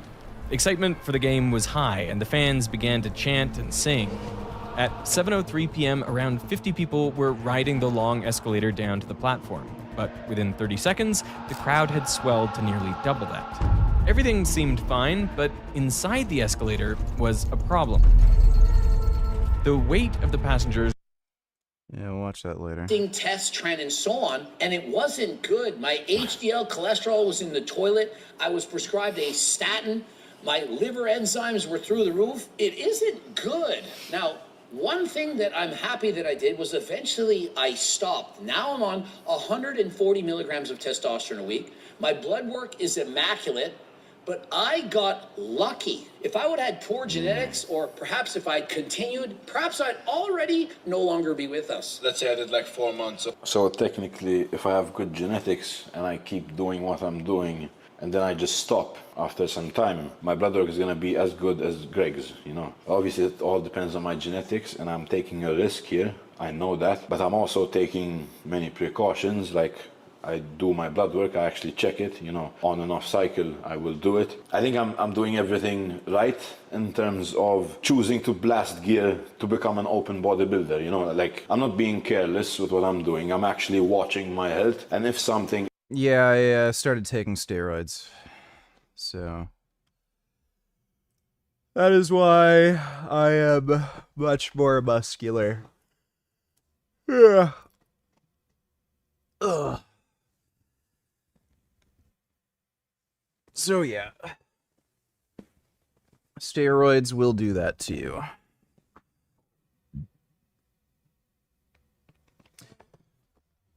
Ugh.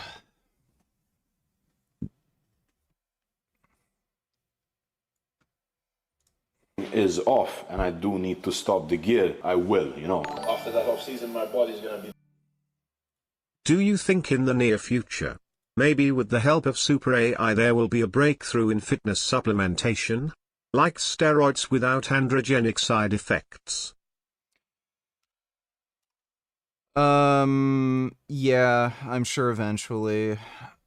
The issue is you want some of those androgenic side effects. So, like, I guess, if there is kind of a political or social interest or personal interest, like enough people have a personal interest in anabolic steroids that don't have androgenic side effects, sure, they'll make them. But you want androgenic side effects. Maybe not to a certain extent, but you want the androgenic side effects. They not only help like improve your mood, energy, aggression, like things that are good for sports performance, but like they also have like mood amplifying effects, so you just feel better. So you want some of those androgenic side effects. If you're a female, maybe you don't. So like I guess if women want to get jacked, that'd be great for them. But I'm sure eventually, yeah, they'll be able to make something like that. Thanks for the donation, though. You jacked me off. The most, like my mental health, my physical health, they're gonna be put through a lot. And so he admits it. He's on very high doses, blasting, for example, for 4 months. And after that time, he has to go on lower doses in order... How do I feel on steroids? Feel great. Mood is way better. I feel calmer. My mood has never been this stable. Even after like I got rid of the depression, you know, some days are a bit lower, some days are a bit better. Like now it's just constant flatline, just feel great. Chris donated $10. Thanks for the donation, Chris. Appreciate it. In order to get his body back to normal. I asked him, what exactly are your doses right now? Previously thought that he was off. And by off, I mean... Yeah, growth hormone really fucking helps with sleep, especially if you're on a caloric deficit. Just helps to, like, calm you the fuck down and make you feel, like, really chill and relaxed. It's great. Not taking performance-enhancing drugs. When you go completely off, it takes approximately... Did you solve the abdominal muscle cramps? Well, I just got a magnesium supplement today, and I just started supplementing with it. The day before, I tried training abs again, and again, I had some of the most horrific, like, muscle cramps in my abdomen. I couldn't stand up for, like, 10 minutes, because every time I'd try to get up, like, just crazy fucking cramping. So, I'm trying the magnesium. It's not magnesium glycinate, it's like magnesium oxide or something, because I heard glycinate makes you a bit sleepier, so I'm gonna try that. I heard magnesium deficiencies can cause cramping. I only have it in my abdomen though, so I don't know, but you know, we'll see.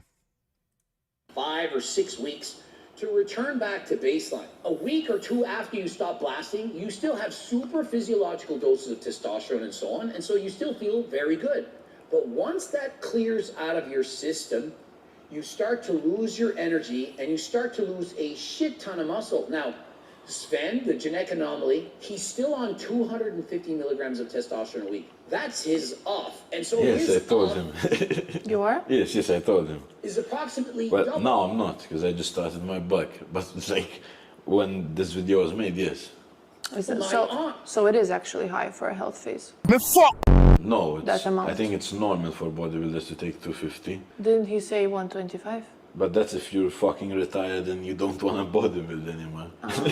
He's still on 250 milligrams of testosterone a week. That's his off. And so his off is approximately double my on. And so this is the best his blood work could ever become. When he's lowered the doses and aka cruising on minimal gear. And at Do you think it's stupid to compete at high level in BJJ without steroids? I'm young, so I'm scared, but everyone else does it. Yeah.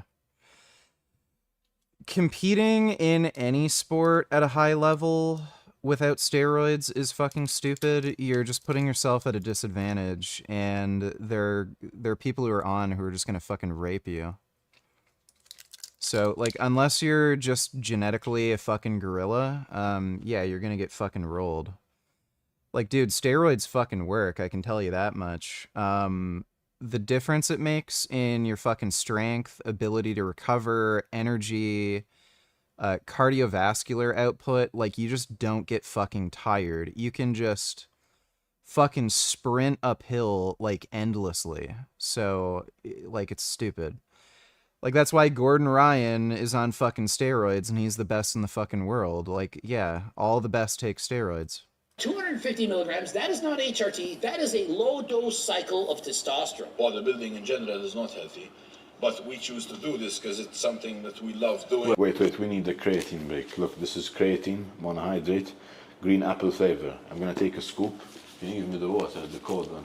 Because I'm gonna become an open bodybuilder like the big guys, you know, like us. So obviously it makes it more fun, but why can't you do it without it? I mean, if you love baseball, can't you watch a baseball game without betting on it? And so if you have to use drugs, it's analogous to having to gamble in order to make it more fun. Of course, you're gonna like it more when you're putting on that much more muscle, but why not wait? At least wait until you're 25. Bro is only 20.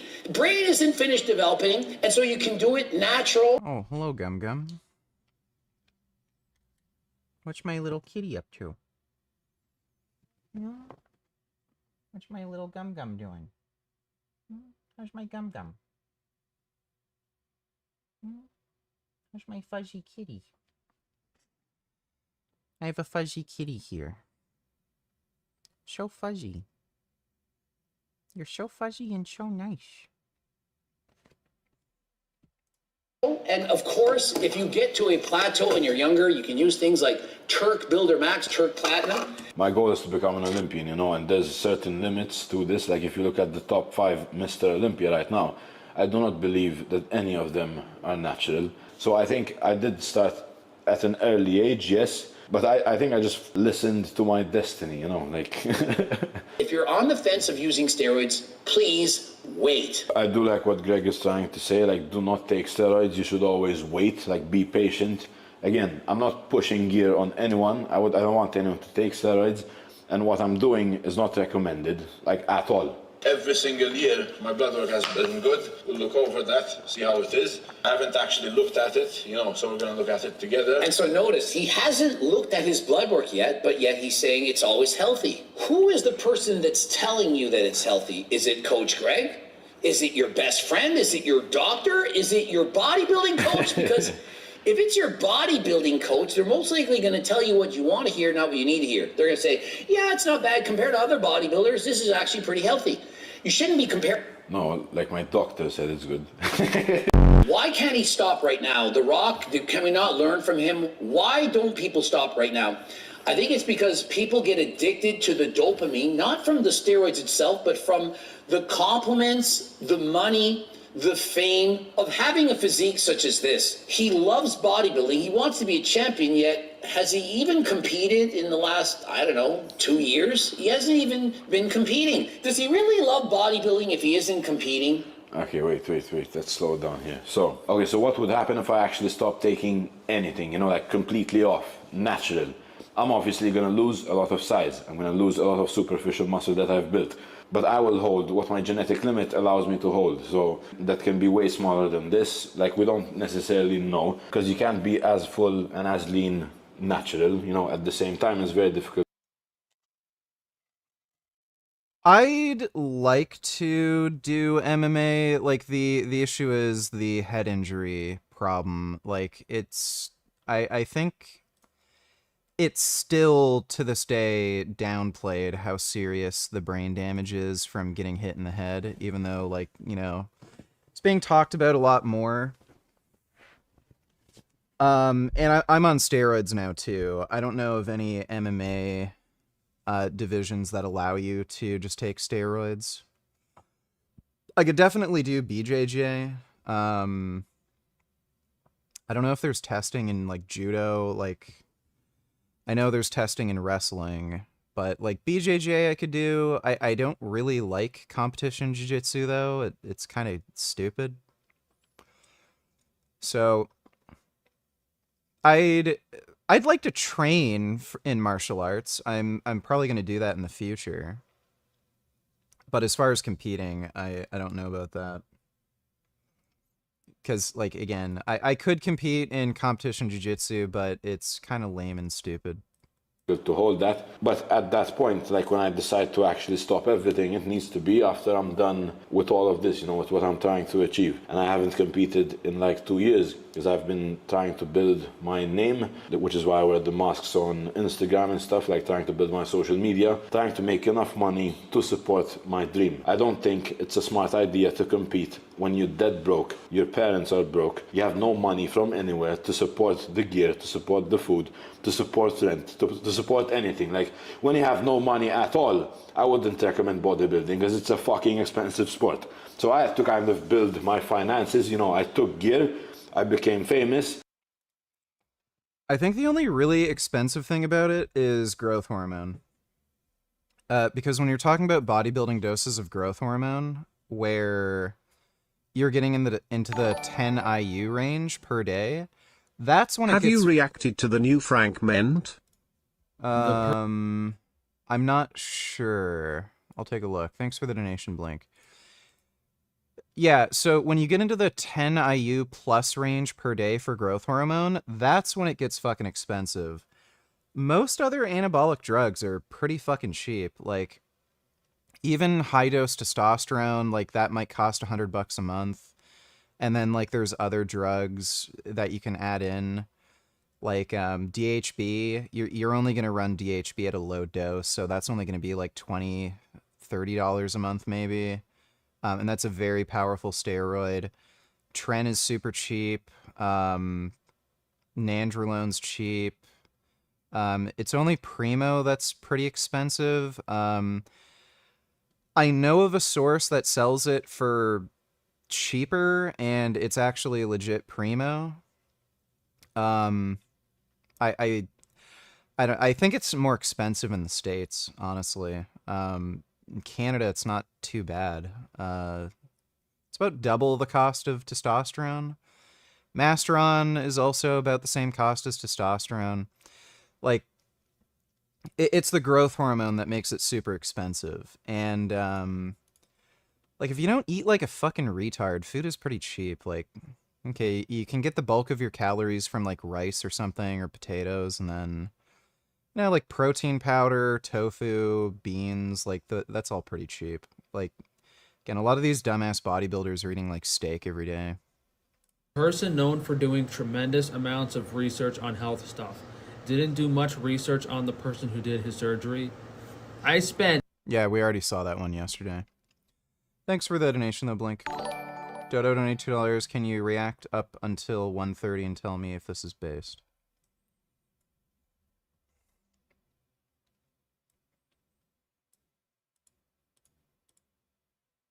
Do you meditate, John? I used to meditate a lot. Now I'm more big into visualization. When did you used to meditate? Right around 2010, 2011.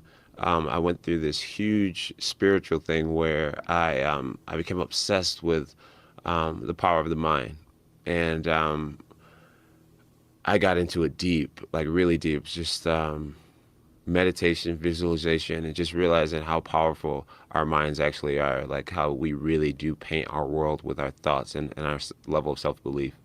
And so right around 2010, I just took myself to this different mental level where I took myself from being an average Joe, kind of. You probably hate average Joe, huh? Doesn't bother me. I took myself. You're like, what's average about? I'm so used to that name. It's such a goofy name. It's good. It's like a blank. It's like cardboard. Yeah. It's like there's nothing to it. Yeah. So I took myself from being very average-minded to actually believing that I was the shit, and believing that I could be the shit, and that I could be the GOAT and be the greatest and never lose. And to, like, I took myself to a different place mentally, and a lot of it came from mental practice and meditation.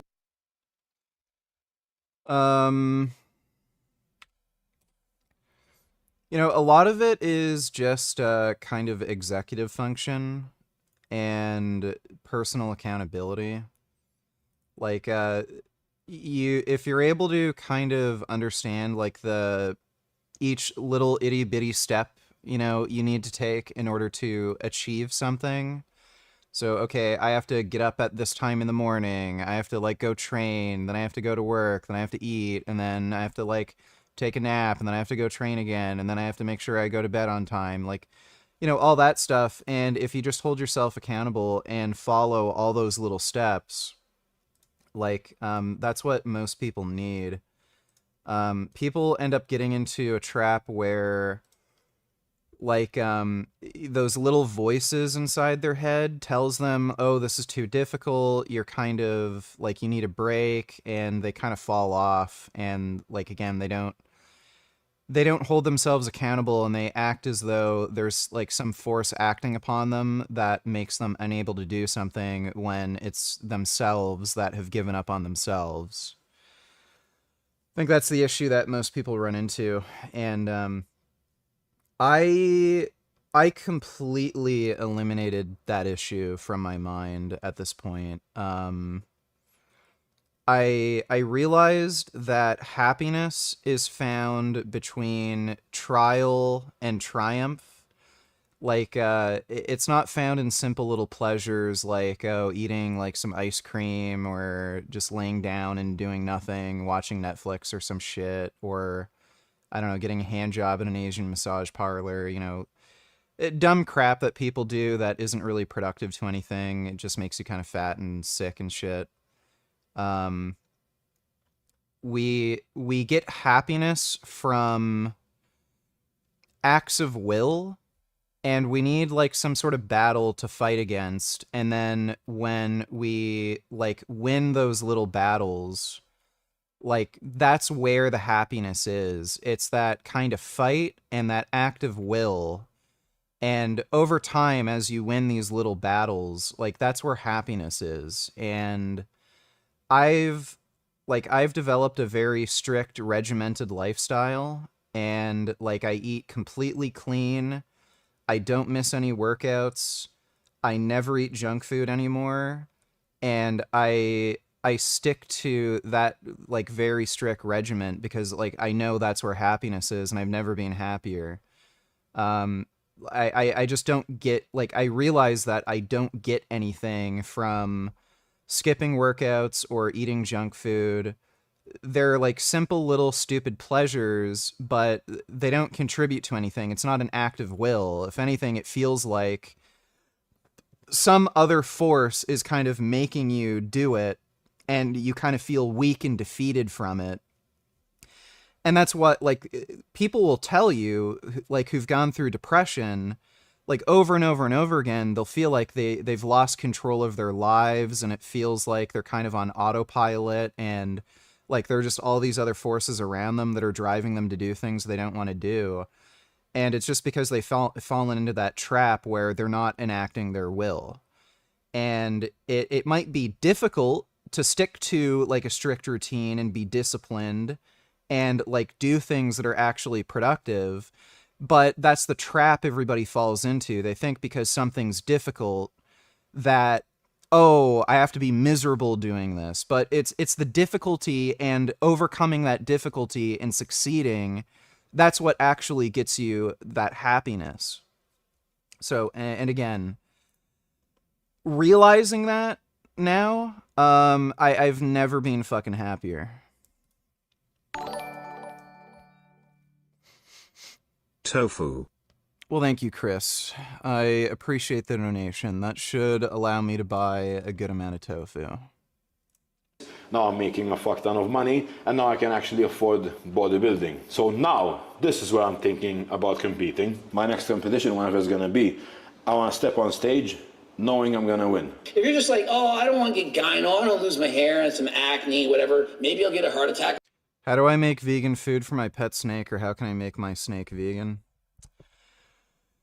No one has, as far as I know, has ever tried this, but I don't see why you wouldn't be able to feed a snake vegan cat food and it be able to survive on that. So if you force feed a snake vegan cat food, presumably it might be able to live on that. I don't know of anybody who's ever tried that, though. So I don't know if the snake would eventually die, but there's plenty of other carnivorous animals like cats, foxes, ferrets. Vegans have had these animals as pets, and they just feed them vegan cat food, and they're fine. So, like, it may be possible to feed a snake vegan cat food. You're gonna have to force feed it and literally shovel food down its throat, but you may be able to have it survive on that. Dodo donated $2, kind of like this, right? Ironically, happiness is not the fulfillment of your desires, but overcoming them. I wouldn't word it like that exactly. I think people have a hard time, like, discovering what their desires actually are. So there's, like, you know, simple pleasures, like, you know, you might want to taste something that tastes good, like ice cream or something. It might give you, you know, that nice high feeling after you eat it. But, like, is it what you really desire? Because, like, there's consequences that come from that. Like, you're going to be fat, you're going to, like, be more prone to health issues, you're going to gain weight, you might feel kind of crappy after it.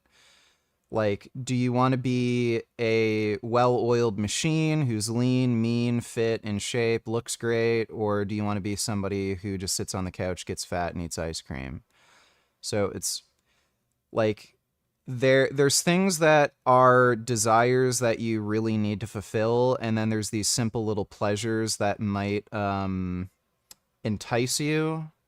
But I think if you, like, really, like, I think you need to imagine yourself, like, what you want to be and who you want to be, and like, visualize that kind of person, and, like, what is your ideal person? And if your ideal person is somebody who is strict with their diet, regimented, looks amazing, is energetic, healthy, then, you know, there may be some difficulties with doing that. Like, you have to resist temptation. But what you really desire is that person that you're kind of imagining in your mind. Thanks for the donation, though, Dodo. When I'm 50, it isn't just that. It isn't just you're dying a little bit sooner. You're getting a stroke. You can't think properly. You're in a wheelchair. You're perhaps a vegetable. People are feeding you, wiping your ass. Is this something that you want? For his cholesterol, he didn't get an ApoB test, but you could, in fact, get this at Okay, so from my research that I've done, I've concluded that it's not necessarily dangerous if your HGB is high when your HCT is normal.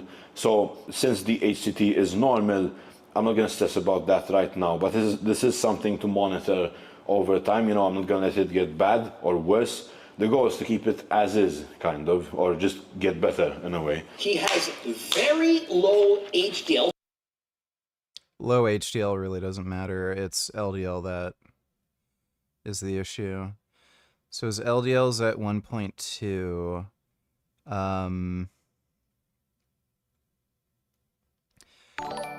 I think that's in millimoles. Have you noticed any significant mood swings or changes since starting the spaghetti? Yeah, I just feel happier. My mood is more stable. I have more energy. I'm less prone to, like, getting angry. Just everything's 1.12. Oh, so his LD... I'm assuming it's in millimoles, so his LDL is actually really low, 46. That's lower than mine. I don't know if he's on any cholesterol management. I'm going to get my blood work done again. I've been on Retta for almost, well, a month and a half now.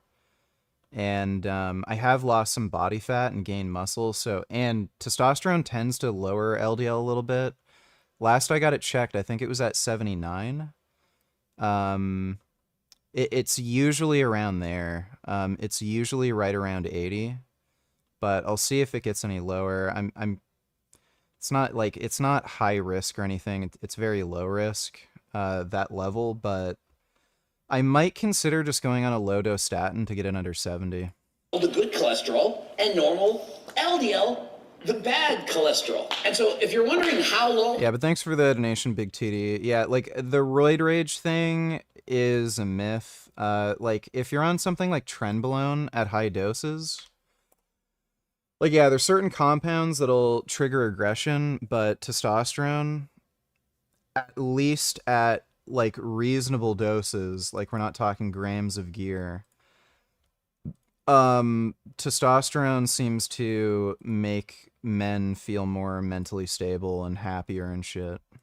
It's half of the minimum cutoff. And so if it should be 1, he's at 0.5. And so cholesterols are circles. And so what he has is a large number of the LDL. These are smaller circle cholesterols. In comparison to the HDL, it's large. What about the worst steroid side effect of all? Not being able to wipe your own ass. And having to scratch your back on the wall like a bear, but that's not too bad.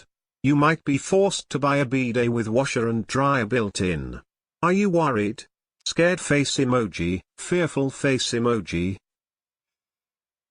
I've had really bad muscle cramps before where I literally had to, like, wipe in between my legs because if I reached around, my back would start cramping. That was when I was natural. It happened after I had to take some time off training. I think when I had the adductor tear. And then when I got back into training, I was getting muscle cramps and I had trouble. But I don't think anybody's ever gotten that big bodybuilding where they couldn't wipe their own ass. I do have trouble reaching the middle of my back, though. I can't reach, like, right in the middle of my back. There's, like, a weird area that I can't get back to. But thanks for the donation, KM. Larger circle cholesterols. These flow throughout your body in your blood vessels, okay? These are very easy to get stuck into your blood vessels and form plaques or calcification. Wait, I'm confused. I swear it said on his lab report his LDL was really low. These are very big and they're not going to get stuck on the side. Think of your arteries as like a river. Yeah, Greg doesn't know what the fuck he's talking about. The difference between small, dense, and large buoyant LDL particles is about 4 nanometers. It's tiny. Like, they're basically the same size. And again, LDL particles travel through the endothelium via transcytosis, and that 4 nanometer difference, it doesn't change anything. The majority of your LDL particles, like 80%, are the small dense type anyway, so all of this is irrelevant. The river, the water's flowing through like the blood, and some of these are going to get trapped on the side. Oh, I got stuck. You have this large river. This one has now gotten stuck. Oh, that sucks. It's not that bad because, look, there's still a lot of river. But imagine that this happens over and over and over again throughout the years, perhaps 30 years. It's starting to close off. Continue to add these. And so remember, if your heart vessel is full of these and eventually a thrombus comes through and blocks it, you now have a heart attack. And so because of his lower number of the HDL cholesterol, the bigger ones, he still has plenty of the smaller, more dangerous, smaller ones, the smaller LDL cholesterol. And so over the years, if this continues, it's going to...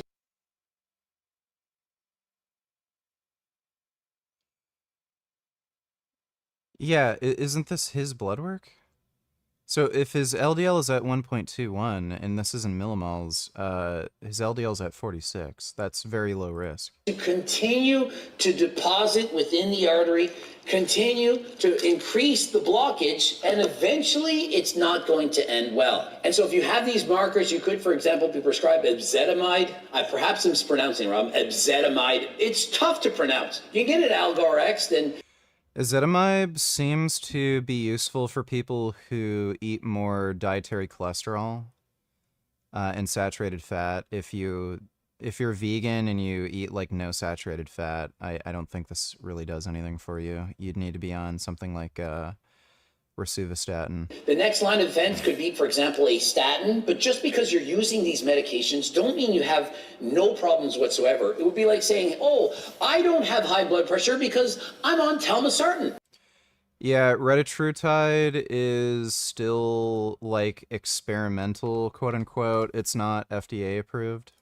Those are band-aid fixes. And so the real problem is being on steroids or being overweight. I'm not talking about just body fat. If you're overweight, as in you're too heavy, your BMI is close to 40, it's going to play havoc on your health. Next, about this one, I think even if I was on like proper TRT, like a low dose of 140 milligrams, it's still rare to see good HDL numbers, you know, like at least that's what I've read. So this is all like, I don't have experience on this, you know, I'm just reading shit and I'm just doing my research, but that's what I'm kind of getting from what I found so far. Like, again, I'm not really seeing any reason to stop. Yeah, low HDL doesn't mean shit. It doesn't mean anything. If your LDL's low, that's the only metric that's important.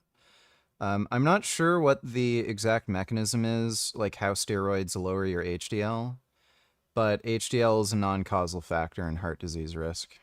Start tweaking out, because I know that I'm putting my health at risk, and I know these can get worse over time, but it's just something that I'm aware of. You know, I'm willing to take that sacrifice because it's something that I have to do. his prolactin, it's very low, and so I would guess he's likely on cabergoline or pramipixole, likely from taking tren in previous months, and he's trying to control it. He's also previously had Dodo $20. You think Canelo or Terrence Crawford wins? Will you watch? I have no idea. I really don't know who the better fighter is going to be. I don't know much about them, so I'm kind of going into it blind and just hoping it's a good fight. But yeah, I'm going to watch it. Thanks for the donation, Dodo. gynecomastia surgery as recently as several weeks ago. Perhaps in the past he was taking Nolvadex or Arimidex or Femara, which is letrozole, to reduce the estrogenic effects of taking a lot of testosterone, which convert to estrogen. Now, his estrogen levels right now. If you're just taking testosterone, it's very easy to control gynecomastia. But if you're taking other shit like nandrolone, which increases estrogen receptor sensitivity, and you're also on something like tren that also affects like prolactin, it can end up being like uncontrollable, and you're gonna have to get gyno. Are very, very high, but that's most likely because his testosterone is very high. Higher levels of test going to convert to estrogen, and so if you have testosterone levels through the roof, which he does, you're also going to have more estrogen. In case you're wondering, taking cabergoline, some of the side effects can be strange impulse control. For example, people develop gambling. There's people with strange sexy time addictions. And so you need to be careful. Now, of course, you don't want to get side effects from taking tren. You don't want to get gyno and so on. But sometimes You know what I've heard? I've heard people on 10 become gay. There are some people, like when they take 10, I think it's because of this, then, like when their prolactin is super high, they start fucking, like they start switching sides. Because don't you want to just like fuck anything? the medications you take to offset these also present a problem. Now, his testosterone levels are almost or perhaps above 2 times the optimal level of normal. Is he trying not to go on a health cycle? Bro couldn't even train for a month, perhaps 5 weeks. And so why was he taking so much testosterone? How do you know if your HRT dose is too high? For He was on 250. That's not a particularly high dose. example, mine is 140. How do you know that mine is not too high? Many people, they can only take 100. My estradiol levels are within normal ranges. And so if your estradiol levels are above the normal reference range, likely means you're on too much testosterone. And so in that case, If you're not getting any estrogenic side effects, then you probably don't want to go on any kind of estrogen management. There's just no reason for it. Estrogen is cardioprotective. It helps with wound healing. It also has its own anabolic effect. Men with lower estrogen, when they're on testosterone, they don't grow as much. So if you're not getting gyno, if you're not getting mood swings, agitation, you don't have low libido, then you probably don't need to bother. Some people, for whatever reason, they can have outrageously high estrogen but not experience any side effects. Maybe then you might want to consider, like, just based on blood work, lowering it a bit, because it could potentially be a risk factor for cancer. But yeah, otherwise, Lower your why bother? testosterone. You know what else that would do? Probably raise his HDL, the good cholesterol of which we talked about.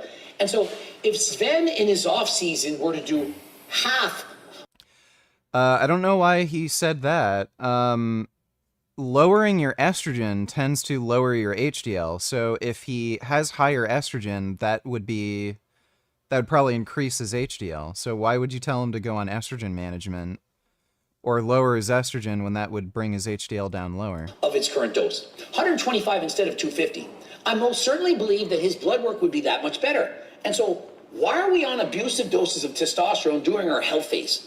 Most bodybuilders who go, for example, on 4 months of abusive cycles, you're going to have to go off for 4 months in order to recover. But if you're on 250 milligrams, you're not recovering. Does that make sense? I don't know what this means. If you got that's Yeah, that's just bullshit. Like, Greg's just kind of gay. so I would give that to you, Greg. I'm not on a dose that's like gonna completely heal my body, but at the same time, I'm on a dose that's gonna help me maintain a physique that I need for my social media, which like is how I'm able to do all of this, you know. So it's kind of my job. So I am sacrificing my health in that sense because of my job. But I think nowadays, Rosuvastatin's fine. Like, they're all the same pretty much. If you can try different statins. Some people get side effects from certain ones, but generally speaking, like any statin at a low dose, you're probably not going to experience any side effects. is everyone kind of sacrificing? It's only if you need a higher dose statin and you're experiencing side effects, you might want to try a different statin, see if like you can bring your cholesterol levels down to the same extent without the side effects.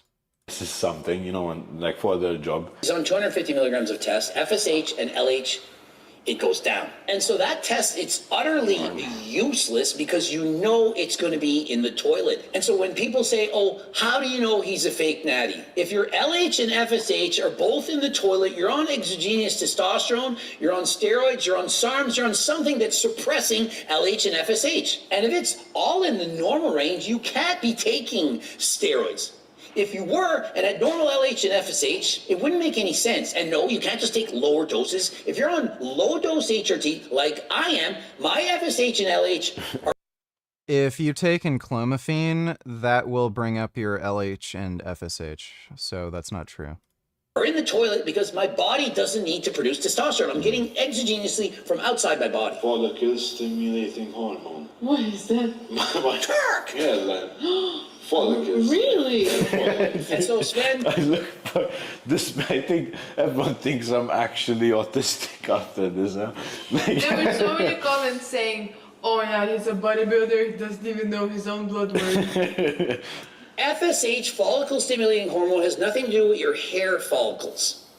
It's not that. It actually has to do with your Sertoli cells in your testes. I mean, doesn't everyone know about the Sertoli cells? He probably has obstructive sleep apnea.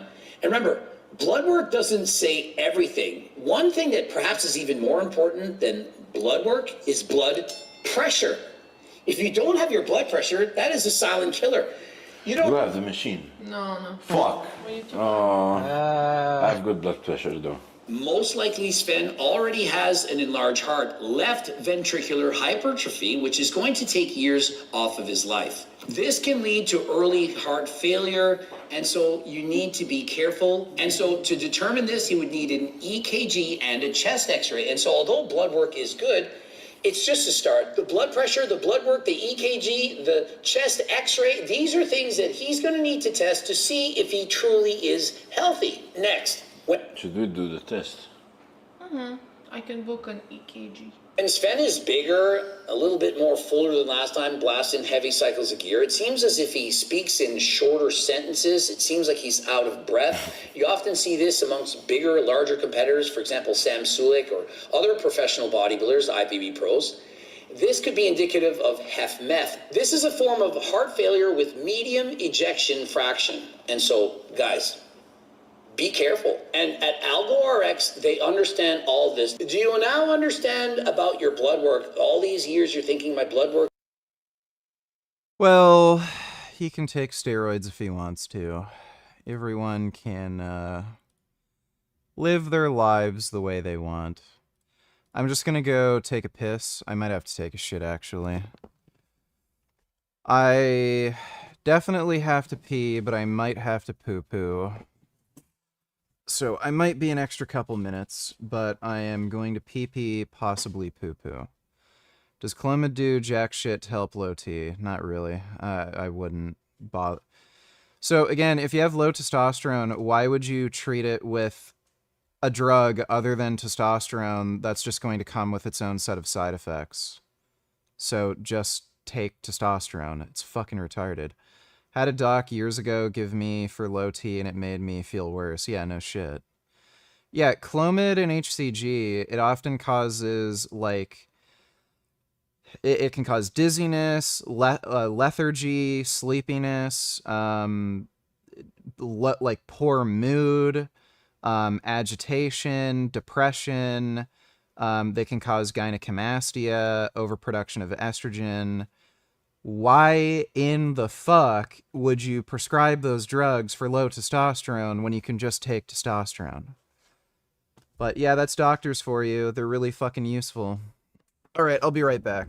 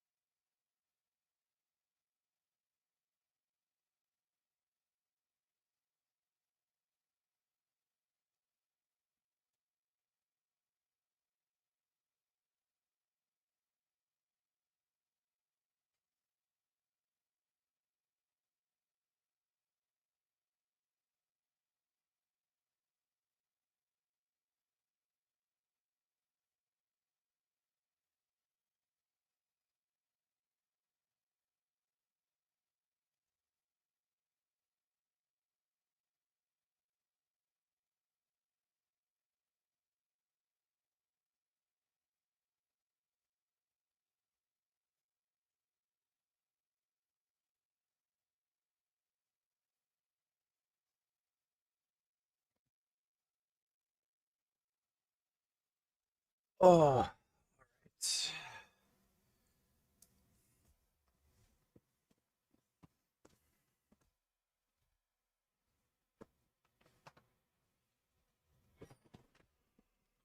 was bearing down on the steps, and the load on the main motor was increasing. To try to slow the descent, the motor applied a counter torque. But as the force continued to increase, the stairs began to move faster. By 7:04 p.m., the crowd had tripled. The motor finally reached its limit, and under the massive strain, the drum began to slip. With the motor losing control, the escalator triggered its second line of defense. A safety relay tripped, immediately cutting power to the motor. The main brake clamped down on the metal drum to stop the descent of the stairs. But it failed. The friction on the main drum wasn't enough to stop the motor from spinning, and the stairs continued to accelerate. Sensing the motor had lost control of the steps, the escalator engaged the last line of defense. In the event of an emergency, an auxiliary brake is designed to bypass the motor entirely and directly lock the drive shaft. Under normal circumstances, the chance that all three safety measures fail at the same time is vanishingly small. But these weren't normal circumstances. At 7:05 p.m., the third and final safety system failed, and the stairs began to plummet. Fans were flung forward and started streaming down the escalator. Some leapt over the central barrier in desperation, while others were swept into a crushing pileup. At the bottom, the landing became a dangerous choke point. Under the pressure, the steps twisted and buckled into jagged metal, leaving 24 people injured. Something like this— No, I didn't poop, I just peed. —shouldn't have been possible. And experts at the time knew that something had gone wrong, and they started to suspect foul play. In the aftermath, Rome's transit agency sealed off the accident site and closed the Republica station for several months. The authorities ordered both a technical and a criminal investigation, and the mayor even publicly vowed to discover the cause of the accident. So investigators began dismantling the wreck, tearing it down piece by piece to reconstruct what had happened. The ride people experienced on that escalator was one of the most terrifying rides of their lives, but maybe it's more similar to the origin of escalators than you might think. Like, what was the first escalator even used for? Do you want to have a guess? It was an attraction in a theme park all the way back in 1896. It had no steps, a 25-degree incline, and it was essentially just a slow conveyor belt made of metal and wooden parts. It brought people up a full 7 feet before they would have to walk down stairs on the other side. And it was a huge success. Over 75,000 people enjoyed the attraction during its 2-week stay at the Old Iron Pier on Coney Island. The ride was named the Continuous Elevator, and its inventor, Jesse Reno, had created it not just as an attraction, but as a proof of concept, because he saw it as I have a little kitty here. How's my gum? My goodness, you're so soft. You're so soft. You're so handsome. And so cuddly. How do you do that? How do you do that? What a good baby. is the future of transportation. But as Reno watched people ride his invention, he began to notice a pattern. Nobody walked. Instead, they stood still, feet planted firmly sideways, with people gripping the handrail tightly. 2 years later, the department store Harrods in England installed a similar device. Kid Boo donated $2. Let me see.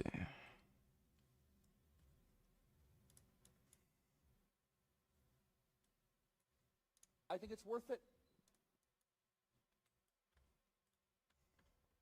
I think it's worth it.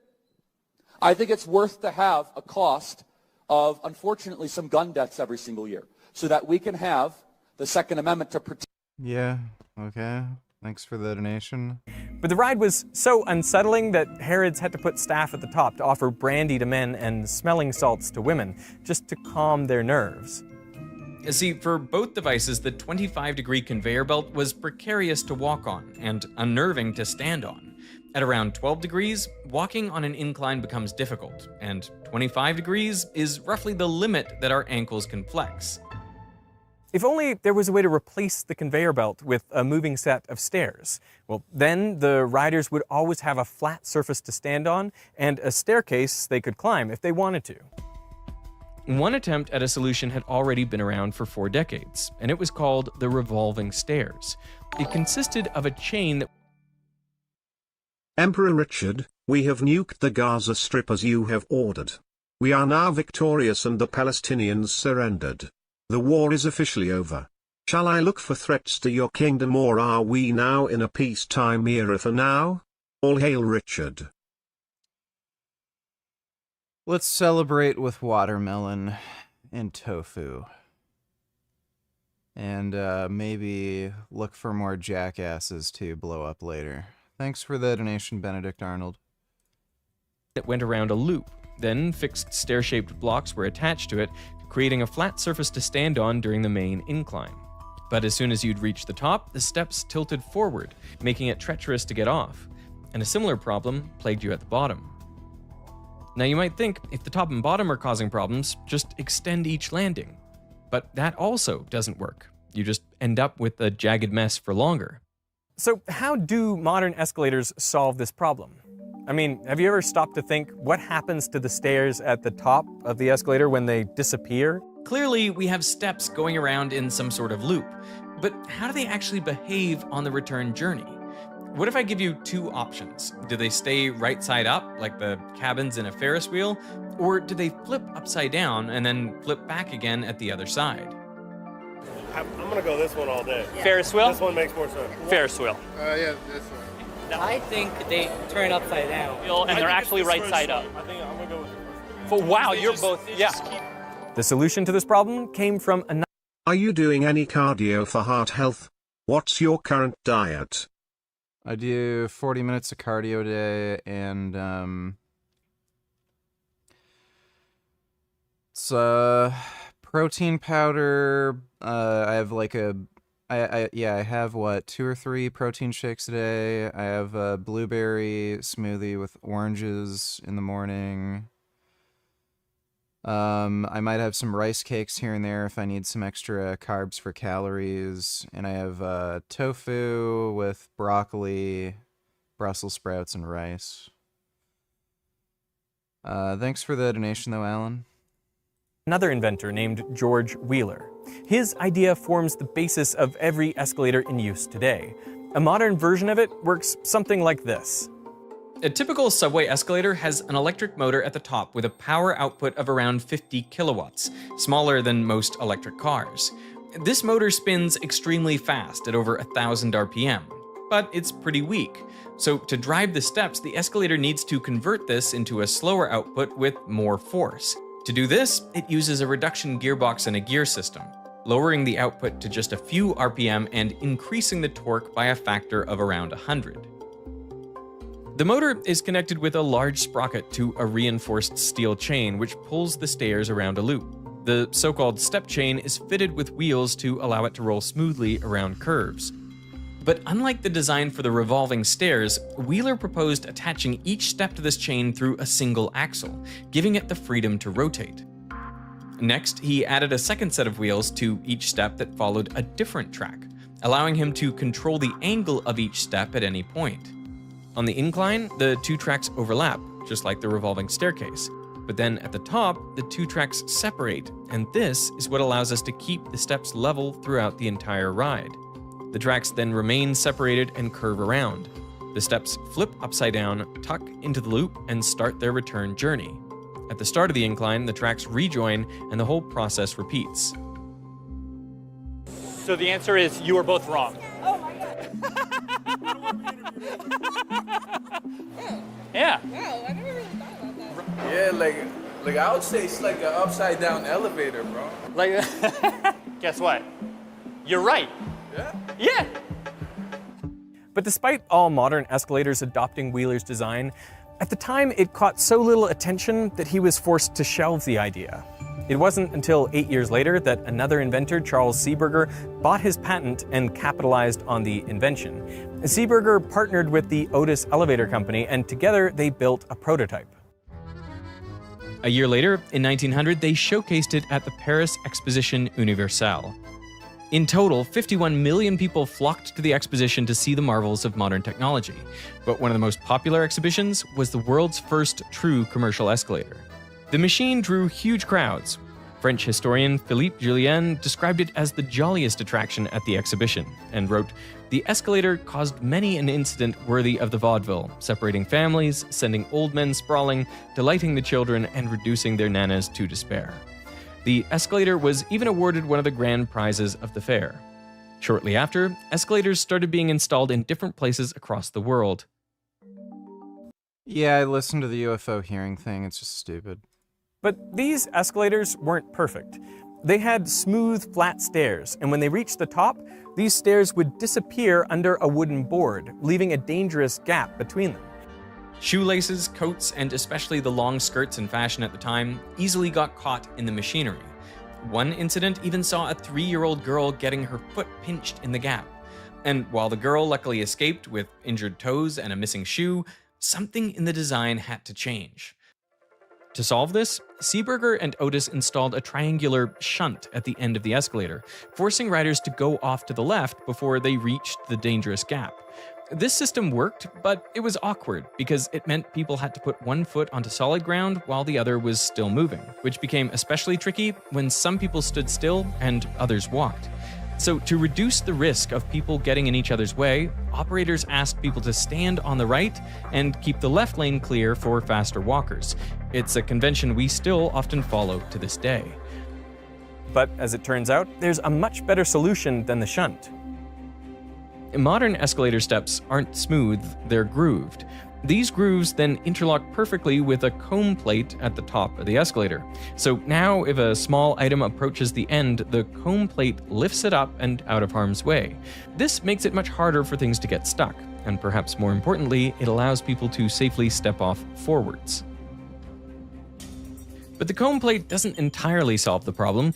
We still have these gaps on the side of the escalator that can pinch and trap objects as the steps move. So to address this, a new safety feature called the skirt brush was added to the escalator in 1982.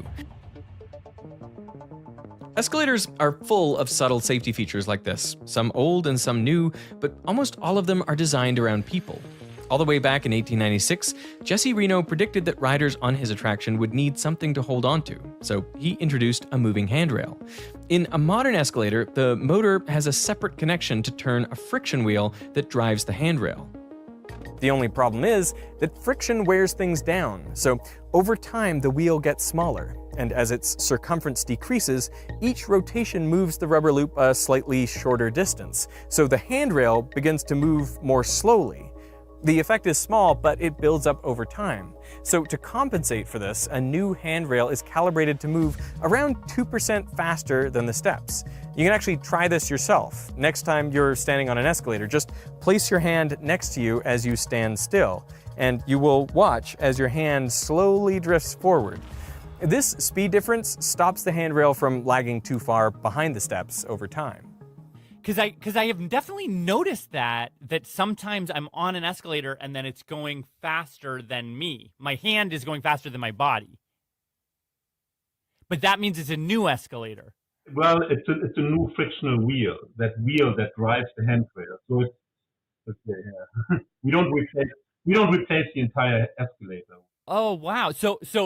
So that's like a party trick I can use to entertain my friends. I mean, I don't know when I'd have a party on an escalator, but whatever. If I'm on an escalator with my friends and I can see it moving. But it's not just the handrail. The speed of the steps themselves is also something that needs to be carefully controlled. Modern escalators use AC induction motors, which are extremely good at regulating their rotational speed. And this has an unexpected benefit on downward escalators. With enough people riding, their weight is enough that the motor no longer has to power the ride. Instead, the weight of the passengers themselves drives the chain and causes the motor to spin. As more people board, the force on the motor increases and it's pushed to turn faster. But modern AC induction motors work by creating a rotating magnetic field. When the motor tries to spin faster than the field, electric currents are induced inside it, which then create their own magnetic field. This new field pushes back in the opposite direction to the spin. Have you seen the video of the grandma taking a shopping cart found an escalator? Do you mean on an escalator? It's funny, but she died from the fall. No, I didn't see that.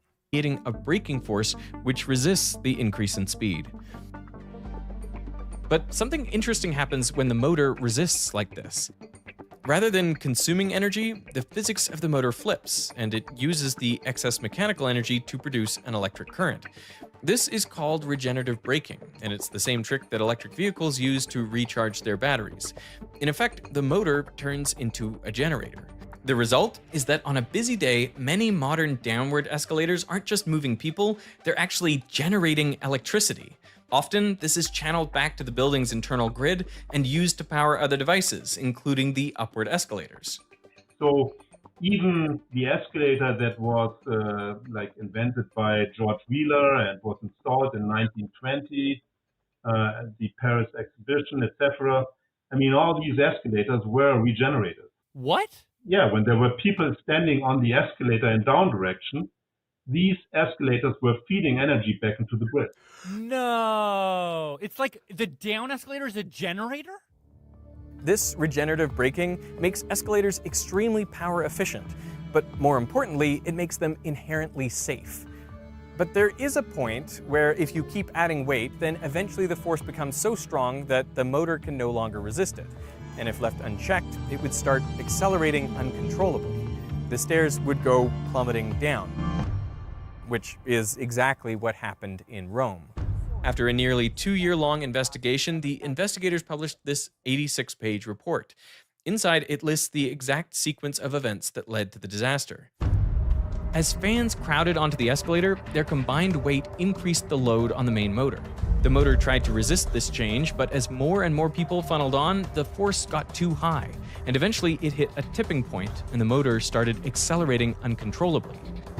Safety sensors in the machine noticed this sudden change and triggered 2 things in short succession. First, the power to the motor was cut, and immediately after that, the main brake engaged. 2 massive arms clamped down on the drum to lock it in place and avert a runaway. This brake should have had enough stopping power to bring the fully loaded escalator to a halt, even under the massive strain. But it didn't. Tests after the incident showed that its braking force was far too low, around 37% of the manufacturer's specification. The weakened brake struggled to slow the spinning motor, and the escalator's downhill acceleration continued. This is when the last line of defense kicked in. When the escalator's speed rose by more than 20%, the auxiliary brake triggered, driving steel wedges into a disc on the drive shaft. But when investigators opened up this brake, they were shocked. The final mechanical backstop had been partially disabled. Someone had physically tied plastic straps around one of the 2 brake wedges and rendered it useless. With half the system unable to engage, its stopping power was cut by 50%, just enough for the weight of all those passengers to overpower the brake and render the last line of defense useless. Investigators knew that these failures should have been automatically recorded in the error logs, but when they went to check, they found nothing. The error codes had been turned off, meaning critical malfunctions could occur without leaving a trace. The only way this could happen was if they had been disabled on purpose, meaning someone must have reprogrammed the system to stop recording fault codes. Next, investigators turned to the maintenance records. But they found these similarly incomplete, and evidence of major work on the escalator was nowhere to be found at all. With all the main safety systems compromised and critical alerts turned off, the escalator had been a ticking time bomb. All findings from the technical investigation pointed not to a manufacturing defect, but to a pattern of neglect and falsification by those in charge of keeping the machine safe. This left the prosecution with one clear question. Was it Muslim terrorists? Were they thinking of having people fall on an escalator? Who was responsible? The trail of evidence led back to June 2017, when maintenance responsibilities for Rome's escalators shifted to a new contractor, Metro Roma. The transit authority, ATAC, severed its contract with Metro Roma in an attempt to wash its hands of the situation. But as the criminal inquest continued, it became clear the problem went far deeper. The investigators discovered that Metro Roma had been working hand in hand with the Transit Authority, ATAC, and together they presided over negligent maintenance and falsified records all across the network. By September 2019, 11 suspects were named, and the courts had suspended 3 ATAC managers, along with the chief of Metro Roma. The prosecution's findings were grave. In many cases, safety devices had been deliberately sabotaged to avoid escalator shutdowns. And those in charge had covered their tracks through a pattern of fraud and obstruction. In the midst of the public outrage, prosecutors recorded a chilling wiretap of ATAC manager Renato D'Amico. The translation: if you run the numbers, out of 700 escalators, there'd be like 3 or 4 more dropping. Come on. The prosecutors note in their report that D'Amico appeared uninterested in the possibility there might have been people on those 3 or 4 escalators. It was simply a matter of numbers and percentages to him. It was a callous remark, and it painted a clear picture of the incident. This wasn't an engineering failure, it was a human one. But that brings us to a more fundamental question. I mean, how safe are escalators really?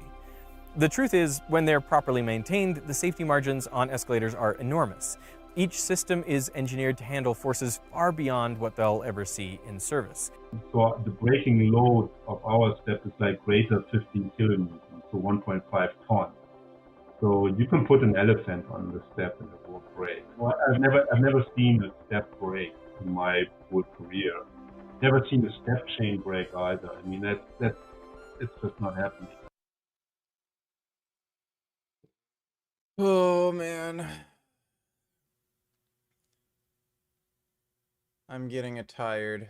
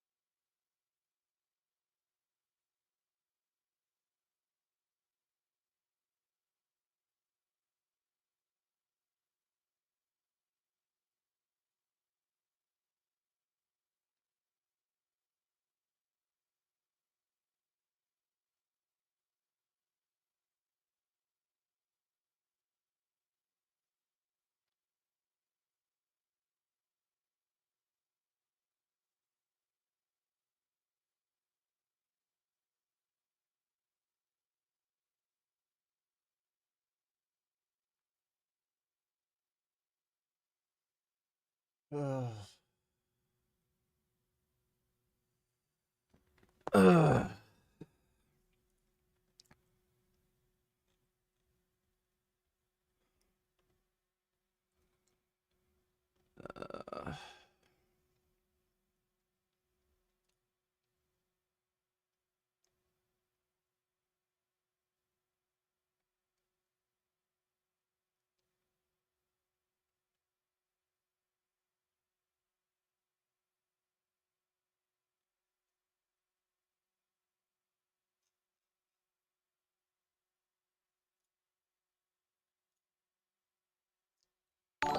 Yeah, didn't they update Cyberpunk?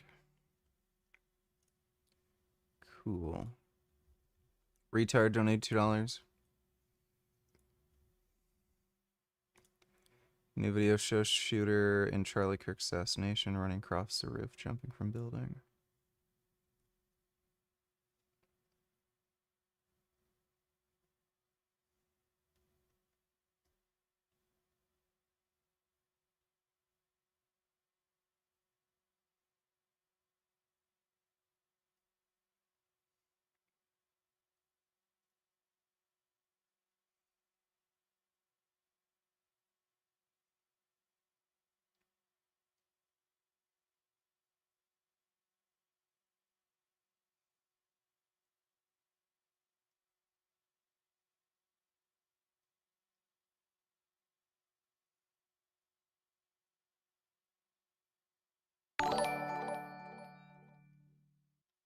Bleep blop gleep glop bleep blop gleep glop bleep blop gleep glop bleep blop gleep glop bleep blop gleep glop bleep blop gleep glop bleep blop gleep glop bleep blop gleep glop bleep blop gleep glop bleep blop gleep glop.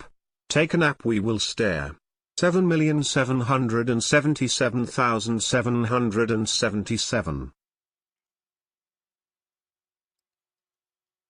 I want to take a nap. I do feel tired.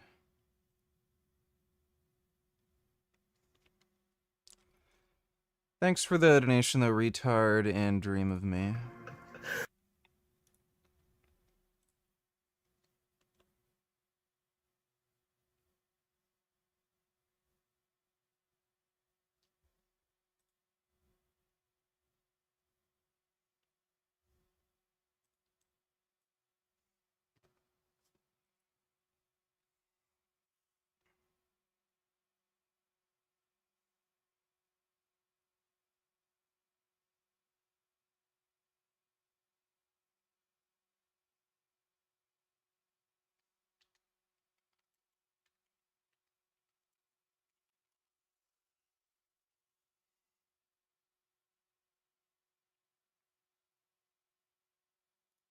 Good morning, guys. We haven't recovered a bit from yesterday. We didn't sleep so well. Today we will have a full day of eating, but not the standard one. Challenge how many calories I eat in a day. In this video you will see the workout and the supplements I use. Also a stack for the pump. It will mostly be about food. The rest of the vid will likely be clips because this is not a workout video. But for us it will be a regular day, and at the end of the video we'll count how many calories I'll eat. I think this guy's younger than me. I think he's like 27 or something.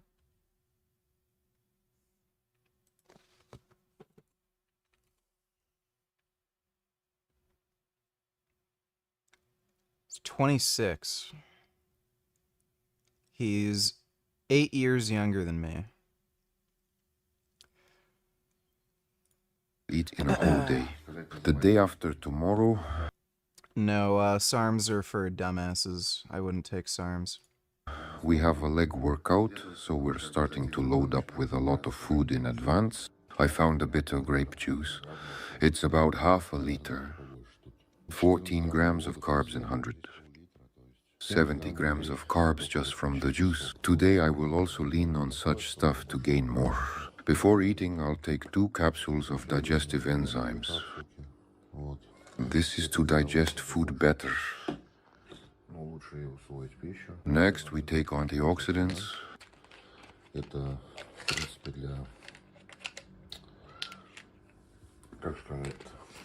Antioxidants slow down all the harmful processes in the body. The next supplement is plant-based, and it's needed for liver support. Next comes nattokinase. It's a mild blood thinner, just 1 tablet in the morning. Coenzyme Q10.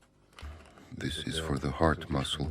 I'll be honest, I picked this up from Martin Fitzwater. I've talked about him more than once. He's doing great, lighting up his entire path. He's doing amazing, lighting up his entire journey on Instagram and giving people like me hope that one day I can reach his level. Omega-3. About 3 to 6 capsules in total. You can take them. You can break it into 2 parts or just take it in one.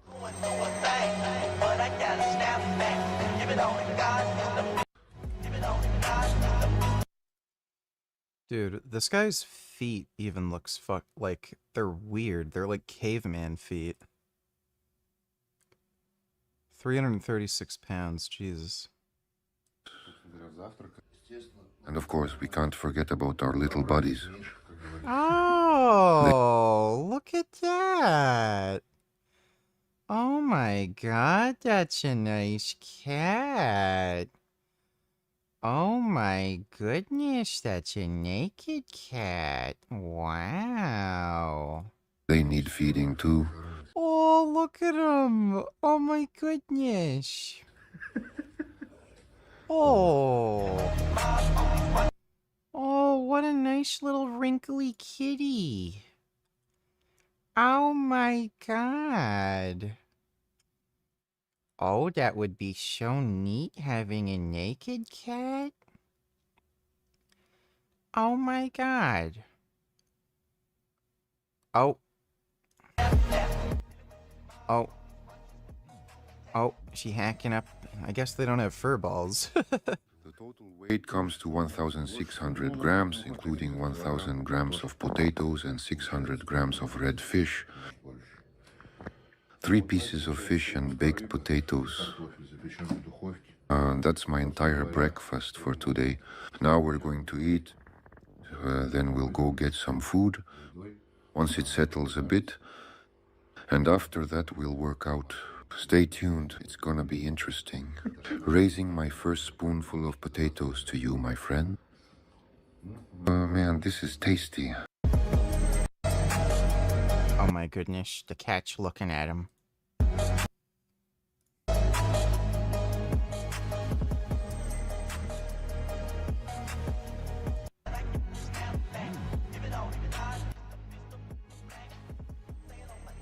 Yeah, that guy's pretty gigantic.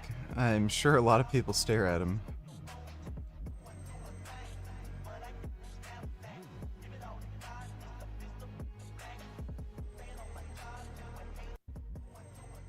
Topped up their calories with cheesecakes, but since there was only one... I love how this guy bulks with cheesecake.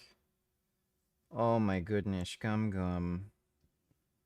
Oh, I've got a tired kitty here. Oh my goodness, look at my noodle. Here's my kitty. He's fuzzy. He has a naked cat. I have a fuzzy cat. This is my fuzzy friend.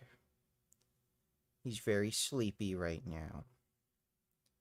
Yeah, he's a good sleepy kitty. Mwah. Look how handsome he is. Look at my little handsome. I bet Gum Gum would like a cheesecake. Yeah, Gum Gum wants to bulk with cheesecake. He likes rice cakes? I don't see why he wouldn't like cheesecake. Isn't that right, Gum Gum? Oh my god, Gummy is just so sweet and handsome. Oh.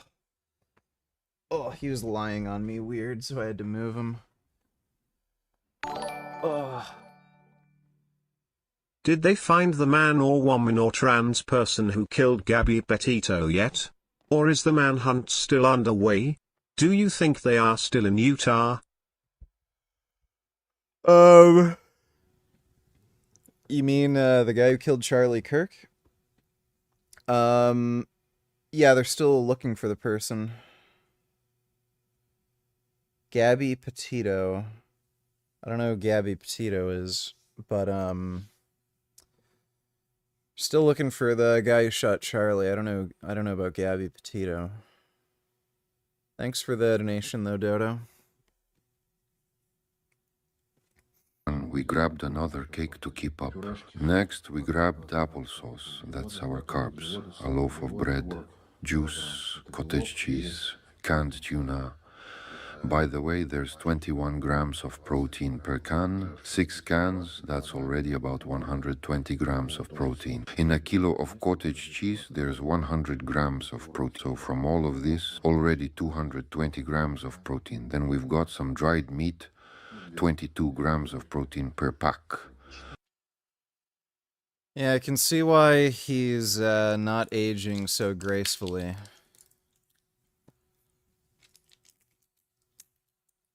Dude.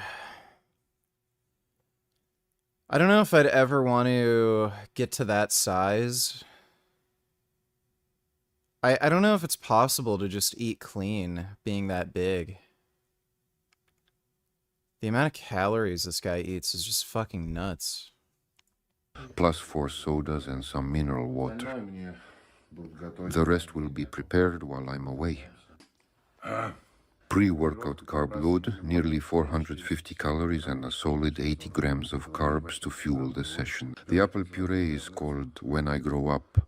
I'm drinking it still, hoping I'll grow up someday. So from the morning juice we had 70 grams of carbs and now another 80. That's a total of 150 grams already. Time to crush the second pack of puree.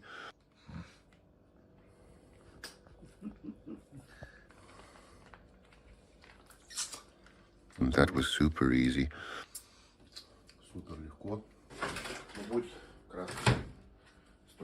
Guess I'll have to down the third pack. Shouldn't have. How are this guy's hands so fucking fat and big? Like, oh my god. It is like, does he have some fucking crazy hookup for growth hormone? Because I know some people, like, some of it's water retention, and your hands can end up getting like fat from water retention from growth hormone. Like, holy fuck, his hands are ridiculous. Probably be possible with massive shakes. I could down a 1500 calorie shake like it's nothing. I struggle to eat that much. Even just protein shakes, I end up getting a feeling full for fucking hours just off of one protein shake. I don't know. That is ridiculous.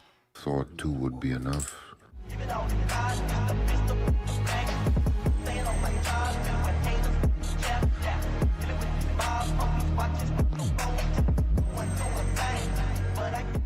Today it's gonna be old school, training at my buddy's place, and we're making a special shake for him right now.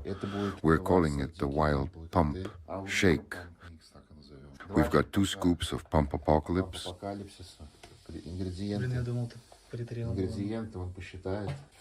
2 scoops of Pump Curse,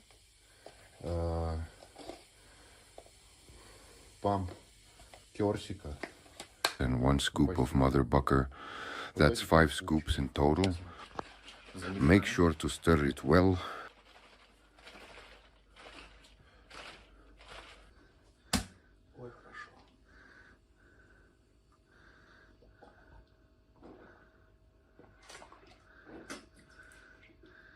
Hey, what's the rush?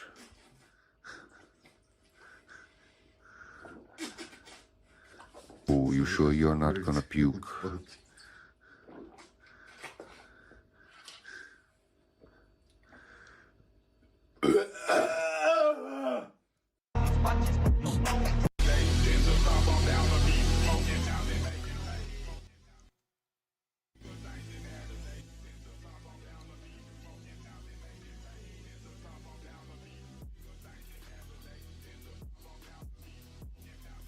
This is really weird.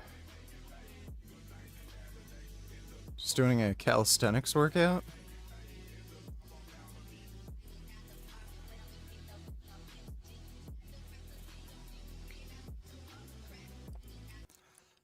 I guess when you weigh that much, you know, I guess it's more difficult.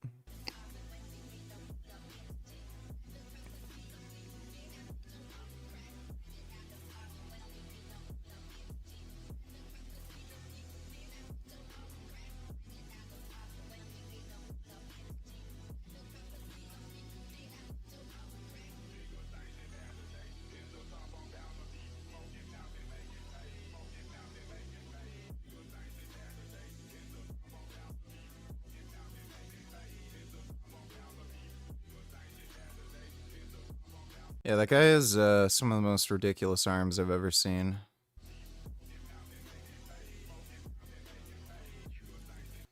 Remember Rich Piano would film all his YouTube videos promoting mutant mass and put about 6 scoops even though it said 2? Yeah, I remember.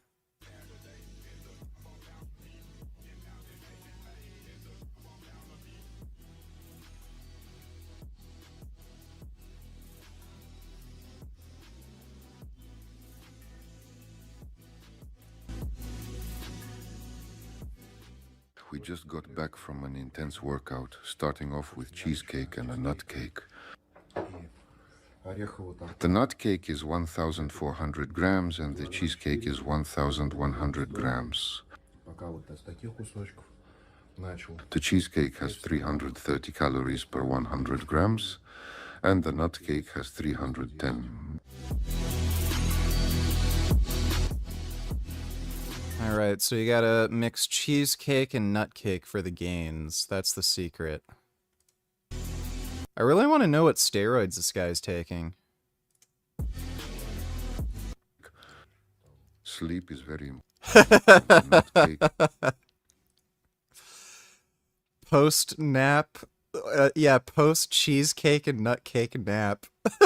And 300 grams of cheesecake. Sleep is very important.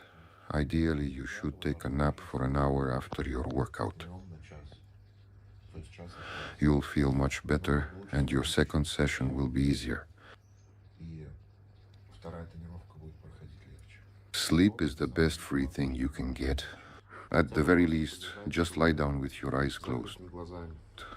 This way, your central nervous system will also recover, since both visual and auditory information overload our brain. All you need to do is lie down, close your eyes, and relax for 25 to 30 minutes. Just to give your mind a psychological break from all the thoughts. Now it's time for our next meal. This little can weighs 100. I'm surprised such a huge, massive dude doesn't go nuts being in such a tiny-ass apartment like that. It just looks so claustrophobic. 15 grams, and we've got 6 of them. And that's almost 700 grams.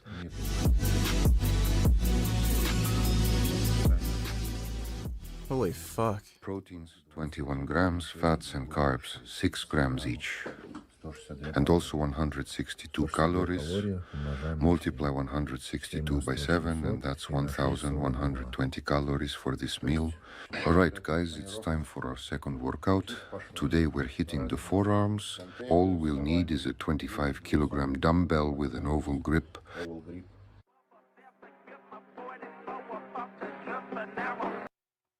Did he say 1,500 reps per arm?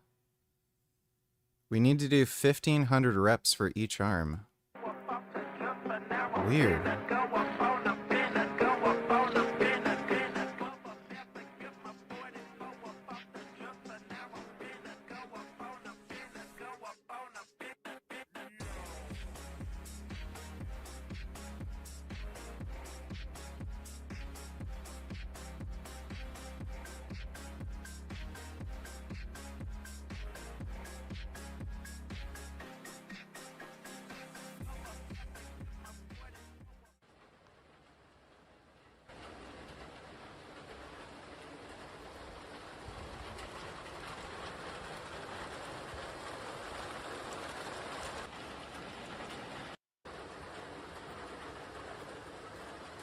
Yeah, After warming the up for the goon forearm sesh. workout, I'm finishing the rest of the cheesecake. Oh my god, he ate the entire cheesecake. And that's 1,100 grams. And after that, I'm finishing the nut cake. He ate 2 cakes in one day. Holy fuck. What the fuck, dude? That's so much food.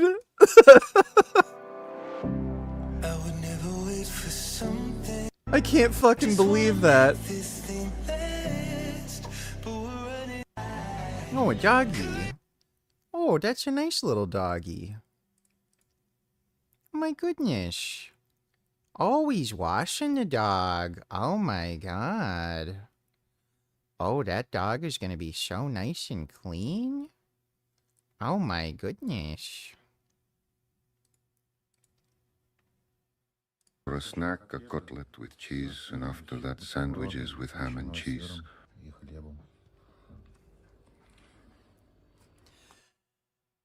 Yeah, no wonder this guy's aging so quickly. Holy shit. Stefania Ferrario only has 83 OnlyFans subscribers at $10 per month, dude. So she makes $800, maybe a bit more given how much she spends on clothes and makeup. Go ahead and marry her, dumbass fuck lola retarded and brain dead stupid moron retard nigger. Well, that's not including sales, and it's also not including her Patreon, and also, like, she actually works as a model, so it's only, like, one income source. Thanks for the donation, though, CDG.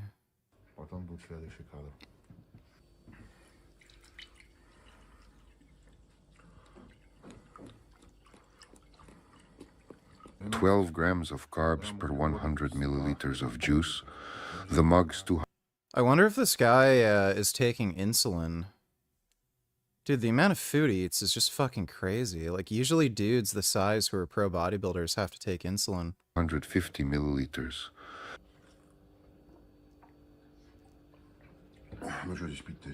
And by the end of the evening, the whole carton's gonna be gone.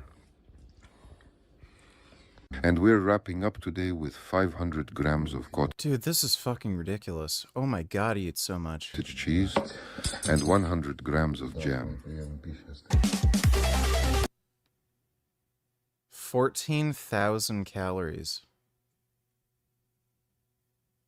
Holy fucking shit. Dude. I'm struggling to get in 2,300 right now. That is monstrous. Like, unfucking believable. Fuck me, dude. Oh.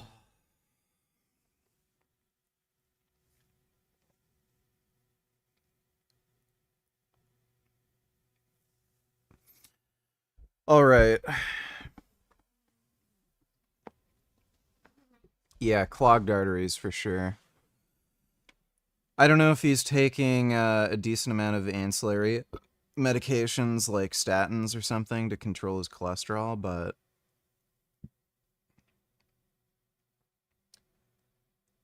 that is a lot of food.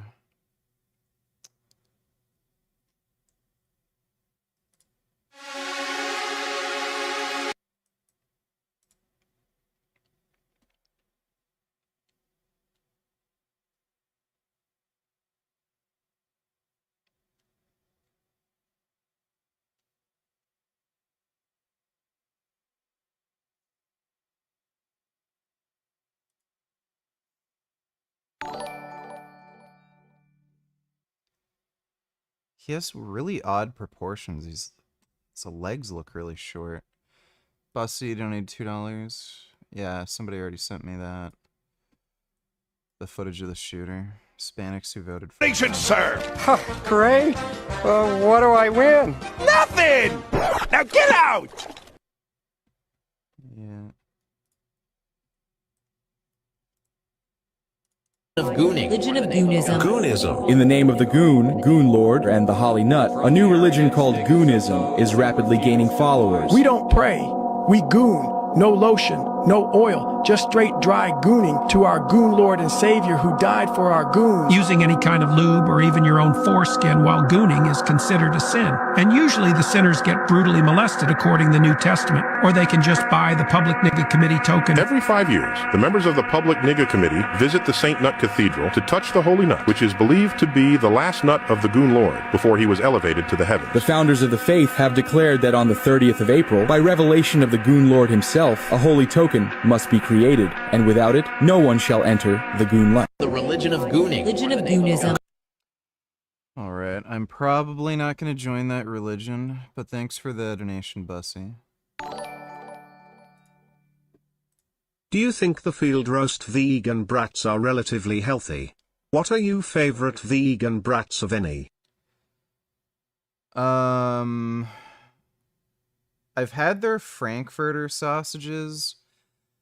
The main issue is they're just very high in sodium, so as long as you're not consuming too much salt, I think they're pretty fine. The best tasting ones so far are the Beyond Meat sausages. They're bratwurst flavor. Those aren't great, like those are higher in saturated fat, but yeah, the field roast are okay.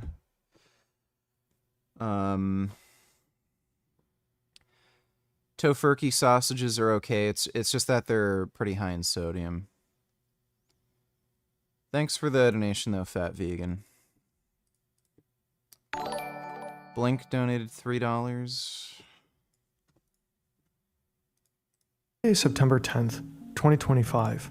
Charlie Kirk speaks at an event in Orem, Utah. All right, thanks for the It is at the donation, Sorensen Center courtyard on the campus of Utah Valley University. The event, part of his American Comeback Tour, features his signature Prove Me Wrong debate format. Kirk is positioned at a table beneath a large tent. Students come up and have a chance to ask him a question and debate with him. Approximately 20 minutes into his presentation, an audience member identified as a student questions him about mass shootings. Do you know how many transgender Americans have been mass shooters over the last 10 years? Too many. Okay, now 5 is a lot, right? I'm going to give you credit. Do you know how many shooters there have been in America over the last 10 years? Kirk asks a question, but then it gets interrupted. Counting or not counting gang violence? Oh my god, go run. When Charlie is 18 years old, he speaks at a college. He just seems like any other young American conservative. But at that college, he catches someone's eye. Will Montgomery sees that Charlie gets attention. While other conservative speakers are boring, young people listen to Charlie Kirk.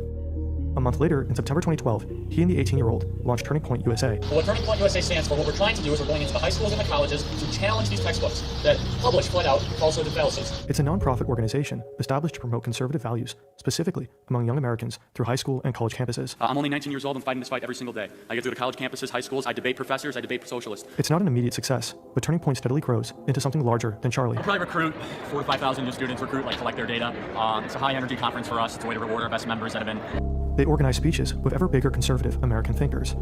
The young Charlie Kirk quickly becomes a fixture of the American political conservative landscape. I started an organization, Turning Point USA, 2.5 years ago, around 2 key values: free markets and limited government. In 2016, he speaks at the Republican National Convention. When Trump secures the Republican nomination, he and Turning Point embrace the MAGA movement. Charlie Kirk gets a direct line to the president.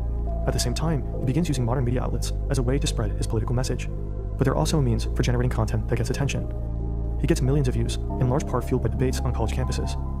In 2018 comes Campus Clash, a college tour with Candace Owens. In 2024, the You're Being Brainwashed Tour, a college tour with former presidential candidate Vivek Ramaswamy. On September 10th, 2025, Kirk initiates the American Comeback Tour, a series of events for college students across the United States.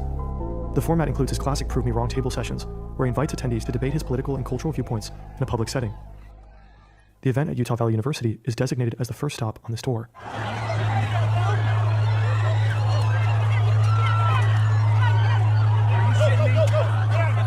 Eyewitness accounts describe hearing a loud bang. Get closer, are they restricting you guys up here or what? It's just there's so much stuff. Before we had a flag and we had it, so it was positioned above the tent, so it would be in the camera. They just moved. What's that? God, get that shit! Holy shit! Holy shit! Immediately following the sound, Charlie Kirk's head jerks backwards. A significant volume of blood gushes from his neck. Although an autopsy is yet to be released, speculations state he is hit partially in his jugular and spine. Phone footage shows that audience members react to the noise instinctively, collectively looking to the right and then crouching down. People scatter in multiple directions. Yeah, so I think this graphic is inaccurate. It looks like he got hit in the chest, and the bullet bounced off the plate carrier into his neck.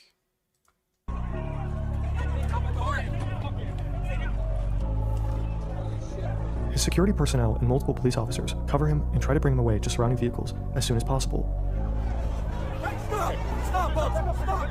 Through phone recordings later released on Twitter, a figure is identified on the roof of the Losey Center.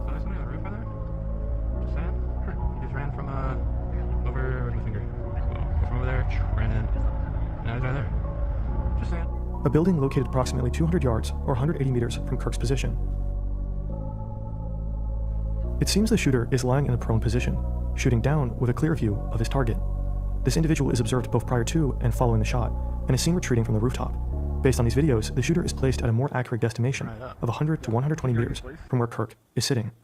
Presumably, the shooter escapes over the roof of the building after taking the shot.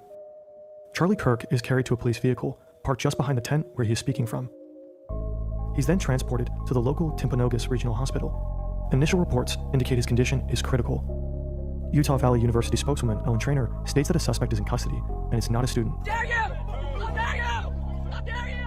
How dare you! How dare you! Political figures begin to issue statements. President Donald Trump posts on Truth Social, calling for prayers for Charlie Kirk. Vice President J.D. Vance also expresses calls for prayer. Utah Governor Spencer Cox condemns the violence, as does California Governor Gavin Newsom and many other prominent political figures. At 2:26 MDT, FBI Director Kash Patel also announces on social media that a suspect in the shooting is in custody. Now, we have a person of interest in custody.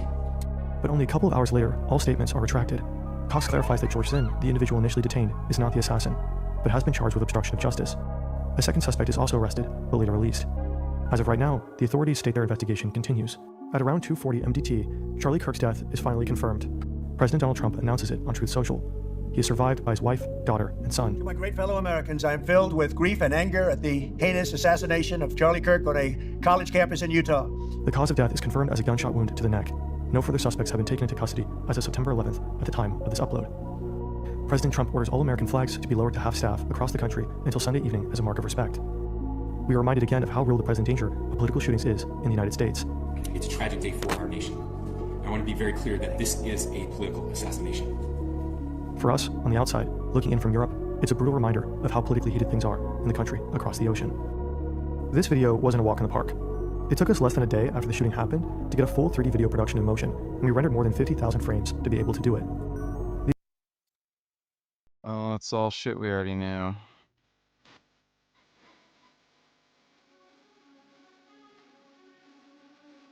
Thousand reps in total.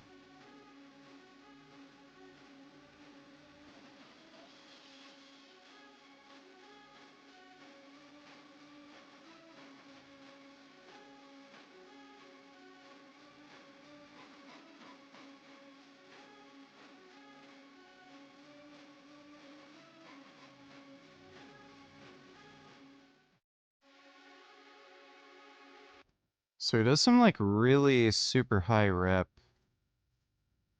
calisthenics work.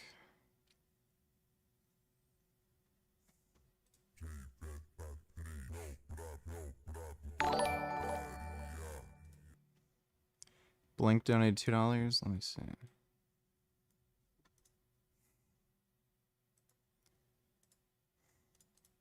Okay, let's look at this. Where's this black dot come from? And then disappears. Black dot disappears. What does this mean? Okay, great. Thanks for the donation, dude.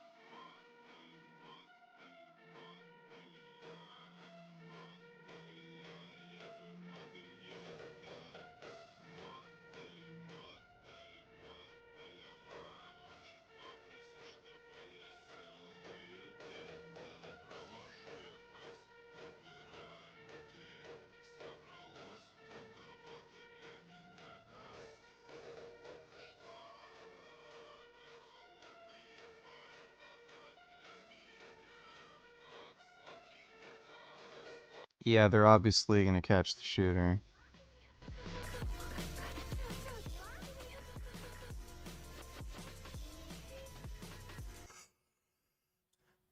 Yeah.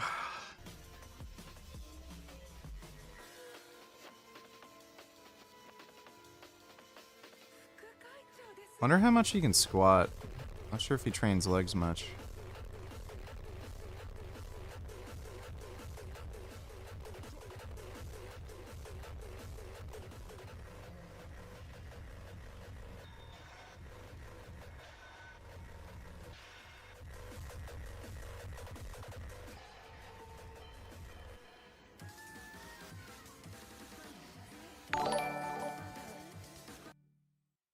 The only reason you don't want to watch One Piece because you're an autistic nigger retardroid head faggot that doesn't have the mental capacity to appreciate good content.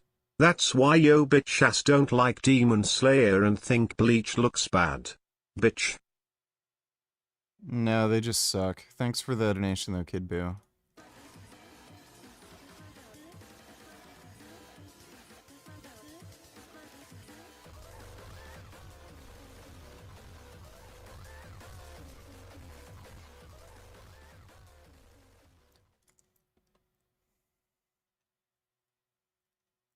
Yeah, this guy has some fucking retard strength.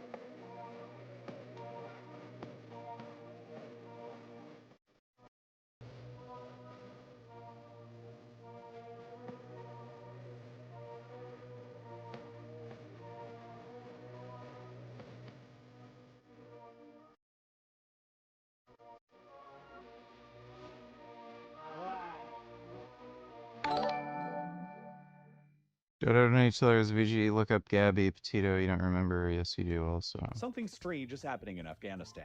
Ever since the Taliban. All right, I'm gonna have to watch that tomorrow.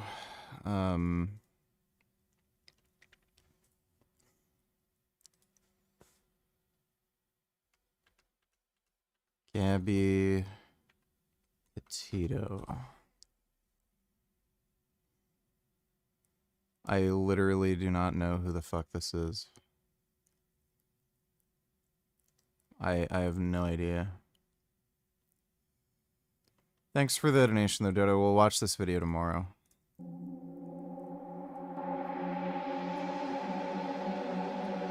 Okay, he does have some pretty crazy quads.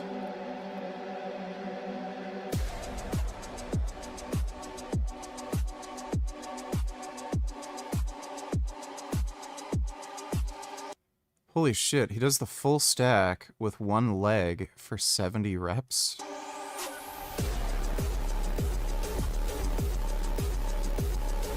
Then doing 15 to 16 sets with both legs, 100 reps. Jeez.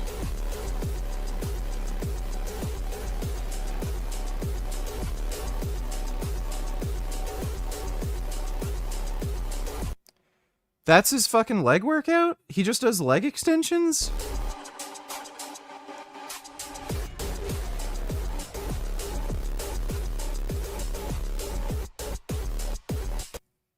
Jeez, weird.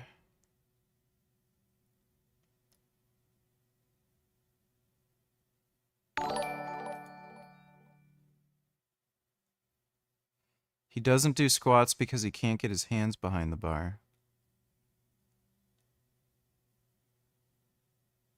That is not very good mobility. He literally just does, like, ridiculous amounts of leg extensions, and that's it. That is so fucking weird. May I have some Bussy? Donate $2.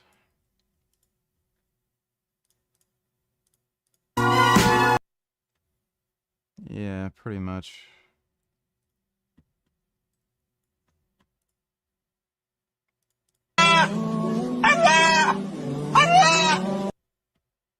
Okay.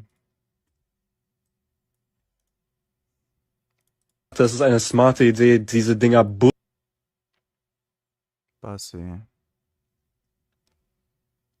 Huh. Well, thanks for the donation. May I have some Bussy?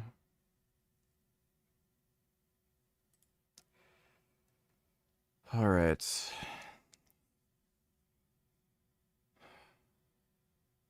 I'm tired and I'm gonna go to bed.